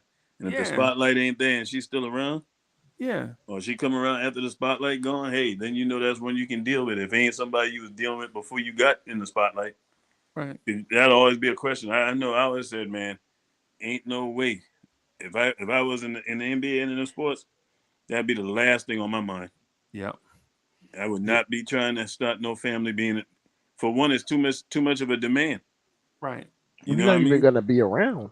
You ain't gonna even be around, so Yeah. it's too much of a demand. Go It's ahead and do too your much. basketball thing. Then once you're done with that, hey, then worry about that later. And it like RJ, man, go ahead and get you a girlfriend, hang out, do all your stuff, man. Blah blah blah, boom boom boom. But man, don't expect, especially at their age, they 22, 23. They trying to settle down already. Man, come on, Man, man. man, that's the worst time. I know. I told my kids, man. I said, man, I'm gonna tell y'all. I don't feel like nobody should be trying to get married before they're 26, man. I said, Right. because when you're in them early 20s, I said, you selfish, man. You don't even know You, what you want at that you, age. you extremely selfish. You know what I mean? Right. And then you're gonna always have some selfishness in you because that's just human tendency. But Right. at that young age, nobody can tell you nothing. Yeah, man. So how you gonna talk about, hey, me and this person, we gonna start a life together? Yeah. Nah. I had that talk with my son Saturday. So he like, Dre, listen, they give him, so he's a I don't want to put his business out there, Yeah. but he's a executive. You know what I'm saying? Mm-hmm. And so he, when he walk around, like when we was on Orlando, we was walking around with him. They're like, hey, Mr. Such and Such, hey, Mr. Such and Such. And he walking by, he just throwing a hand up and just like, don't worry, they, blah, blah, blah. And they like, are these your parents? Hey, don't let me distract y'all. Y'all, stay busy, man. Customers. I'm like, look at my baby boy. It's just, Mr. you get a Man. sense of pride out of that. Yeah, but Mr. Man. right. But then at the same time, the next morning, this is like 7:30. He knocking on our bed because we had the Airbnb, right? He Mm-hmm. knocking on, Mama, you gonna cook breakfast? And so I came to the door. I came to the door bucket naked, right? You know me. Boy, if you You don't pull a get big away, boy, rims. if you don't get away from my door. You pull a Ving rims on Oh, on I ain't baby even boy. thought about that. You want some Kool-Aid? I ain't even Yeah, thought baby about boy. that. I ain't even thought about that, man. Yeah. Boy, you are Mr. Man at work, and then the next morning you asking your mama to warm you up some Pop Tarts. Boy, if you don't get man, if you don't get out of here, you know what I'm saying? When you at that age, bro. You know what I'm saying? You think the world, you know what I'm saying? Mm-hmm. You in Davenport driving all your fancy cars and all this stuff. You know what I'm saying? Barely made it out of school. You know what I'm saying? We still paying for stuff. We ain't telling him. We ain't, you know what I'm saying? Hey, go on, we here paying, like, you know what I'm saying, all the remnant from school and all that stuff. And he going by his life like, yeah, Pops, I asked to buy her a drink. And you know what I'm saying? So I bought drinks for her and all her girls. And I'm like, wait a minute. I'm paying $5.45 a month for this. You calculating off the And top two of your nights. head. Yes. And you out here buying drinks.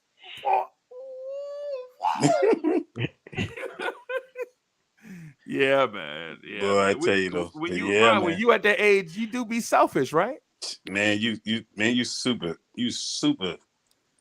selfish, man. I mean, it's like Incredible Hulk's selfish, man. Yeah. I mean, I think back to when I was in them early 20s, man. Like the person I am now, I would look at that person and be like, boy, Well, you think you smart, but you dumb, boy. You think you know, you don't know nothing.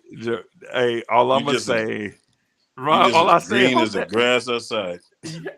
yes, all I'm gonna say is His grace and mercy. That's all I'm gonna say about that. Because back Yeah, man. then, oh my goodness. Man.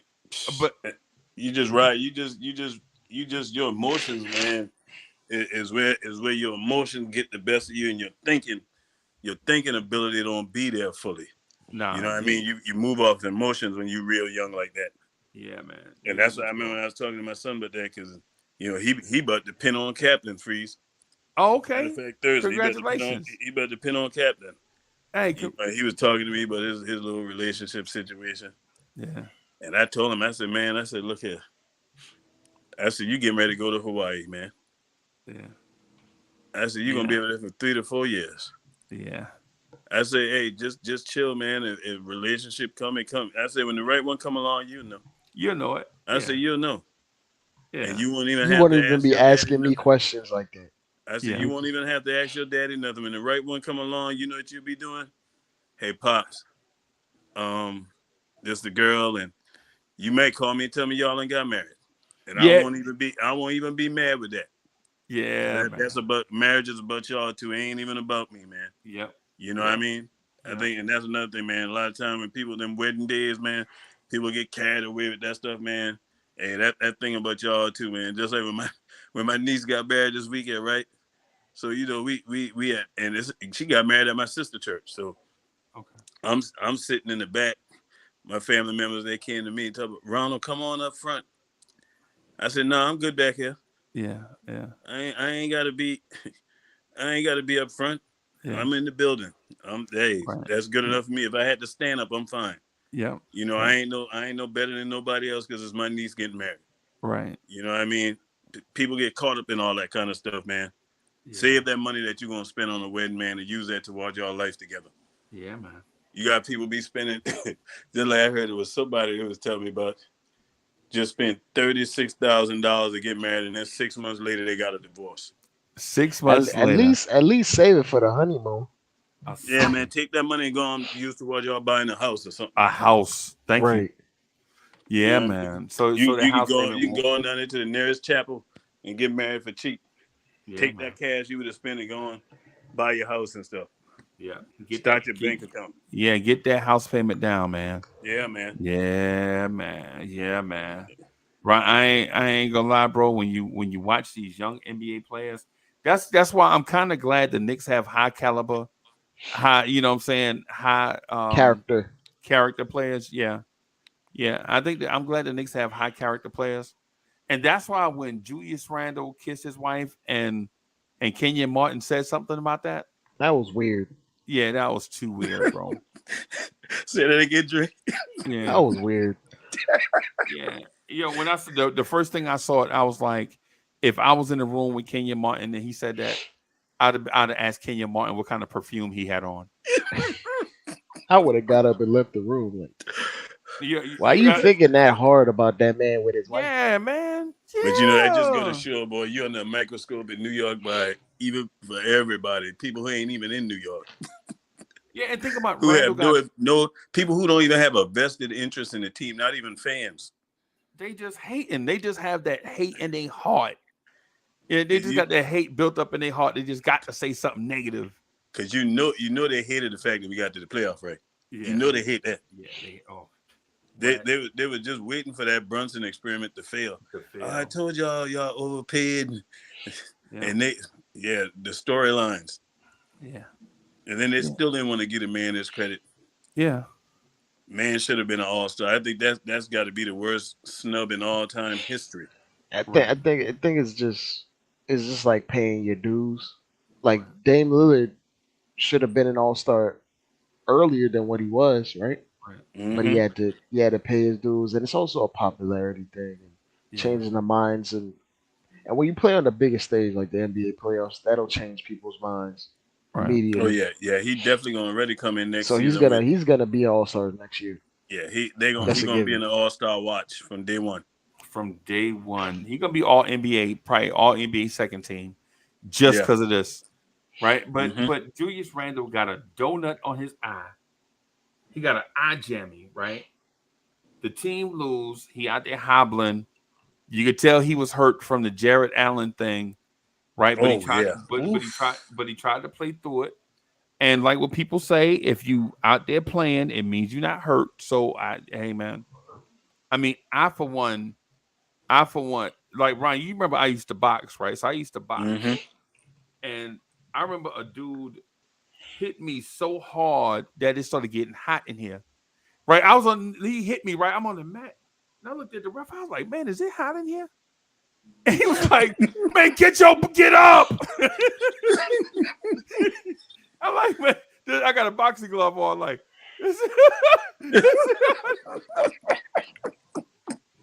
he knocked the heat out you. Bro, I ain't gonna lie. He hit me so hard that sweat was rolling down my back, bro. You know what I'm saying? I mean, I'm talking about I was looking down at the mat. Like, look at me, walk forward. I looked down at my shorts, and they wasn't expensive. They was just some shorts I got from Walmart, right? But at the time, I just bought so I probably wore like a large, right? So I got the double X shorts to go over the top of your groin protector. I looked down at the mat, and my shorts are just dripping with sweat. I'm like, what the world is going on? Right. And I looked at the referee, and the referee body was doing this. And I was like, that's not good. Boy. So it's time to tap up. Yeah, I walked, no lie, I walked to the ref. I did what he said, right? And my boxing coach was yelling right at me. Right. He was yelling at me at the top of his lungs. He was like chicken his arm. And I looked, I could see him making all emotions, but I couldn't hear him. I couldn't hear him. You was out on your feet. Yeah. And so I started walking to him like, what you was there, but you weren't there. Dre, I started walking to them like, what y'all talking about? And this dude is trying to this dude knocked the sense out of me, bro. So when people say, you know what I'm saying, if you hurt, you know what I'm saying, and you still playing, you're not really hurt. I don't know if boxing is different, but what I do know is a grown man punched me in my face so hard and knocked me down that I feel like Freezie, like adrenaline can take you so far with your like extremities, but adrenaline can't help you when your head get knocked off. So, like, well, like just off adrenaline, guys could turn their ankle real bad and play through it and not really feel it. Yeah. But if you get your block knocked off, Freezie. Dre, listen, you're not gonna be. You can't adrenaline your way through that. Dre, I'll tell you this, Freezie. I think in the concept of what you're saying in reference to Julius, because I think that's where you're going at, man. A large part of me feel like Julius was not healthy to these playoffs, man, and I think that contributed to it because I got to be 100% on how I feel about it. The man averaged 17 points and had that one good game when he came back after the longest break on the ankle and pretty much duplicated what he was doing in the regular season because he had 24, I think 10 or something after he rolled that ankle again and was out for. So I'm like, okay, I look at that and then when he did re-roll the ankle. Yeah, he re-rolled the ankle. That's and right. Then, that's right. And then after that, it was downhill. You know, everything he averaged 17. You know, all together. Right. So I'm looking at that. And I'm like, and I know his lateral quickness weren't there, and that definitely gonna affect your ankle. You know, straight line, he was straight, but I gotta be 100% transparent and tell you, man. I think that's really was the major culprit, man, in that series. I think it was a major culprit because when I look at how he played in that Cleveland series, it was a total different player, man. Yeah, it was a total different player. Bro, I tell that boxing story to like when my sons and them bring their girls over. And what it do to them? They be like, "Oh my goodness, you was hurt," and Miss Mocha be like, he tell that story to everybody. Right, but ultimately what I'm getting at is sometimes you can play through it, but sometimes you can't. Right, and so the thing is Randall was in that weird catch-22, where is if he would have sat out that play, if Randall would have sat out that playoff series Oh against the man, Heat, they would have ate him up. They there would have would have ate him been up. He nothing else couldn't he win. could do. It was a Yep, no-win situation. yep, yep, yep. If he sat out that series against the Heat, it'd have been like, get him out of here. And so he played probably dinged up, and now people saying, get him out of here. So And ain't no think about win. it, Freezer. And it was the elbow too, wasn't it? The elbow? Didn't he hit his elbow too? I know he had a black eye too. It was the black eye, the elbow, the tailbone, butt area. Because Yep, I yep. thought he would. I was like, oh man, this dude about to break something. When dude clipped him in the air like that, I was like, oh. Yeah. And shouldn't have Yeah. never even been in the game. That was on Tibbs. And you know what? And if you're the Knicks and you go back and watch all of these games in the postseason, what these young Knicks need to find out is that cats will do anything possible to win a playoff game. Absolutely. Now will you do that? Yeah. Because How I'm gonna bad tell do you, you want to win? that's Yeah. one thing I did like the night, even though Boston won that game, something I saw from Kyle Lowry, man, that you don't see too often no more in the sport of basketball, man. The way he hustled back on that play. Right. When he turned that ball over, when that ball Right. got turned over. And did a hard foul to stop the And he layup. gave that hard foul. You don't see that no more in basketball like that, man. It's few and far between. Right. Most of the time, they let them guys go up and Ron, I ain't gonna lie to you, bro. The thing is, because Dre made an excellent point about it, and I was like, you know what? I think I'm with Dre. I think I'm with Dre because it was a convincing argument, but my heart was still telling me that regardless which route Randall chose, people that hate Randall were gonna hate on him regardless. Oh, absolutely. You know what I mean? It's so. And it goes back to what you said, Freezie. It's like it comes to a point where every relationship has its end. You know what I mean? You can't keep going through the same thing over and over. And when I saw the fans actually pull down that man poster and was stomping on it and writing on it, Xing it and putting trade me, I said, oh yeah. I said, ain't no way they can bring him back next year. Yeah. Because you're gonna hear it from game one. You're gonna hear it in the preseason. Yeah. Right now, and for as much as he was the problem in that series, and I ain't making no excuses for him, as much as he was the problem, I got to look at the whole team and who didn't show up. Emmanuel Quickly was a problem too. Ain't nobody want to talk about that though. Yeah. Emmanuel Quickly didn't show up, and ain't nobody want to talk about our center position that ain't gave us nothing in that Heat series neither. They didn't show up. Right.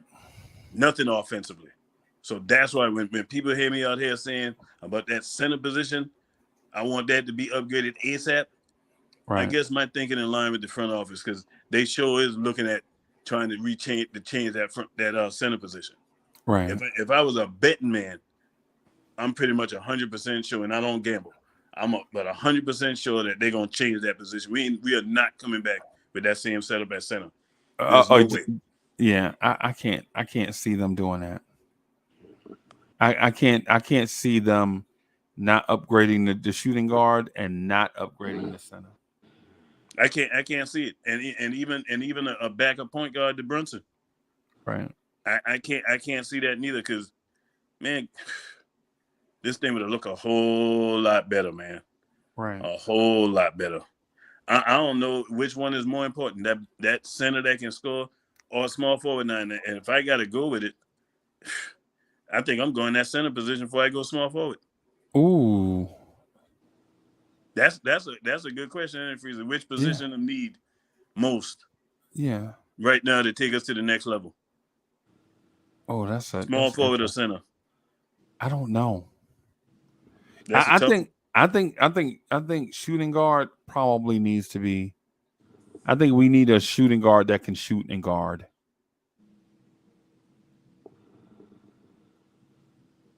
You know what I'm saying? I think we need that. Yeah, and Is that's that another thing Hoodie too. Cav in the chat? Is that Hoodie Yeah. Cav? Hoodie Cav says, now we make an excuse. Yeah. That's what losers say. You see how the losers come in and say, now we making We excuses. ain't making excuses. We just evaluating. Yeah, man. And looking at the facts. You know, for me, I ain't one of them casual fans that only watch 20 or 30 games of the Knicks. I watched every last game that Randall played. Right. And I'm just calling it like I see it. He looked like a total different player. Physically. I ain't talking about what the output offensively, the physicalness. Yeah. I didn't see that. The lift wasn't there. Nope. The burst wasn't there. Right. Yeah. I see Randall struggle to try to get past people. Yeah. And you saw games freezing the regular season and throughout the season where Randall would set up a play and be able to blow by somebody. You didn't see none of that. Yeah, he not blow by healthy, man. and dunk on somebody. You didn't see none of that. Yeah, he's not healthy. But he'll never tell you that. Yeah. And that's a testament to him. Yeah, man. I don't know. And Coach, Coach made a comment like Mitch did look like a monster against Hoodie Cav. You got a camera? Yeah, he did look like a monster against the Cavs, but he looked like a mouse against Miami. Right.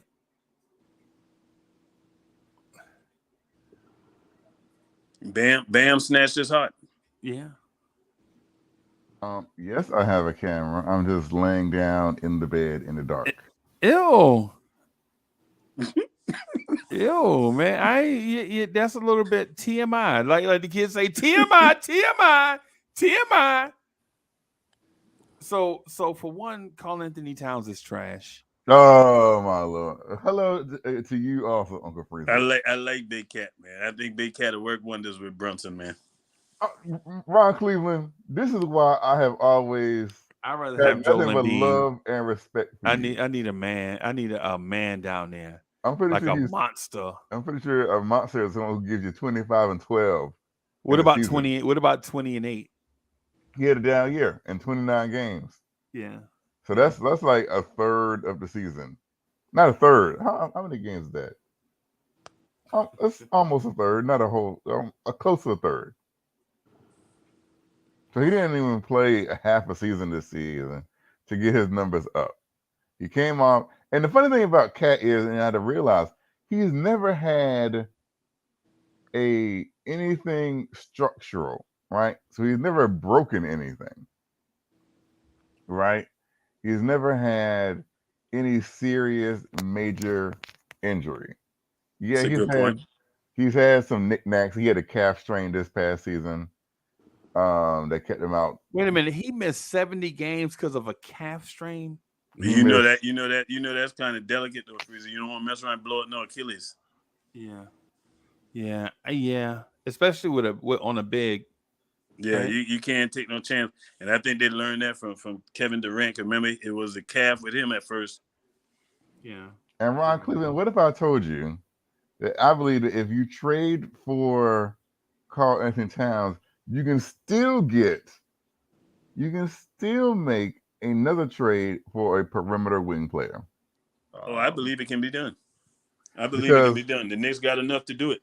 Because I don't think if you're in New York and Minnesota, it's not a 101.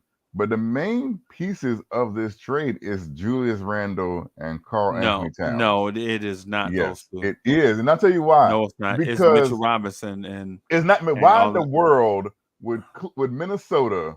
And this is why it doesn't make any sense. Why would Minnesota trade for Mitchell Robinson when they have Rudy Gobert? Because it's Minnesota. And then the thing is, Minnesota don't have a power forward. And they would need a power Julius forward would be perfect for him, who fits more naturally with Rudy Gobert and has no problem with not being the alpha with a player like Anthony Edwards there. I don't see it. That's definitely happening. I don't see it. Freezer, I think I see eye to eye with Hoodie Kev on that, because I think we talked about that the other day about Julius Randle going there in a trade, and then you can ship Mitch off someplace else. Exactly, and then you can flip Mitch somewhere else in another package for a wing player. Why would the Knicks trade 25 and 10 on $23 million a year for a dude that's getting you 20 and 8 for $47 million a year? Freezie, remember what we talked about? It ain't we can't look at it like, comparing it straight line to straight line, because of course, I mean, it's a no-brainer. Julius numbers, is better than Cats, but for what you want to do offensively, Hold your on. offense is gonna move better. You're gonna be more dangerous, not inside and out with Brunson and Cat, because it's oh my goodness, the possibilities is that me talking, or is that Ron Cleveland? I don't even know what's going on. I would just rather have Joel Embiid. I'm salivating about a move to get that dude, man. And I'm telling I you, said another thing about that thing, man, that really gets to me is like this dude to be coming home to play for the team he was rooting for. Ron Cleveland. I wish you'd have been on the phone earlier, man, Uncle Freezie, because were you listening on the phone? Was we on a secret three-way? I said This all this dude Uncle was just Freezie talking earlier about today. I wasn't listening to it. Would you say, Hoodie Cap? Oh my Lord! Listen, I'm not doing no. I'm not think of the trading for pick and Cat. roll possibilities of Cat and Jalen Brunson. Pick and roll, pick and pop, Cat out to the 3-point line if you need him to go there. Because Uncle Freezie has given us that himself by saying that statistically, Karl Anthony Towns is the greatest 3-point shooting center in the history of the NBA. Yeah. Okay. Freezer, I tell you this, I'm gonna go on record and tell you right now. We had Cat in this series against Miami. We still playing. I think we get swept. No way. Yeah. No. Yeah. way. Yeah. Look at Karl Anthony Towns' playoff history. But look because you think he gonna put up big numbers, but in the playoffs, I'm thinking about the Brunson effect on him too. See, that's the thing. The Brunson burner, as you would call him. Yeah, the Brunson burner. burner. Guess what? Now you can't load up, Freezer. You know basketball. You can't load up. Yeah. On either one. Pick your poison. Which one you want to load up on? Yeah, I don't know. I'm not gonna hate on it, but if Joel Embiid is right there, I'm gonna take Joel. That's who I want, Joel Embiid. So hold on. Why would Philadelphia trade a superstar player? See, here's the thing. If he asks out, yeah. Here's the thing. The Nets traded Ben Simmons to Brooklyn because Daryl Morey loves James Harden. And Brooklyn knew that the marriage was never going to work. And nobody else wanted Ben Simmons. So they're not trading Joel Embiid. Brooklyn didn't even want Ben Simmons. To a divisional rival. They would rather him go down and Daryl Morey doesn't care about divisional rivalries. He cares about value. Yeah, asset management. You don't care about none of that 1980s Knicks Sixers beef. This ain't a 1980s anything. When was the last time Daryl Morey? I don't think he ever has, but I got to think about it. He traded directly within his own division from OKC to Houston. That dude ain't care as long as he getting them assets. Them days of you don't trade in your division. First off, Oklahoma City and Houston are not in the same division. And conference, don't trade within your conference. All them days over. No, they aren't. Oklahoma City is in the northwest division. People ain't care with that no more. For Portland, Minnesota, Utah. But divisions don't really even matter. If they can get them picks in this iteration of the NBA. If they can get them picks, Freezer, they ain't care about none of that no more. They gonna if it's what make the team better and you got what they need, they snatching them. Yeah, but that to the point though, if that's the case, then that means the Joel Embiid thing is real. It is. Daryl Morey traded. It is real. With the Knicks. Yeah, it is real. You know why? You know why it's real? Because now Joel Embiid will be on his third coach in a clear rebuilding situation. Yeah. Do he want to go through that at 27? No. He's 29. 29? Yeah. Oh, he definitely don't want to go through that. Yeah. That's the only reason why. And Hoodie Kid, the whole thing is is about that upgrade at that center position. Now you got either one of them guys there. The Knicks are instantly better. I disagree just a little bit because I think Karl Anthony Towns is a loser. Hold on. Is Karl Anthony Towns a loser? Or is Karl the Anthony Towns Timberwolves a loser? No, Karl Anthony Those Cat is a loser. Those are two different things. If you say Karl Anthony, okay, is Kevin Freezie Love a trying loser? to run your blood pressure up, Hold on. Kid. Is Kevin Love a loser or is he a multi-time champion? But the way you want to the way you want to deploy, but the way you want to deploy him is hold on. Because I'll let you Uncle finish. Freezie said something. He about to go Mission Impossible. Said something, and it's Mission not Impossible. factually true. Because you can take how many times have Cat made the play? How many times has a Cat-led team made the playoffs? You can take the player. How many times has a Cat-led team made the playoffs? Was it 1 year? 1, 2 years? 3 times. Oh no! Wait! Cat-led as the real number one. As the real number one, right? Regardless, because hold on, you're not asking Cat to come here to be the number one technically, because you still got Jalen Brunson. No, Jalen Brunson. Uncle Freezie just said the Jalen price Brunson tag is the you're paying. Point the guard price in the tag NBA. you're paying.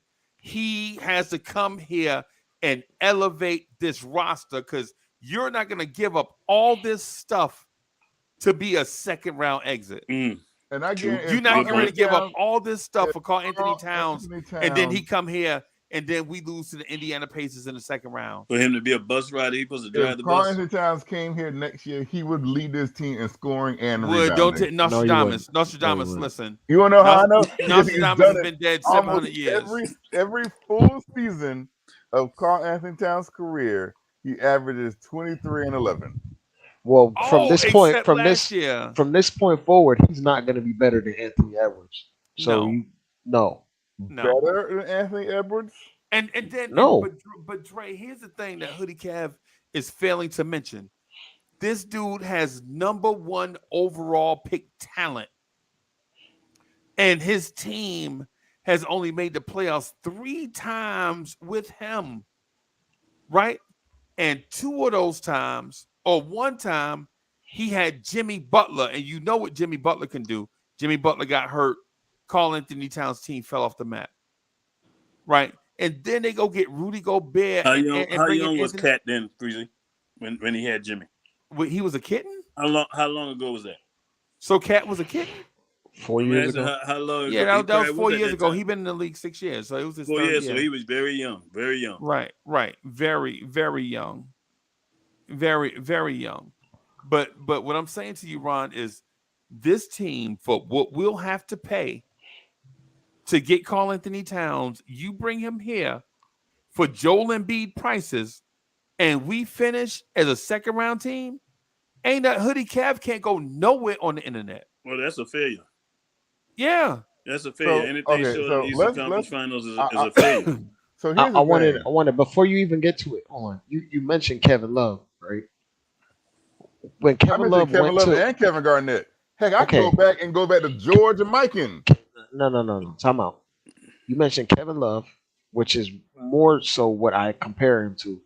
And Kevin Love was not the number 2 guy when he won the titles. He was number 3 by a wide margin. The whole thing that I said was he stopped being a number 1 and went to be a number 3. But here's the thing. But here's the thing. Also, the thing that Hoodie Cav, I don't know why he doesn't remember this. But Cleveland gave Minnesota 2 dudes drafted number 1 overall. The Knicks don't have that on their roster.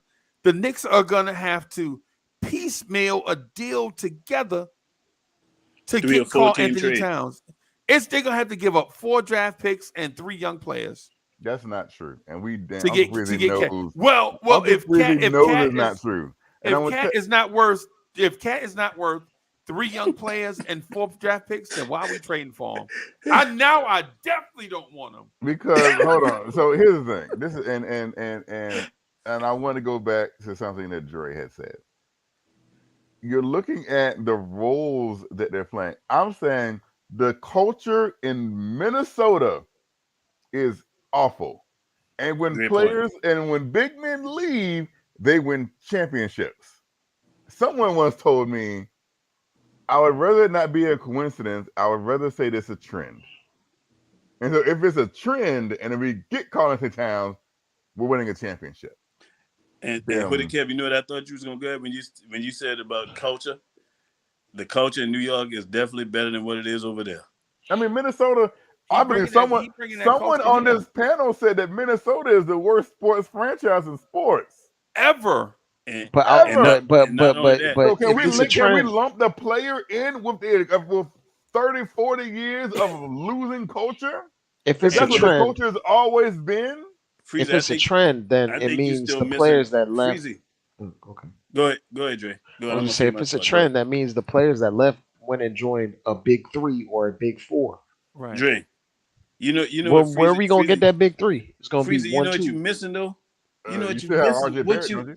What you missing Nah, is that not yet. We were 2 games away from the conference finals with Jalen Brunson carrying us. Right. Carrying us with the help from RJ. Got to give RJ his credit. But now you bring a cat in this situation with Brunson, the way the Knicks is going to play is not going to be a struggle to score now. Where it's we know it's a struggle. We know it's a struggle for us to score. Right. You bring Cat in here, man. Hey. Because what Freezie is a problem. It's a problem. You know what I compare it to? I compare this to the year the Atlanta Braves brought in B.J. Upton and Justin Upton. Right? You're like, oh my God, all this talent. Both of them were the number 1 picks in their draft. And the Atlanta Braves were trash. B.J. Upton disappeared. What From the time we signed him. From the time he signed that contract, he choked. Yeah, what it is it doesn't matter how much talent them guys have over there playing for losing teams.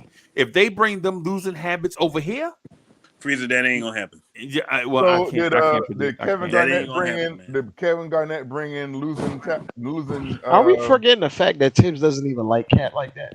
Are we forgetting this? I don't believe that, Dre. I hear everybody say that, but the guy Tibbs trade was Wiggins, not Cat. Yeah. And that is Leon. And that is. But it was for a roster construction type. Hey, but point of still, view. who did he trade? He didn't trade Cat. If he didn't like Cat, we know if Tibbs don't like you, Tibbs ain't playing you. He gonna get you up out of there. And mind you, Tibbs was the president of basketball operations, so he had the authority to do it himself if he wanted to. He was. He didn't get rid of Cat. He got rid of Wiggins. And he got rid of Zach LaVine. And LaVine. And LaVine. So that means he was a bad GM. Right now. That means that means he's a terrible front office guy. And LaVine is singing Tom Thibodeau's praises. Because I remember reading the article where he said Tom Thibodeau was the main reason why he know how to play defense. But here's the thing. So, and people always want to say that Cat can't play defense. Also, mind you, Minnesota was, I'm not saying they were great, but they're in the middle of the pack. The Tom Thibodeau was 2 years or 3 years. He was so good that they brought in a guy to play defense in his position and moved him out of his position. Right, every time Cat plays the center. I'm saying when Tom Thibodeau was head coach there, they were. I'm talking about right now. I'm talking about right now. He's actually his blocks per game has gone down every year. The whole thing about it is the experiment failed.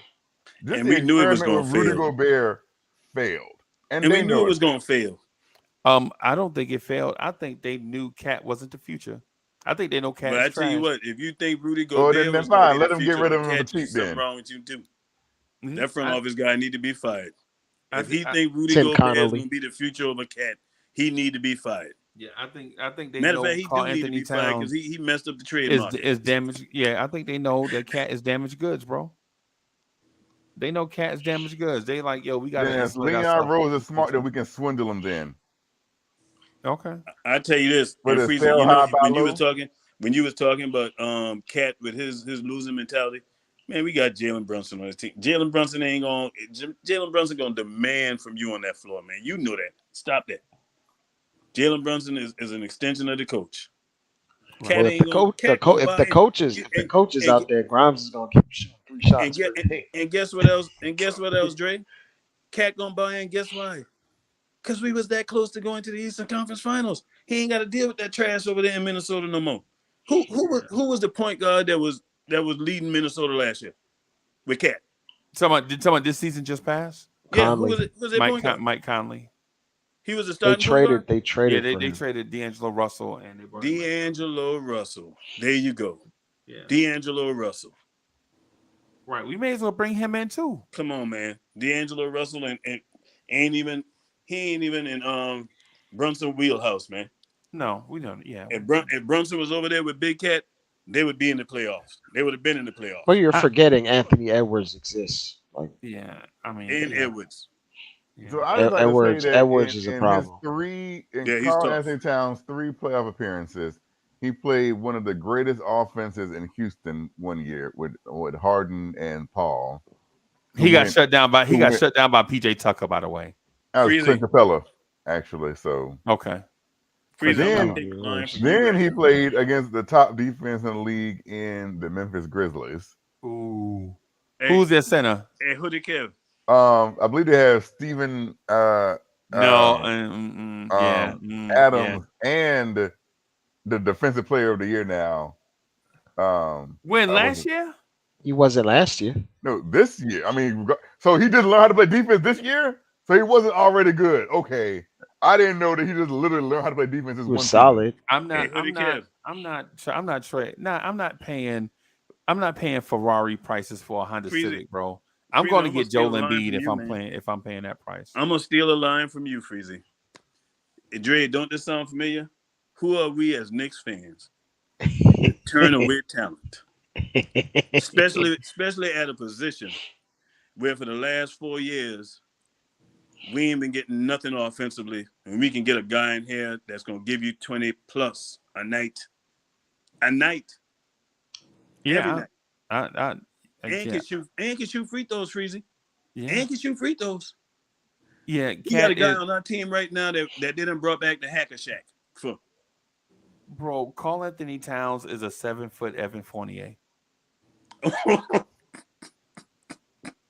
Was it Evan Fournier drafted number 1 overall? Is Evan Fournier a career 23-11 player? So you would turn down Joel Embiid because he wasn't drafted first? No. Or Jokic because he was a 2nd-round pick. I'm not saying that. I'm saying I'd rather have the 3rd best center in the league. I'd rather have the 2nd best center. I'd rather have the 2nd best. Embiid first. No. Here's the thing. I'm not saying anything about Embiid. I just don't think it's realistic. And so if I don't believe it is realistic, I'm not about to waste my thought energy on trying it. I do 100% believe that Karl Anthony Towns is realistic. Because I've already read reports. What is realistic? What is realistic? What is realistic? Plenty of reports. What is realistic? What is realistic? Yeah, what's realistic? That what's your Minnesota percentage? is probably going to percentage or what's your percentage on that it could happen? That Karl Anthony Towns will be a Knick next year? Yeah. Mm-hmm. 97. Good night, everybody. Thank y'all for coming up. I'm just playing. Boy, you silly. I knew 97. I knew he was gonna say something. But you know what, Hoodie Kev, I like this conversation because what I'm hearing from everybody is we all in agreement. It got to be an upgrade to that center position. It's got to be. We can't go back next season like that, man. Yeah. And I like Mitch. I like him. I really do. But I can't go back with just 4 men that I know going against 5 offensively every night. I can't do it. Can't do it, man. We done seen enough of that picture for 4 years, man. We keep doing this, it's insanity. So Dre, that package he offering for Karl Anthony Towns. What was the package? The imaginary cheap package. I'm offering that to OKC for SGA. Who's a better player, SGA or Cat? SGA. I'm just saying, being honest. SGA. Not Dre, for real. No, for real. Stop. I mean, be for real. For real. Who's the better player, SGA or Karl Anthony Towns? SGA going now for the next 10 years without blinking. Ron, listen, man. I would if we're paying Ferrari prices, I got to go get a legit difference maker. I can't just get a guy. I'm going to get Embiid first. I'm going for Embiid first, and my backup plan is Big Cat. Yeah, or that's the pecking order. I gotta see if I can get Devin Booker for that price. If I'm willing to pay that price, I gotta see if I can get Devin Booker. You know what I'm But I saying? can tell you like SGA. this. I think it's probably a 90% chance one or two of them centers are going to be in New York next year. Embiid or Cat. Yeah. And it's obvious a lot of ties with the front office. Leon was both them guys' agent. The history is there. And Tom coached one of them. The history is there. I think Cat is just a 7-foot Evan Fournier, bro. And so I'm just trying to figure out if, because you haven't answered my foot, when has Evan Fournier was the number 1 draft pick and was a career 23 point per game scorer? So being the number 1 pick in your draft makes you the best player in the NBA. Hey, Makes fellas, you the best man. player in the NBA? I'm going to holler at y'all, man. All right, y'all boss. have a good one. All right, Ron. Is it guarantee you to be the number 1 player? No, we've seen plenty of busts at number 1. And just because you're number 1 doesn't necessarily mean you get to be the best. Name the trade package. Name the trade package, and then we can start from there. Name the trade package. Because if it starts with Randall or Mitch, you already paying too much. It starts with Randall. Right. It starts with Randall, an all NBA player for injury prone big man. Injury prone? Yes. Oh, I didn't know he was injury prone. He only had like one big injury that cost him a lot. Don't say Cat only had one major injury, man. Come on. That cost him a significant amount of time. Everyone gets injured. Everyone misses time. So that's the case. Everyone in the NBA is injury prone because nobody's playing 82 games a season, right? So we talk about just missing time, or what are we talking about? Because if that's the case, only like 5 people play 82 games. Is that what you want? Is that what you mean? Because if that's the case, everyone is injury riddled or injury prone. Okay. Because last season, the year before last, he only missed 8 games. Okay. 8. The year before last. Or this season. Okay. All right. So I think just for a salary thing, I'm trading Randall. Hey, look, can you see the screen? Yes. This is a list of Karl Anthony Towns injuries. Notice I'm scrolling, right? Notice I'm scrolling. Notice I hadn't stopped scrolling, right? Okay. This dude had an injured tailbone. Right? That's actually a common thing. Right knee contusion, right knee, concussion protocol, ankle. Does he have any structural damage to any body part? So I got 1, 2, 3, 4, 5, 6, 7, 8, 9, 10, 11, 12, 13. No, I'm not going to count personal. I'm not going to count. 13, 14, 15, 16, 17, 18, 19, 20, 21, 22, 23, 23 injuries since 2019. I'm trying to think where you're going at. The man had 23 hoodie cap. The man had 23 injuries since 2019. Okay.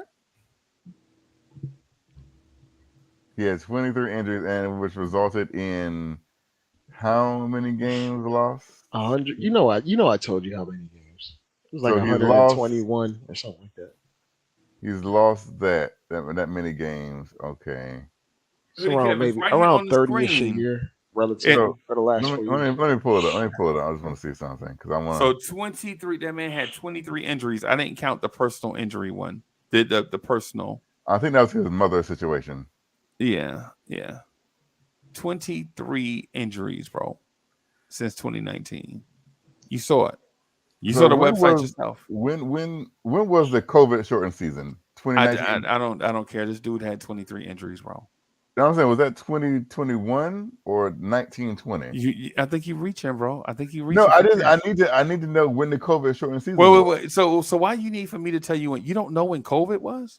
I remember what COVID was. I just don't remember what season. I think that was 2021, correct?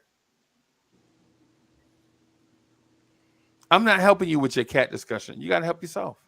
I mean, I told you Cat missed like 121 games. Okay, so let's go back to I'm pretty sure that the COVID shortened season was 2021, where he played in. I factored in the actual amount of games. I know, and I told you it was 121 over the last 4 years. So let's look at this. How many games is in the COVID shortened season again? How many? 62, and then the So, year after that, okay, so hold 72. on. So this is where this is it. So let's look at the last 4 years.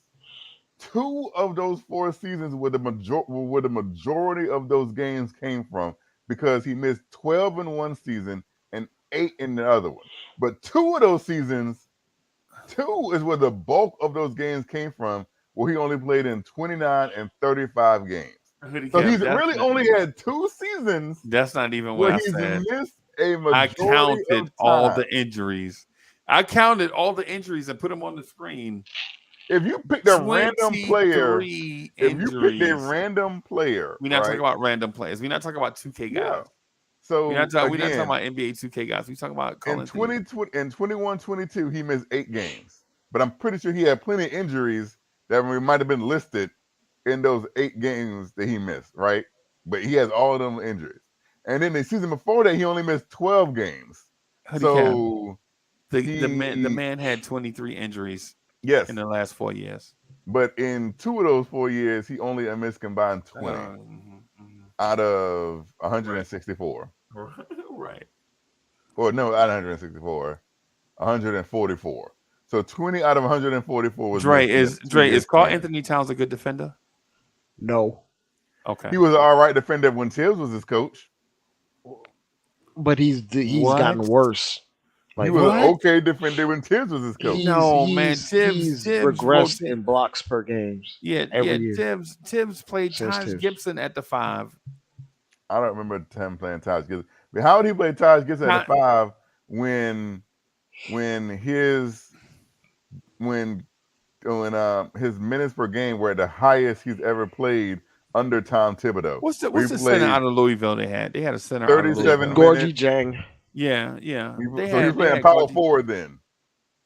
What? He was playing power forward under Tom Thibodeau. I don't know. Because you just said under Tom Thibodeau he was playing Taj Gibson, so that means Karl Anthony Towns was playing power forward. Which one is it? Was he playing power forward or was he playing Karl center? Anthony Towns had 23 injuries in the last 4 years. Don't change the subject. Was Karl Anthony Towns playing a power forward or was he playing a center position? Karl Anthony Towns had 23 injuries in the last 4 years. Because don't skip back to subject. You said they had Louis, whatever his name is from Louisville. They had Louis Vuitton. They might have had Louis Vuitton. They had Louis Vuitton, yeah. Travel bags. I'm gonna keep it real though. Because under Tom Thibodeau, Karl Anthony Towns averaged 37 minutes, 35 minutes a game. And his athleticism has diminished since then. Yeah. Which makes him even Uncle worse. Freezie said he wasn't even playing a center position then. He might as well have played it. He could have played a ton of minutes at that position. He also played with another traditional big. He doesn't necessarily have to be a 5, but Gorgie Jang took on those technically every big man plays with another traditional big because you have a center on the power forward position. Most teams today in today's NBA, they don't have traditional 4s out there. Yeah. Not anymore. Julius Randle and Giannis are like the only good traditional 4s. Joel Embiid, bro. Leave Karl Anthony Towns in that tiny NBA city where he could put up big numbers because New Yorkers, bro, the first time he go 0 for 6 from 3, they're going to be on his back. He ain't just taking 6 shots from 3. He's taking about 10. So you do realize he basically is a career 40% shooter from 3, right? Okay. In Minnesota with no pressure. Mm-hmm. Empty stadium. How did Kevin Garnett fare when he left Minnesota? Garnett he won an NBA championship and Defensive Player of the Year the next year. Cat is a very good player. Kevin Garnett was generational. Yeah, what are we talking about? That's not a fair comparison. I believe that Karl Anthony Towns is a generational talent because I can't find that many centers who can do what Karl Anthony Towns can do. So let's not pretend that he's not a generational talent. Compared to his peers, Cat is merely a top 20 player. He's not a top 5 player. He's not a top 10 player. So how can you be deemed as generational when you're not even a top 5 player at any current juncture in the NBA? Yeah. If you You average, I cannot think call if you were anybody somewhere else and you generational. average 25 points, 12 rebounds, 3 assists, How you generational Kev, and do you're you not think the he's best? a top 10 player, Kev? average. Do I think Kev, do what? you think he's a top 10 NBA player? Yes or no? A top 10 NBA player. Can he be or is he? No, is he right now? Is he or is he not? Ooh, we got quiet in here. Joel I'm Embiid it counting. is. I'm counting. Joel Embiid. Oh, you gonna be it counting is. for a minute. Hey, Dre, can I answer that for you? No. You know how I know? Because he didn't make first or second team All Or NBA third. or third team All NBA. Hold on. Julius but Randle you know made who? All NBA player. That don't mean I But you think. know Hold who? on. But Is you know who Julius did? Randle a top 10 player? No, I don't consider But him a yeah, top 10 Julius player. Randle made All NBA, didn't he? I But don't but consider he him a top made 10 player. Did I call Hold Julius on, but Randle Uncle but he generational? made Freezie the just top said. 15. Uncle Freezie just said he didn't make All NBA. He's not top 10. But you ain't gonna say Julius Randle's a top 10 player. But I never called him generational. Uncle You Freezie is called not Cat gonna say, generational. not gonna come out his mouth and say that Julius Randle is a top 10 player in the NBA. Yes. Yep. You are? Julius Randle is a top 15 No, NBA player. not 15. We said top 10. No, that's not what I Don't move said. the goalposts. That's not what I said. I never said Julius We Randle made said top NBA. 10. We No, I said top didn't. 10. No, I didn't. No, I No, we didn't. said, Dre said, is he No, a I top didn't. No, I 10 didn't. player? Dre didn't say that either. Yes, he Dre did. didn't say that either. Dre didn't say Randall was a top 10 NBA I said I player. don't. I don't. No. The question he asked was, he said, is he a top 10 player? Uncle Freezie just came in and said, no, he's not because he didn't make all NBA teams. And Yep. I said, well, neither is Julius Randle because he Right. made all NBA player and he's not in the top 10. And Dre said he's not a top 10 NBA player. But then Uncle Freezie came in and said he didn't make all NBA. That's why. But Julius Randle did. No, you cut me off because you cut me off with all your whining. No. You cut me off with all that whining. He did not. Oh, you know what?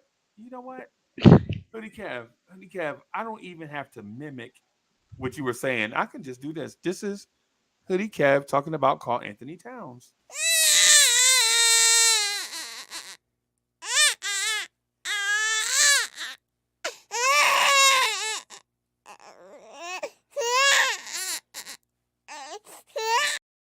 It's Hoodie Cav talking about Karl Anthony Towns. Julius Randle was third team All NBA, and you won't give him credit.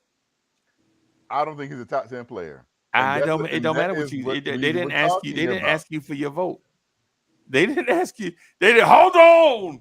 We can't put this out until Hoodie Cav come through. No, that's not. They didn't I'm ask not saying. We started our conversation by saying, "Is he a top 10 player?" I said, I had to count. I don't think he is. Then Uncle Freezie came in and said, "Oh, he's not because he didn't make All NBA." And Let's not divert. You have a player, and then I have a player. He twisted that. No, we didn't. I'm going off what y'all said. Your listening I don't is twist anything. anything. The only thing Your I do is listening I is take what terrible. people That's say because and I give it talk back. over people. So you hear all you hear is because you talk over people, bro.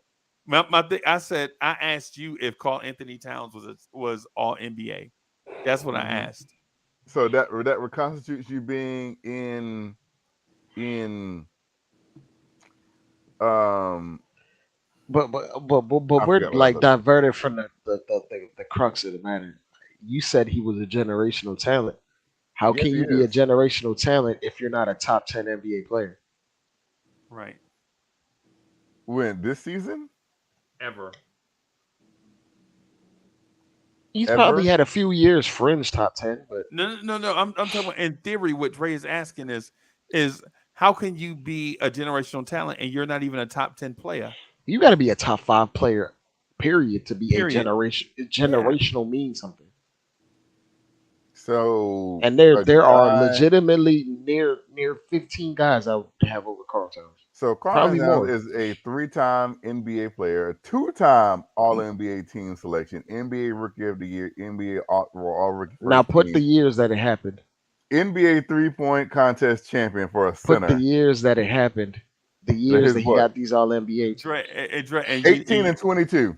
You know what? You know what? When 18 and 22. when he So mentioned the those last numbers, season. you know what that means? When he mentioned those numbers, they sound eerily similar to Julius Randle. Essentially.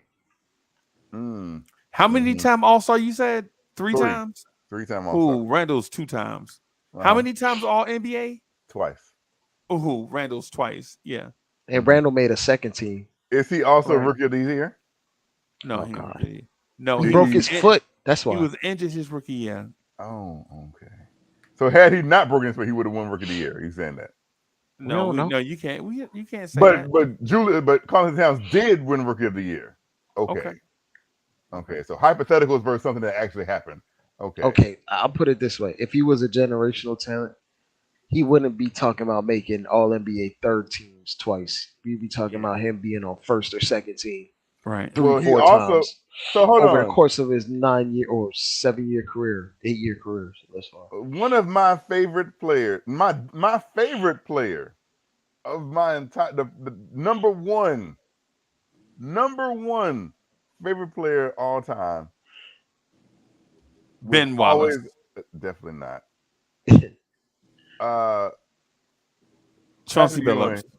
Patrick Ewing. You know how many times he made first team All NBA? But you were talking about the golden age of big men? The golden age? Oh, no. Am I hearing what I think I'm hearing? What? Wait a minute. What Carl are you Anthony Towns averages how much for his career? 23 and 11. So that's about what Pat averaged, right? I said that earlier. Yes, that's almost identical. Different errors. Wait, average. I got you. And Pat and so who's a better 3-point shooter, Pat or Cat? Obviously, Cat. So you think Carl Anthony Towns is comparable to Patrick Ewing? Absolutely ridiculous. This is the most bizarre conversation I've ever heard in my life. I didn't say that. Why would you bring up Patrick Ewing?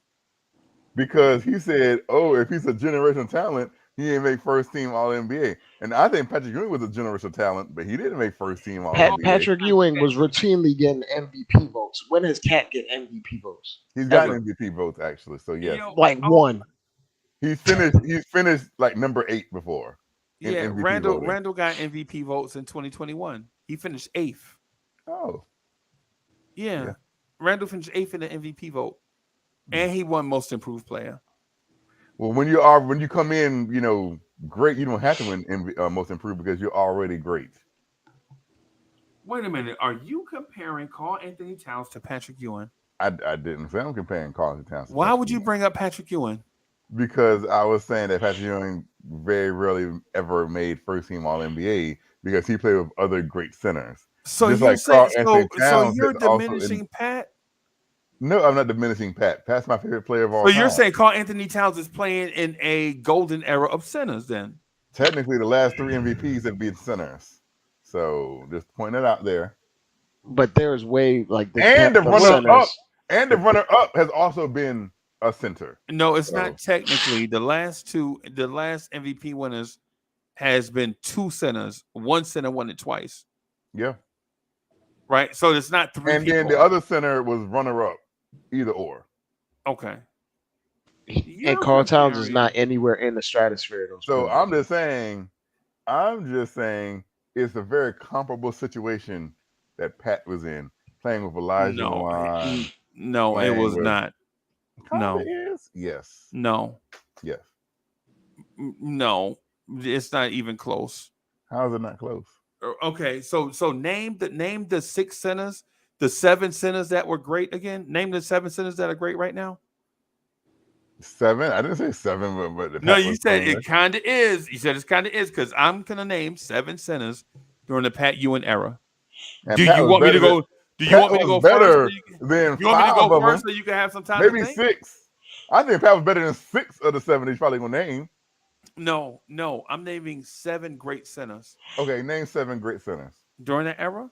Yes. Okay, Alonzo Mourning. Wait, hold on. Before you start this, are you saying that these players are better than Patrick, or are you just naming 7 great centers? So stop mincing words. You heard what I said. 7 You heard what I great said. centers. Okay. Dre, you heard what I said, right? Yeah. I said 7 I'm great going to centers. name 7 great centers, right? Okay, go ahead. I'm sorry. Alonzo Mourning, Okay. Dikembe Mutombo, Okay. Shaquille O'Neal. All right. How many is that? Is that 5? That's 3. That's 3. Okay. All right. I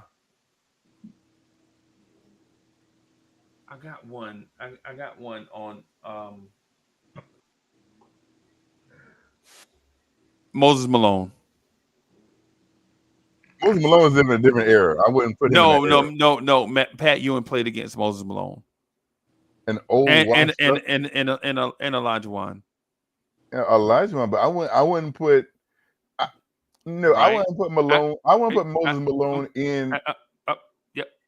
Yeah, I got You skipped right over one, Pat. I mean, No, I'm just. Freezie, I wouldn't put Moses Malone David in that Robinson, group. Freezie, David Robinson. David Robinson. No, Moses Malone does not belong in that group. Elijah Wan, Moses Malone. Moses Patrick Malone Ewing. does not belong in that group. When did Moses Malone retire? When did Moses Malone retire? 1990. No, he was old and washed up by then. His last great season was when they won the championship, and that was in like '83. Yeah. Who else? Arvydas Sabonis was great. What? When he came to the NBA? Yeah. No, he was not. Uncle Freezie, stop. Rick Smits was great. Oh my God. Rick Smith. Oh my God. We use this term "great" very, very loosely. Okay. I just Very wanted to name loosely. off. I wanted to name off like 11 of them. David Robinson was great. Elijah You Wan are doing a Stretch Armstrong right now. Is your name Reed Richards? Yeah. Because you are stretching. All right, so I'm gonna name because for you, I know you don't have a case, so I'm gonna name your 7 or 8 great centers of today. Mitchell Robinson is great. What? I mean, you just say Rick Smith, so I mean, shit. Who else is great now? Valanciunas, Brook Lopez, Bam Adebayo, Okay. Brook Lopez. You said Brook Lopez. Jacob Poeltl. What? Embiid, Jokic, Cat, Robert Williams. Dre, you see how these two lists are not even comparable, right? Not even. So hold on. You have a list with Rick Smith and Arvydas Sabonis. Right. Hall of Famers. Rick Smith isn't in the Hall of Fame. That's one. Okay. And if Arvydas Sabonis is in the Hall of Fame, it's for stuff he did before he even got to the NBA. So let's not pretend he was the same player in Europe that he was when he was fat and out of shape by the time he got here to America. Don't do that. Rel is in the chat. I was alive and saw. I remember when Arvydas Sabonis played Shaq in the Western Conference Finals, and I felt sorry for the floorboards for having to hold up 600 pounds. Damn near 700 pounds of weight. Okay. Oh, you know who else was a center in the 90s? Tim Duncan. He's a power forward. Don't do that. Don't do that. Because Tim Duncan will tell you right now he's a power forward. I wish he was. I wish he was. Tim Brad Daugherty. Brad Daugherty. Oh my God. He was the number 1 pick in the draft. So I can win, like I said, Brook Lopez, who's won an NBA championship. He just said Brook Lopez. Who finds you, Brook Lopez is the all-time leading scorer of an entire organization. You might as well just say Luke Longley then, You might say, yeah. because he won a Is title Luke as a starting Longley center. the all-time leading scorer of an organization? Oh God, Because Brooke the Lopez Nets are a is. poverty organization. They don't Hey, have history. Brooke Yeah. Lopez is the all-time leading scorer that has players like Kevin Durant, Kyrie Irving, James Harden, None of them Vince dudes played more Carter, than 3-4 Jason years, man. Kidd. 3-4 years. Hey, 3-4 years and non-scorers. hey, Please, come on. hey. Okay, The yeah, list of names that have donned Nets jerseys And how is many like of a them have Mount played more than Rushmore, 5 years? a Mount Rushmore of the How NBA many talent. of them have played more than 5 years? Doesn't matter. What you mean it doesn't matter? They all were How Nets. do you accumulate stats without playing? They right. were all Nets. If they Brooke were all Nets Lopez for is 10 the years, they would have all-time leading obliterated that. scorer of an organization that has been around the NBA for 50 years. It's not Brooke Lopez's fault. They can't keep stars for longer than 5 years. Hey, I'm just giving you a fact. You can argue the fact all day if you want to. I'm giving you a fact. Brooke Lopez is the all-time leading scorer. Melo stayed a Knick longer than all of their stars stayed. Stay Again, with them. a fact is Brooke Lopez But is Hoodie the Cab, all-time leading scorer of an Hoodie Cab, organization. hey Hoodie Cabs, take a break from pushing them goalposts, right? Oh, And just name the great centers of Karl Anthony Towns era. I'm right just now. giving you a fact. Right. I know you're getting I'm tired. not trying to dilute anything. I'm giving you a go ahead. fact. I said Brooke Lopez is the all-time leading scorer of a team. Okay. Obviously Jokic, obviously Embiid, Bam.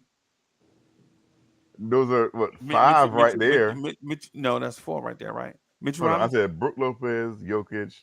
Hey, Embiid, don't forget Dwight Powell and DeAndre Bam. Ayton. I would say DeAndre Ayton. DeAndre Ayton is also a number one, a former number 1 pick also. Right. Don't forget Who is a them. very solid player and very good. Right. Very That's good, 5. not great though. Just Don't forget Nurkic. Yusef Nurkic. Very good players, I would say not great. Vucevic is very good. He's been an all-star multiple times. Okay, let's match them up. Right? Then let's You match said up. Rick Smith was on your list. And that was like any of the 6 I just named of a Rick Smith. You just named what? Yes. I would take Bam Adebayo over Rick Smith any day of the week. That's because you're young. You don't know no better. What do you mean I'm young? I saw Rick Smith with my own eyes. I was old enough to understand basketball. I know who Rick Smith is. I'm not one of these. This ain't new school Knicks here. Okay. I know who Rick Smith is. You don't know. You're not about to do me like no. What school did Rick Smith go to? It doesn't matter what school Rick Smith went to. Yeah, because you said you saw him, but you don't know what school he went to. He went to Marist. Why would I care what Rick What year did Rick Smith come out? What? You don't know. You said you saw him play, but you don't know what year. I do know what year. First off. Okay, I know all about the Duncan Dutchman. Duncan or Flying? You call him Flying Dutchman? It was one of them. I think it was one of them. He called them the Flying Dutchman.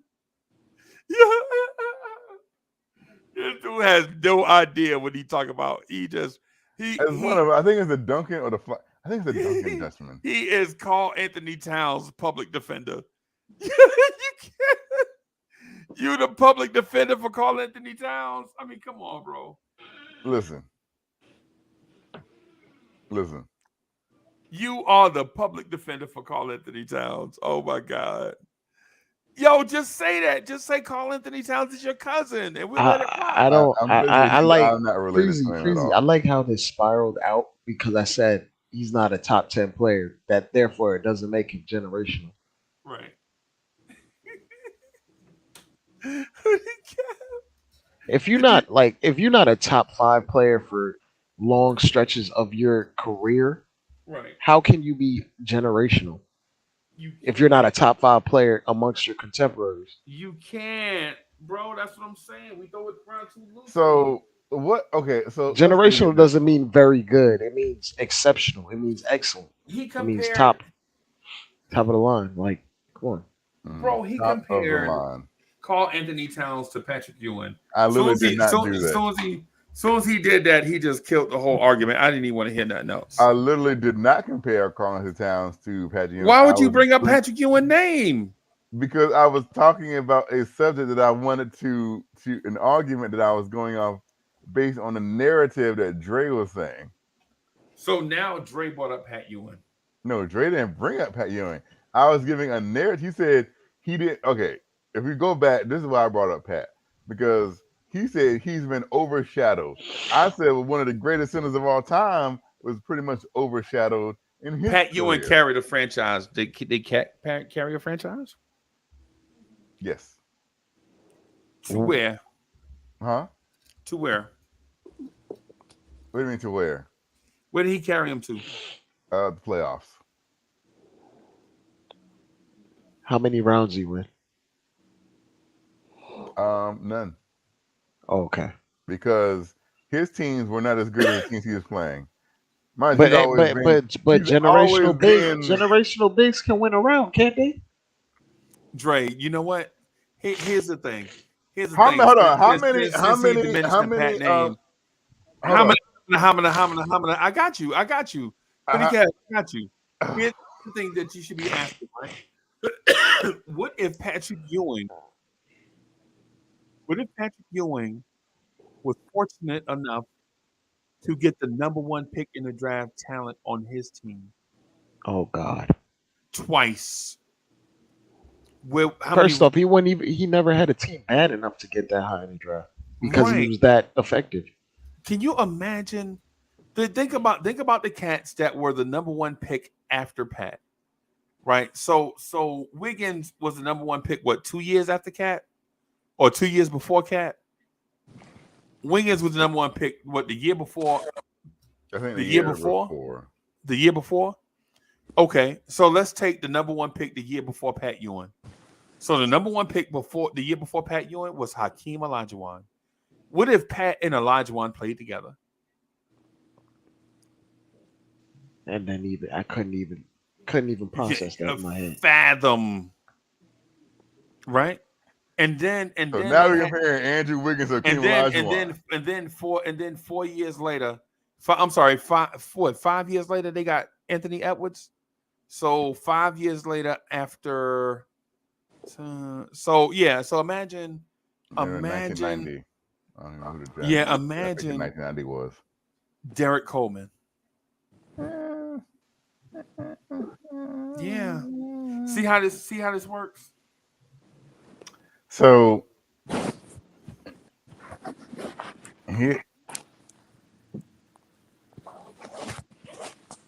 and Dre said this earlier, right?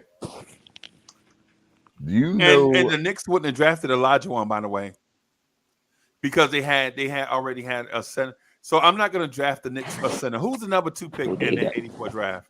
A center. Okay, who's the number 3 pick in the NBA draft? Oh, for the love of Michael Jordan. Oh, Pat and Michael Jordan? Oh, God. Oh my God! He did this on purpose. I just want everybody to know. No, he did it on purpose. I don't really know who was drafted 1 and 2 and 3 in that year. No. What I'm saying is, Pat is an all-time great, right? Carl Anthony Towns is a stat patter. Wow, a stat patter. So that means every great big man who's ever played in Minnesota was a stat patter. Kevin Garnett was a stat patter. Kevin Garnett went to a Western Conference Finals. He went to 1 Western Conference Finals. But he did go, though, right? He did go in season 10. Okay. It wasn't season 10. It was 2004. He was drafted in 96. Yeah, what we talking about? So basically, Carl Towns went to the Western Conference Finals this year. Yeah. Okay. So one time in 13 seasons, he made it out the first round. That's what you're saying. And they had to he bring made in it out the first round before then. No, he didn't. Okay. Also, remember he had gotten talent, and then they lost that talent. They lost draft picks because of Joe Smith. So how much talent was traded away from Karl Anthony Towns? Was Andrew Wiggins traded away? Yeah. Was Zach LaVine traded away? Yeah, Jimmy Butler too. Jimmy Butler left. Oh no, he just left. Up and left. He should have So stayed for Carl Towns. Why didn't he leave? pretty Oh, much I the know why. Because Carl same. Towns soft. That's why he left. Everybody's soft to Jimmy Butler. It ain't just it ain't just called everybody's soft to Jimmy Butler. Okay, let's not pretend. Good point. Good point. Good point. Good point. Yeah. Jimmy Butler didn't just leave. Jimmy Butler was traded to Philadelphia for Robert Covington and Dario Saric. I thought he left in free agency. No, he did not. Oh, he was traded. Oh, He was traded for. so he Jimmy- left Joel Embiid. Yes.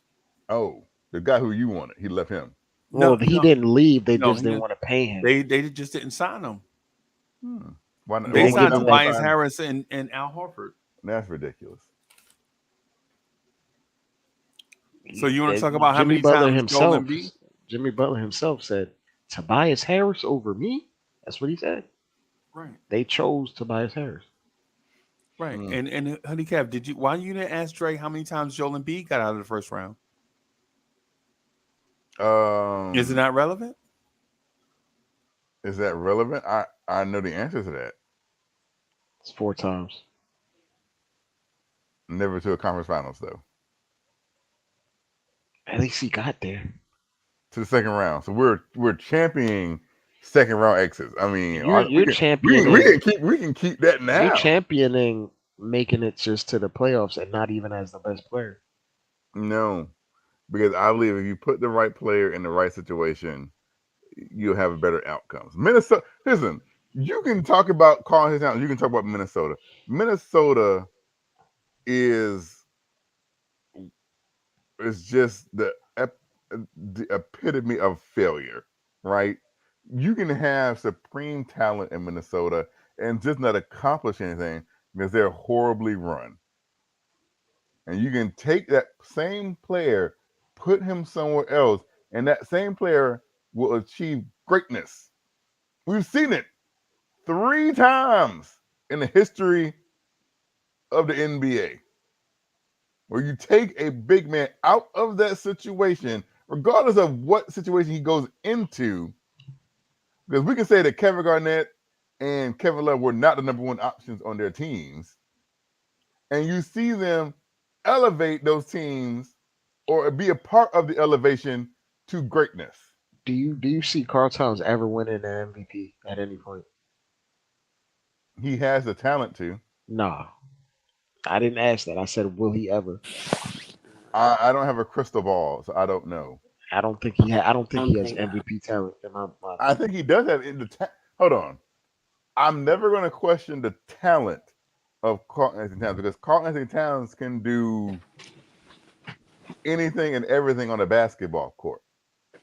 He has the talent to do it. Yes.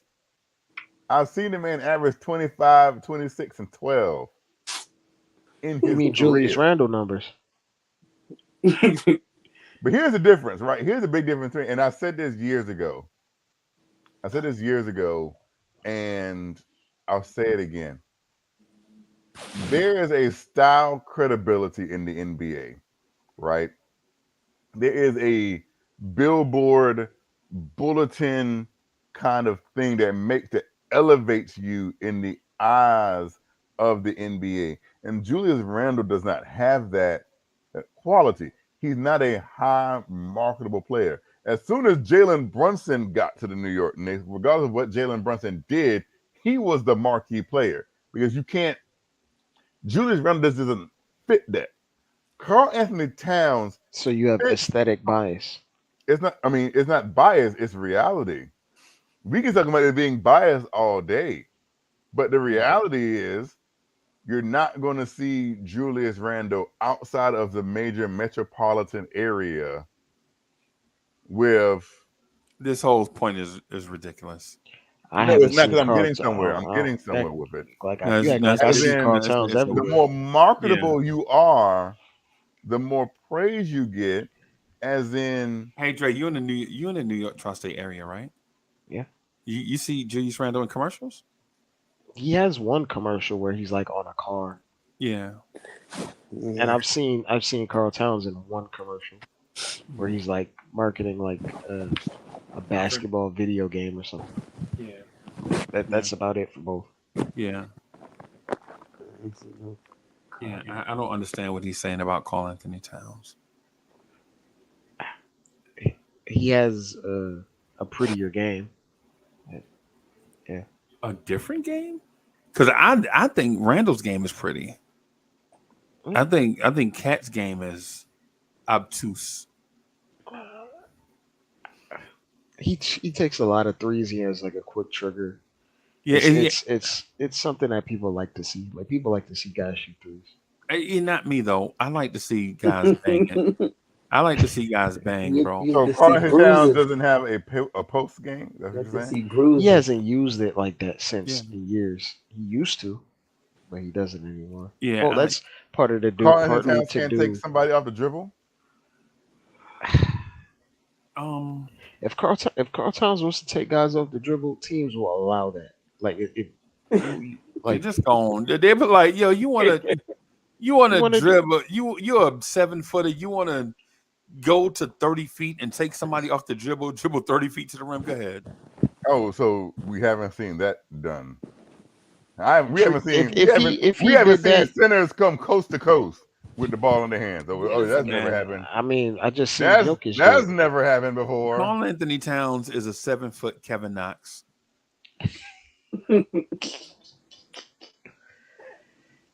Oh man.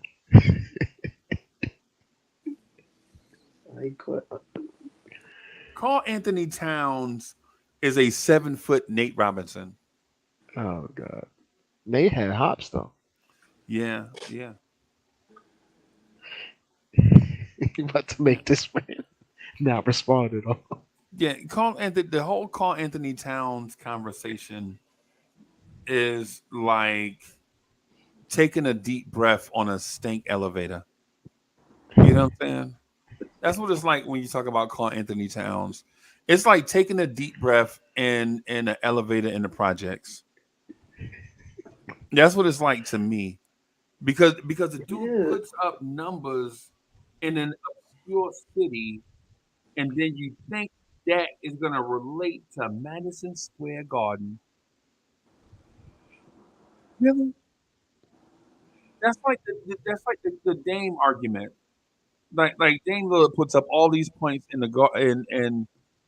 Portland. You think that's going to just translate to Madison Square Garden? I don't know.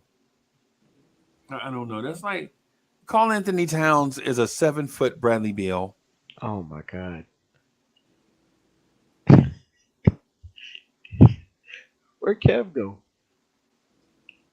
Kev not trying to hear this. This is blasphemous.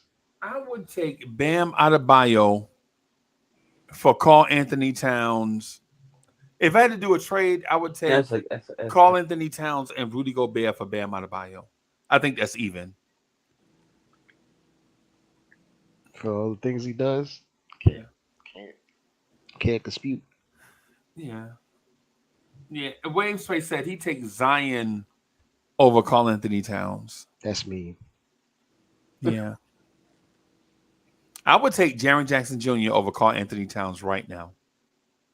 I for sure. Yeah. Sign me up. Bro, there are so many people. There are so many people you could take over Cat.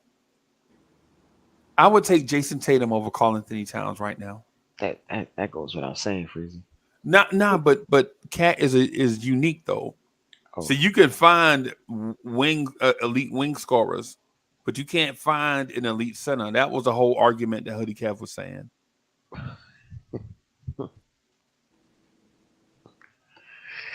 Yeah. You wouldn't take Jason Tatum over Karl Anthony Towns? I'm taking Jason Tatum over a lot of players, Freezie. So I would take.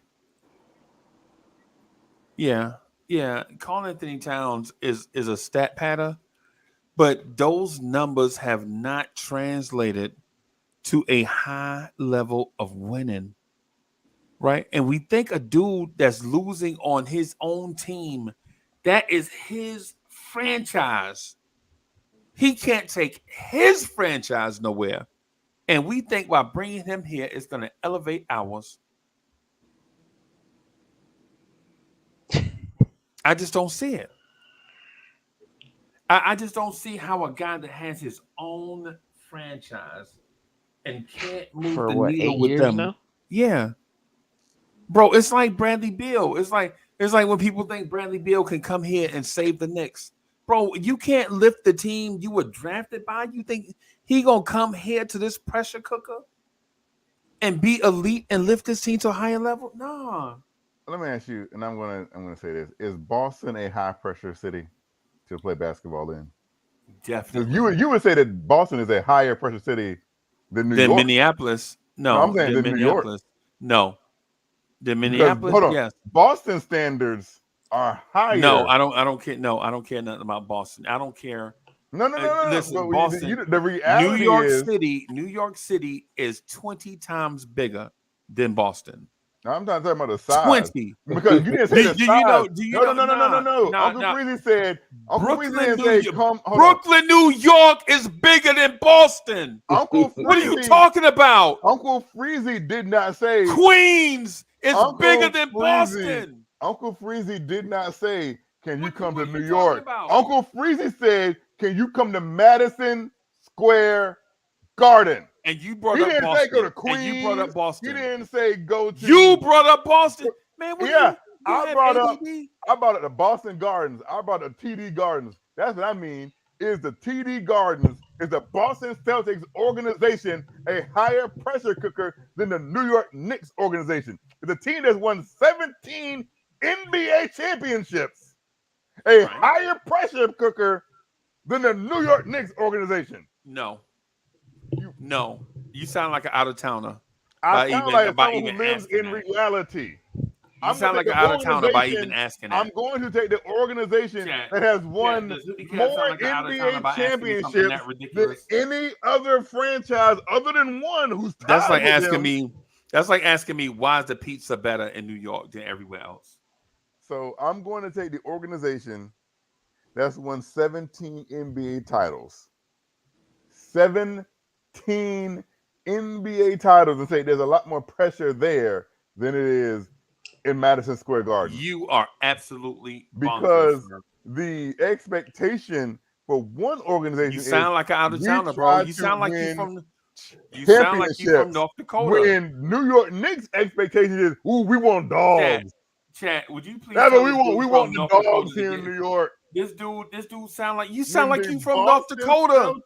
Why would you even ask me something so crazy? We try to compete for championships year in and year out. Boston has more pressure than the Garden.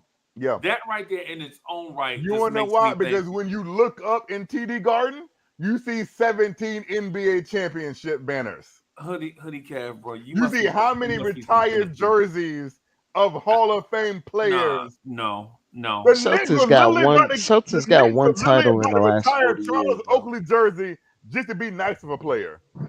Yo, about that Mega NYK is right. Jersey, Mega says Hoodie Calf sound like he's from Idaho by asking me some crazy question like that.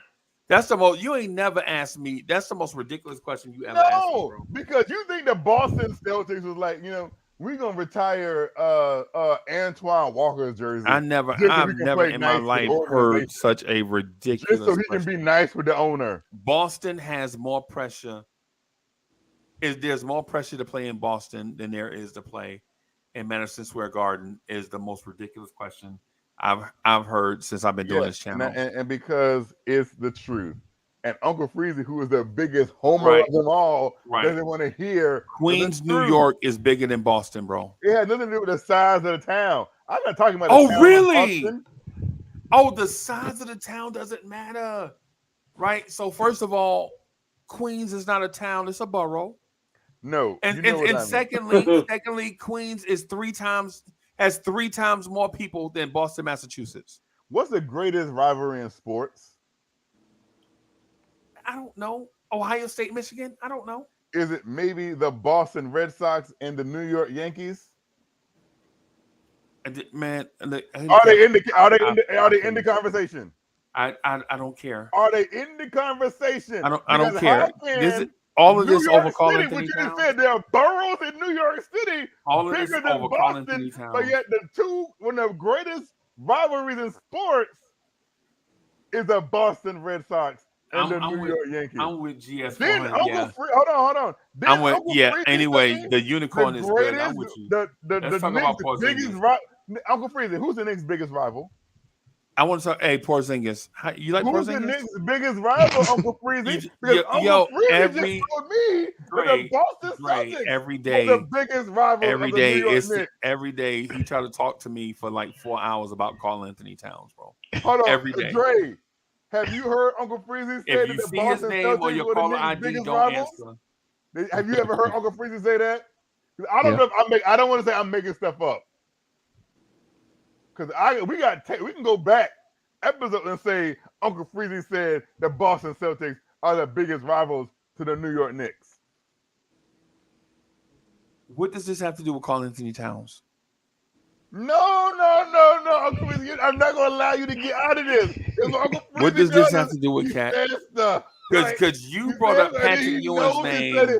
He knows he can't back out of it. He's like, oh, what do you got to do with peanut butter and jelly? Slide, bro. I ain't talking about peanut butter and jelly. You brought up Patrick Ewing in a Carl Anthony Towns conversation, and I let it slide.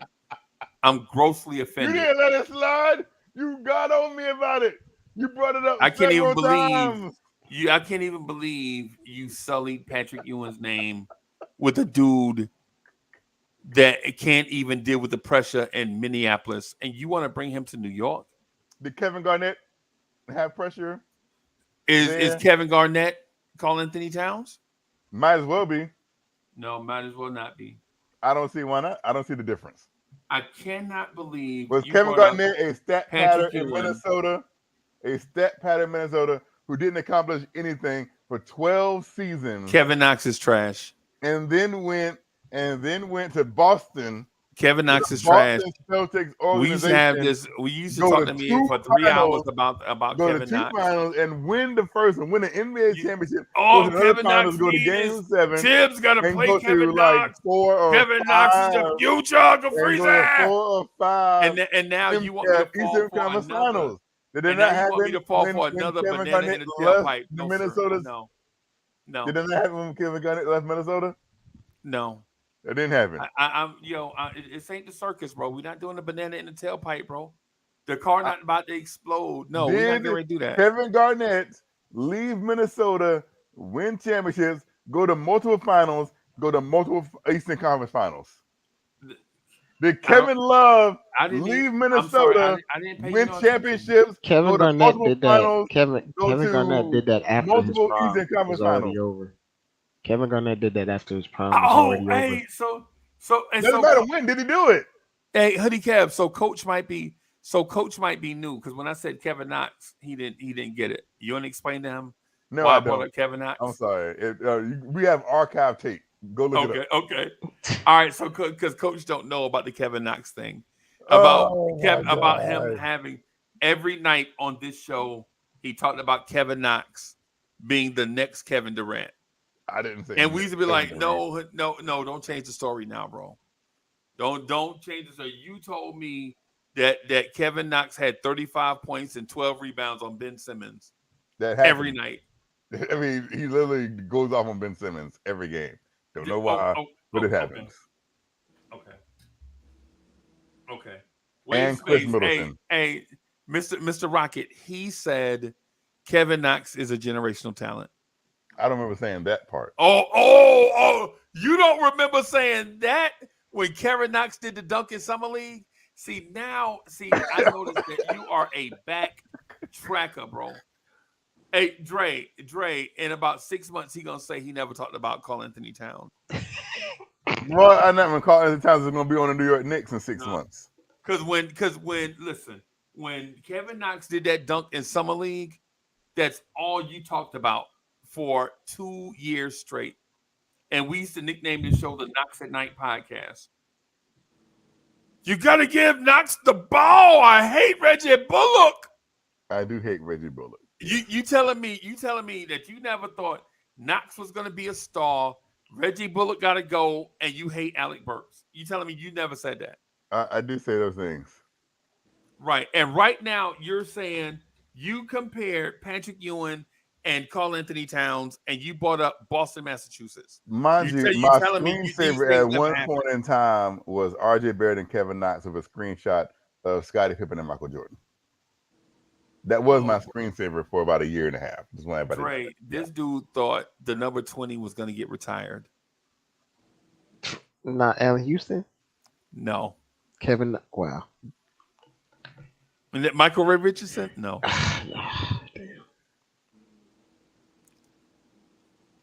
But I'm not going back to revisionist history. I will not talk about. No, we're not going to let you revise history. We just going to talk about what actually happened.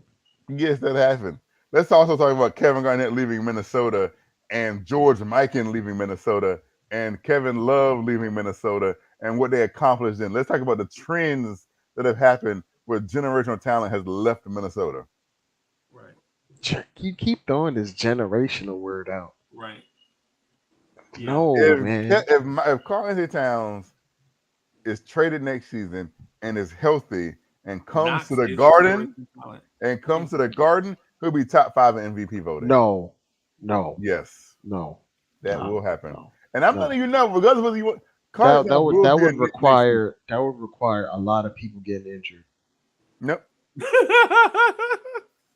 like 10 all NBA like 17 people getting hurt all at one time.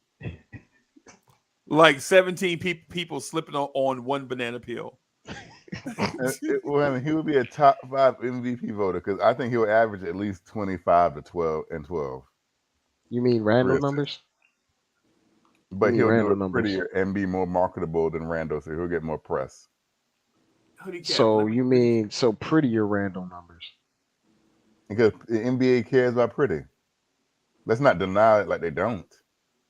That's so fine. Kev, would you be willing to debate someone about Karl Anthony Towns? You do know that I am a multiple-time Blorange League debate champion. You know that, right? So is Blorange Tears debate league champion? That's what I said, didn't I? No, you did not. What Again, your memory is. You said Blorange League. Excuse me. Trust me, I was there. I was there when you said it. Trust me. Blorange Tears League champ. I'm also a 4-way. That means I had to debate 3 different people in a debate style, whatever, to win that championship. So yes.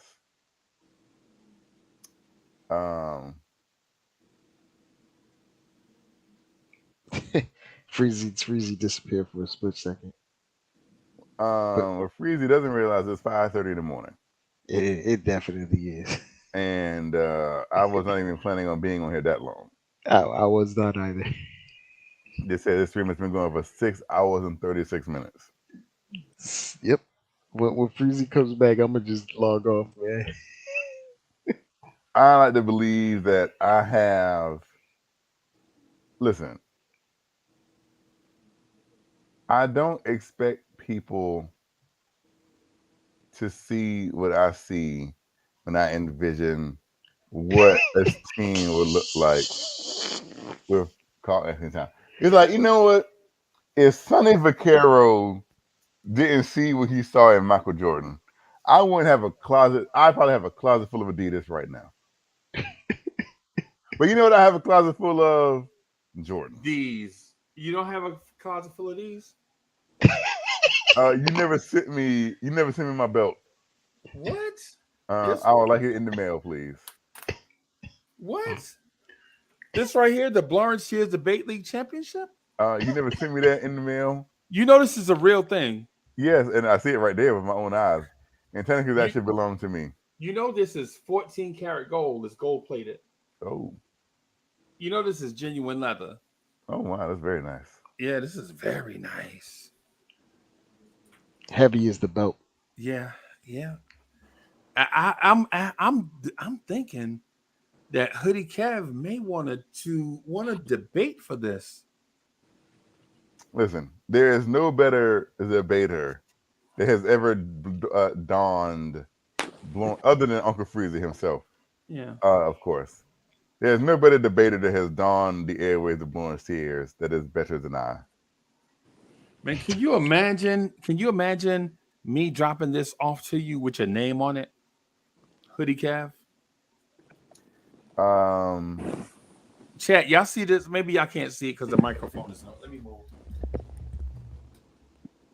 It's a little dusty. I had it sitting on the shelf. But look at that. See how it's got the Blorange Tears logos on it? That's crispy. Yes. It's got all the Blorange Tears logos on it. And we can. It's a little dusty. I need to clean it. I had no idea it was this dusty. Yeah, you've been a champion for a very long time. That's why. Yeah, we can get Hoodie Kev right here, and I meet Hoodie Kev in North Carolina and drop it off to him in person. You know, I was thinking about something when I was thinking about the intro. Right? You don't like this belt? It's very nice. I think I would wear it on every show I came on here, so people would be on hush mouth. They'll be like, listen, I have the belt. Let's not go there, because I can say I have the title, but technically I was robbed of my last title. I'm not going to go back there and talk about that. Being robbed. So Dre, I'm eager. I really want to give this one away so that I can buy another one. Because I like the orange and blue one. They just didn't have it in stock, so I got the white and black one. Right. But bro, this one right here, I had this on, and Muggsy Bogues stopped me and talked to me. He was like, "Hey, champ," and I was like, "Hey, man, how you doing?" He was like, "That's a nice belt." And I was like, "Yeah, man, this is a nice belt. It's a YouTube championship belt. You want some?" And Muggsy Bogues was like, "How do I get it?" Man, you have to debate against others about basketball. Do you know basketball? Muggsy Bogues said, "Yes, I do." No lie. No, that's true story.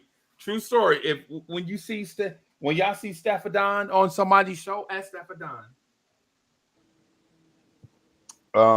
But I was about to say, I was going through my closet the other day, and I thought to myself, I don't need an intro. I mean, I don't like an intro. But how many people on Blorange Tears have their own clothing line? I can only think of one other. Because there is a Hoodie Kev line. Hoodie Kev merch. Yes. Yeah. I have Hoodie Kev merchandise from Blorange Tears. Yeah. That's equity. I don't know how many people have their own clothing line. Right. But there is a Hoodie Kev clothing line out there. So just for you, Hoodie Kev, I've been working on the details for the Blorange Tears Debate League stuff. We definitely need to bring that back. And yeah, I want all the smoke. Oh boy. All of it. Oh boy. I'm talking about, I'm like Michael Jordan. I want all of it. Okay. I'm coming in as a killer. All right. All I'm saying is, once you may have forgotten or may not know. Let me have to bring out the hoodie. No, Uncle Freezie, if I got to go in my closet and bring out the hoodie, because I haven't been doing it, but I will. Hey, you know what? You do sound washed up though. Maybe we should open it up for like new people. Oh wow. What? Maybe we should just have it be for like Bo Ismail and them. You know what I'm saying? To debate over Carl Anthony Towns for Uncle the belt. Freezie, don't let me. Uncle Freezie, why are you doing it to these people? Why are you setting these people up for failure? That's number one. Okay. All right. Well, here's the thing. I wanted you to see it, right? And maybe we could put something together in time so that we can get the debate league back up. I don't want to do like have 10 people in it. I just want to have like 6 or 7 people in it and just have them debate each other. First person to 5 wins, and then we just go from there. Right? The Blorange Tears Debate League Championship. That sounds fantastic. Yeah, right. Right now, I'm tired though. I got to get out of here and get some rest. Yes, we were just talking about that. I've been up since 7:30 yesterday. Damn. Yeah, 7:30. Yeah, the beat Well, don't you go stop. ahead and get some rest because I'm about to lay back down again myself. Yeah, man. I'm gonna find. I gotta find some challenges. I already know who the missing. You can find whoever you want, but it's still one person that I want because I want my revenge on. And if I got to go to him, Why and do you need revenge? Did he beat you? Technically, Because if you lost, that might mean you're not the best debater. technically, I feel like I didn't. You know, we had we were like Ali and Frazier.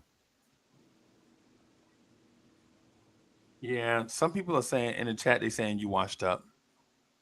Wow, that's tough, bro.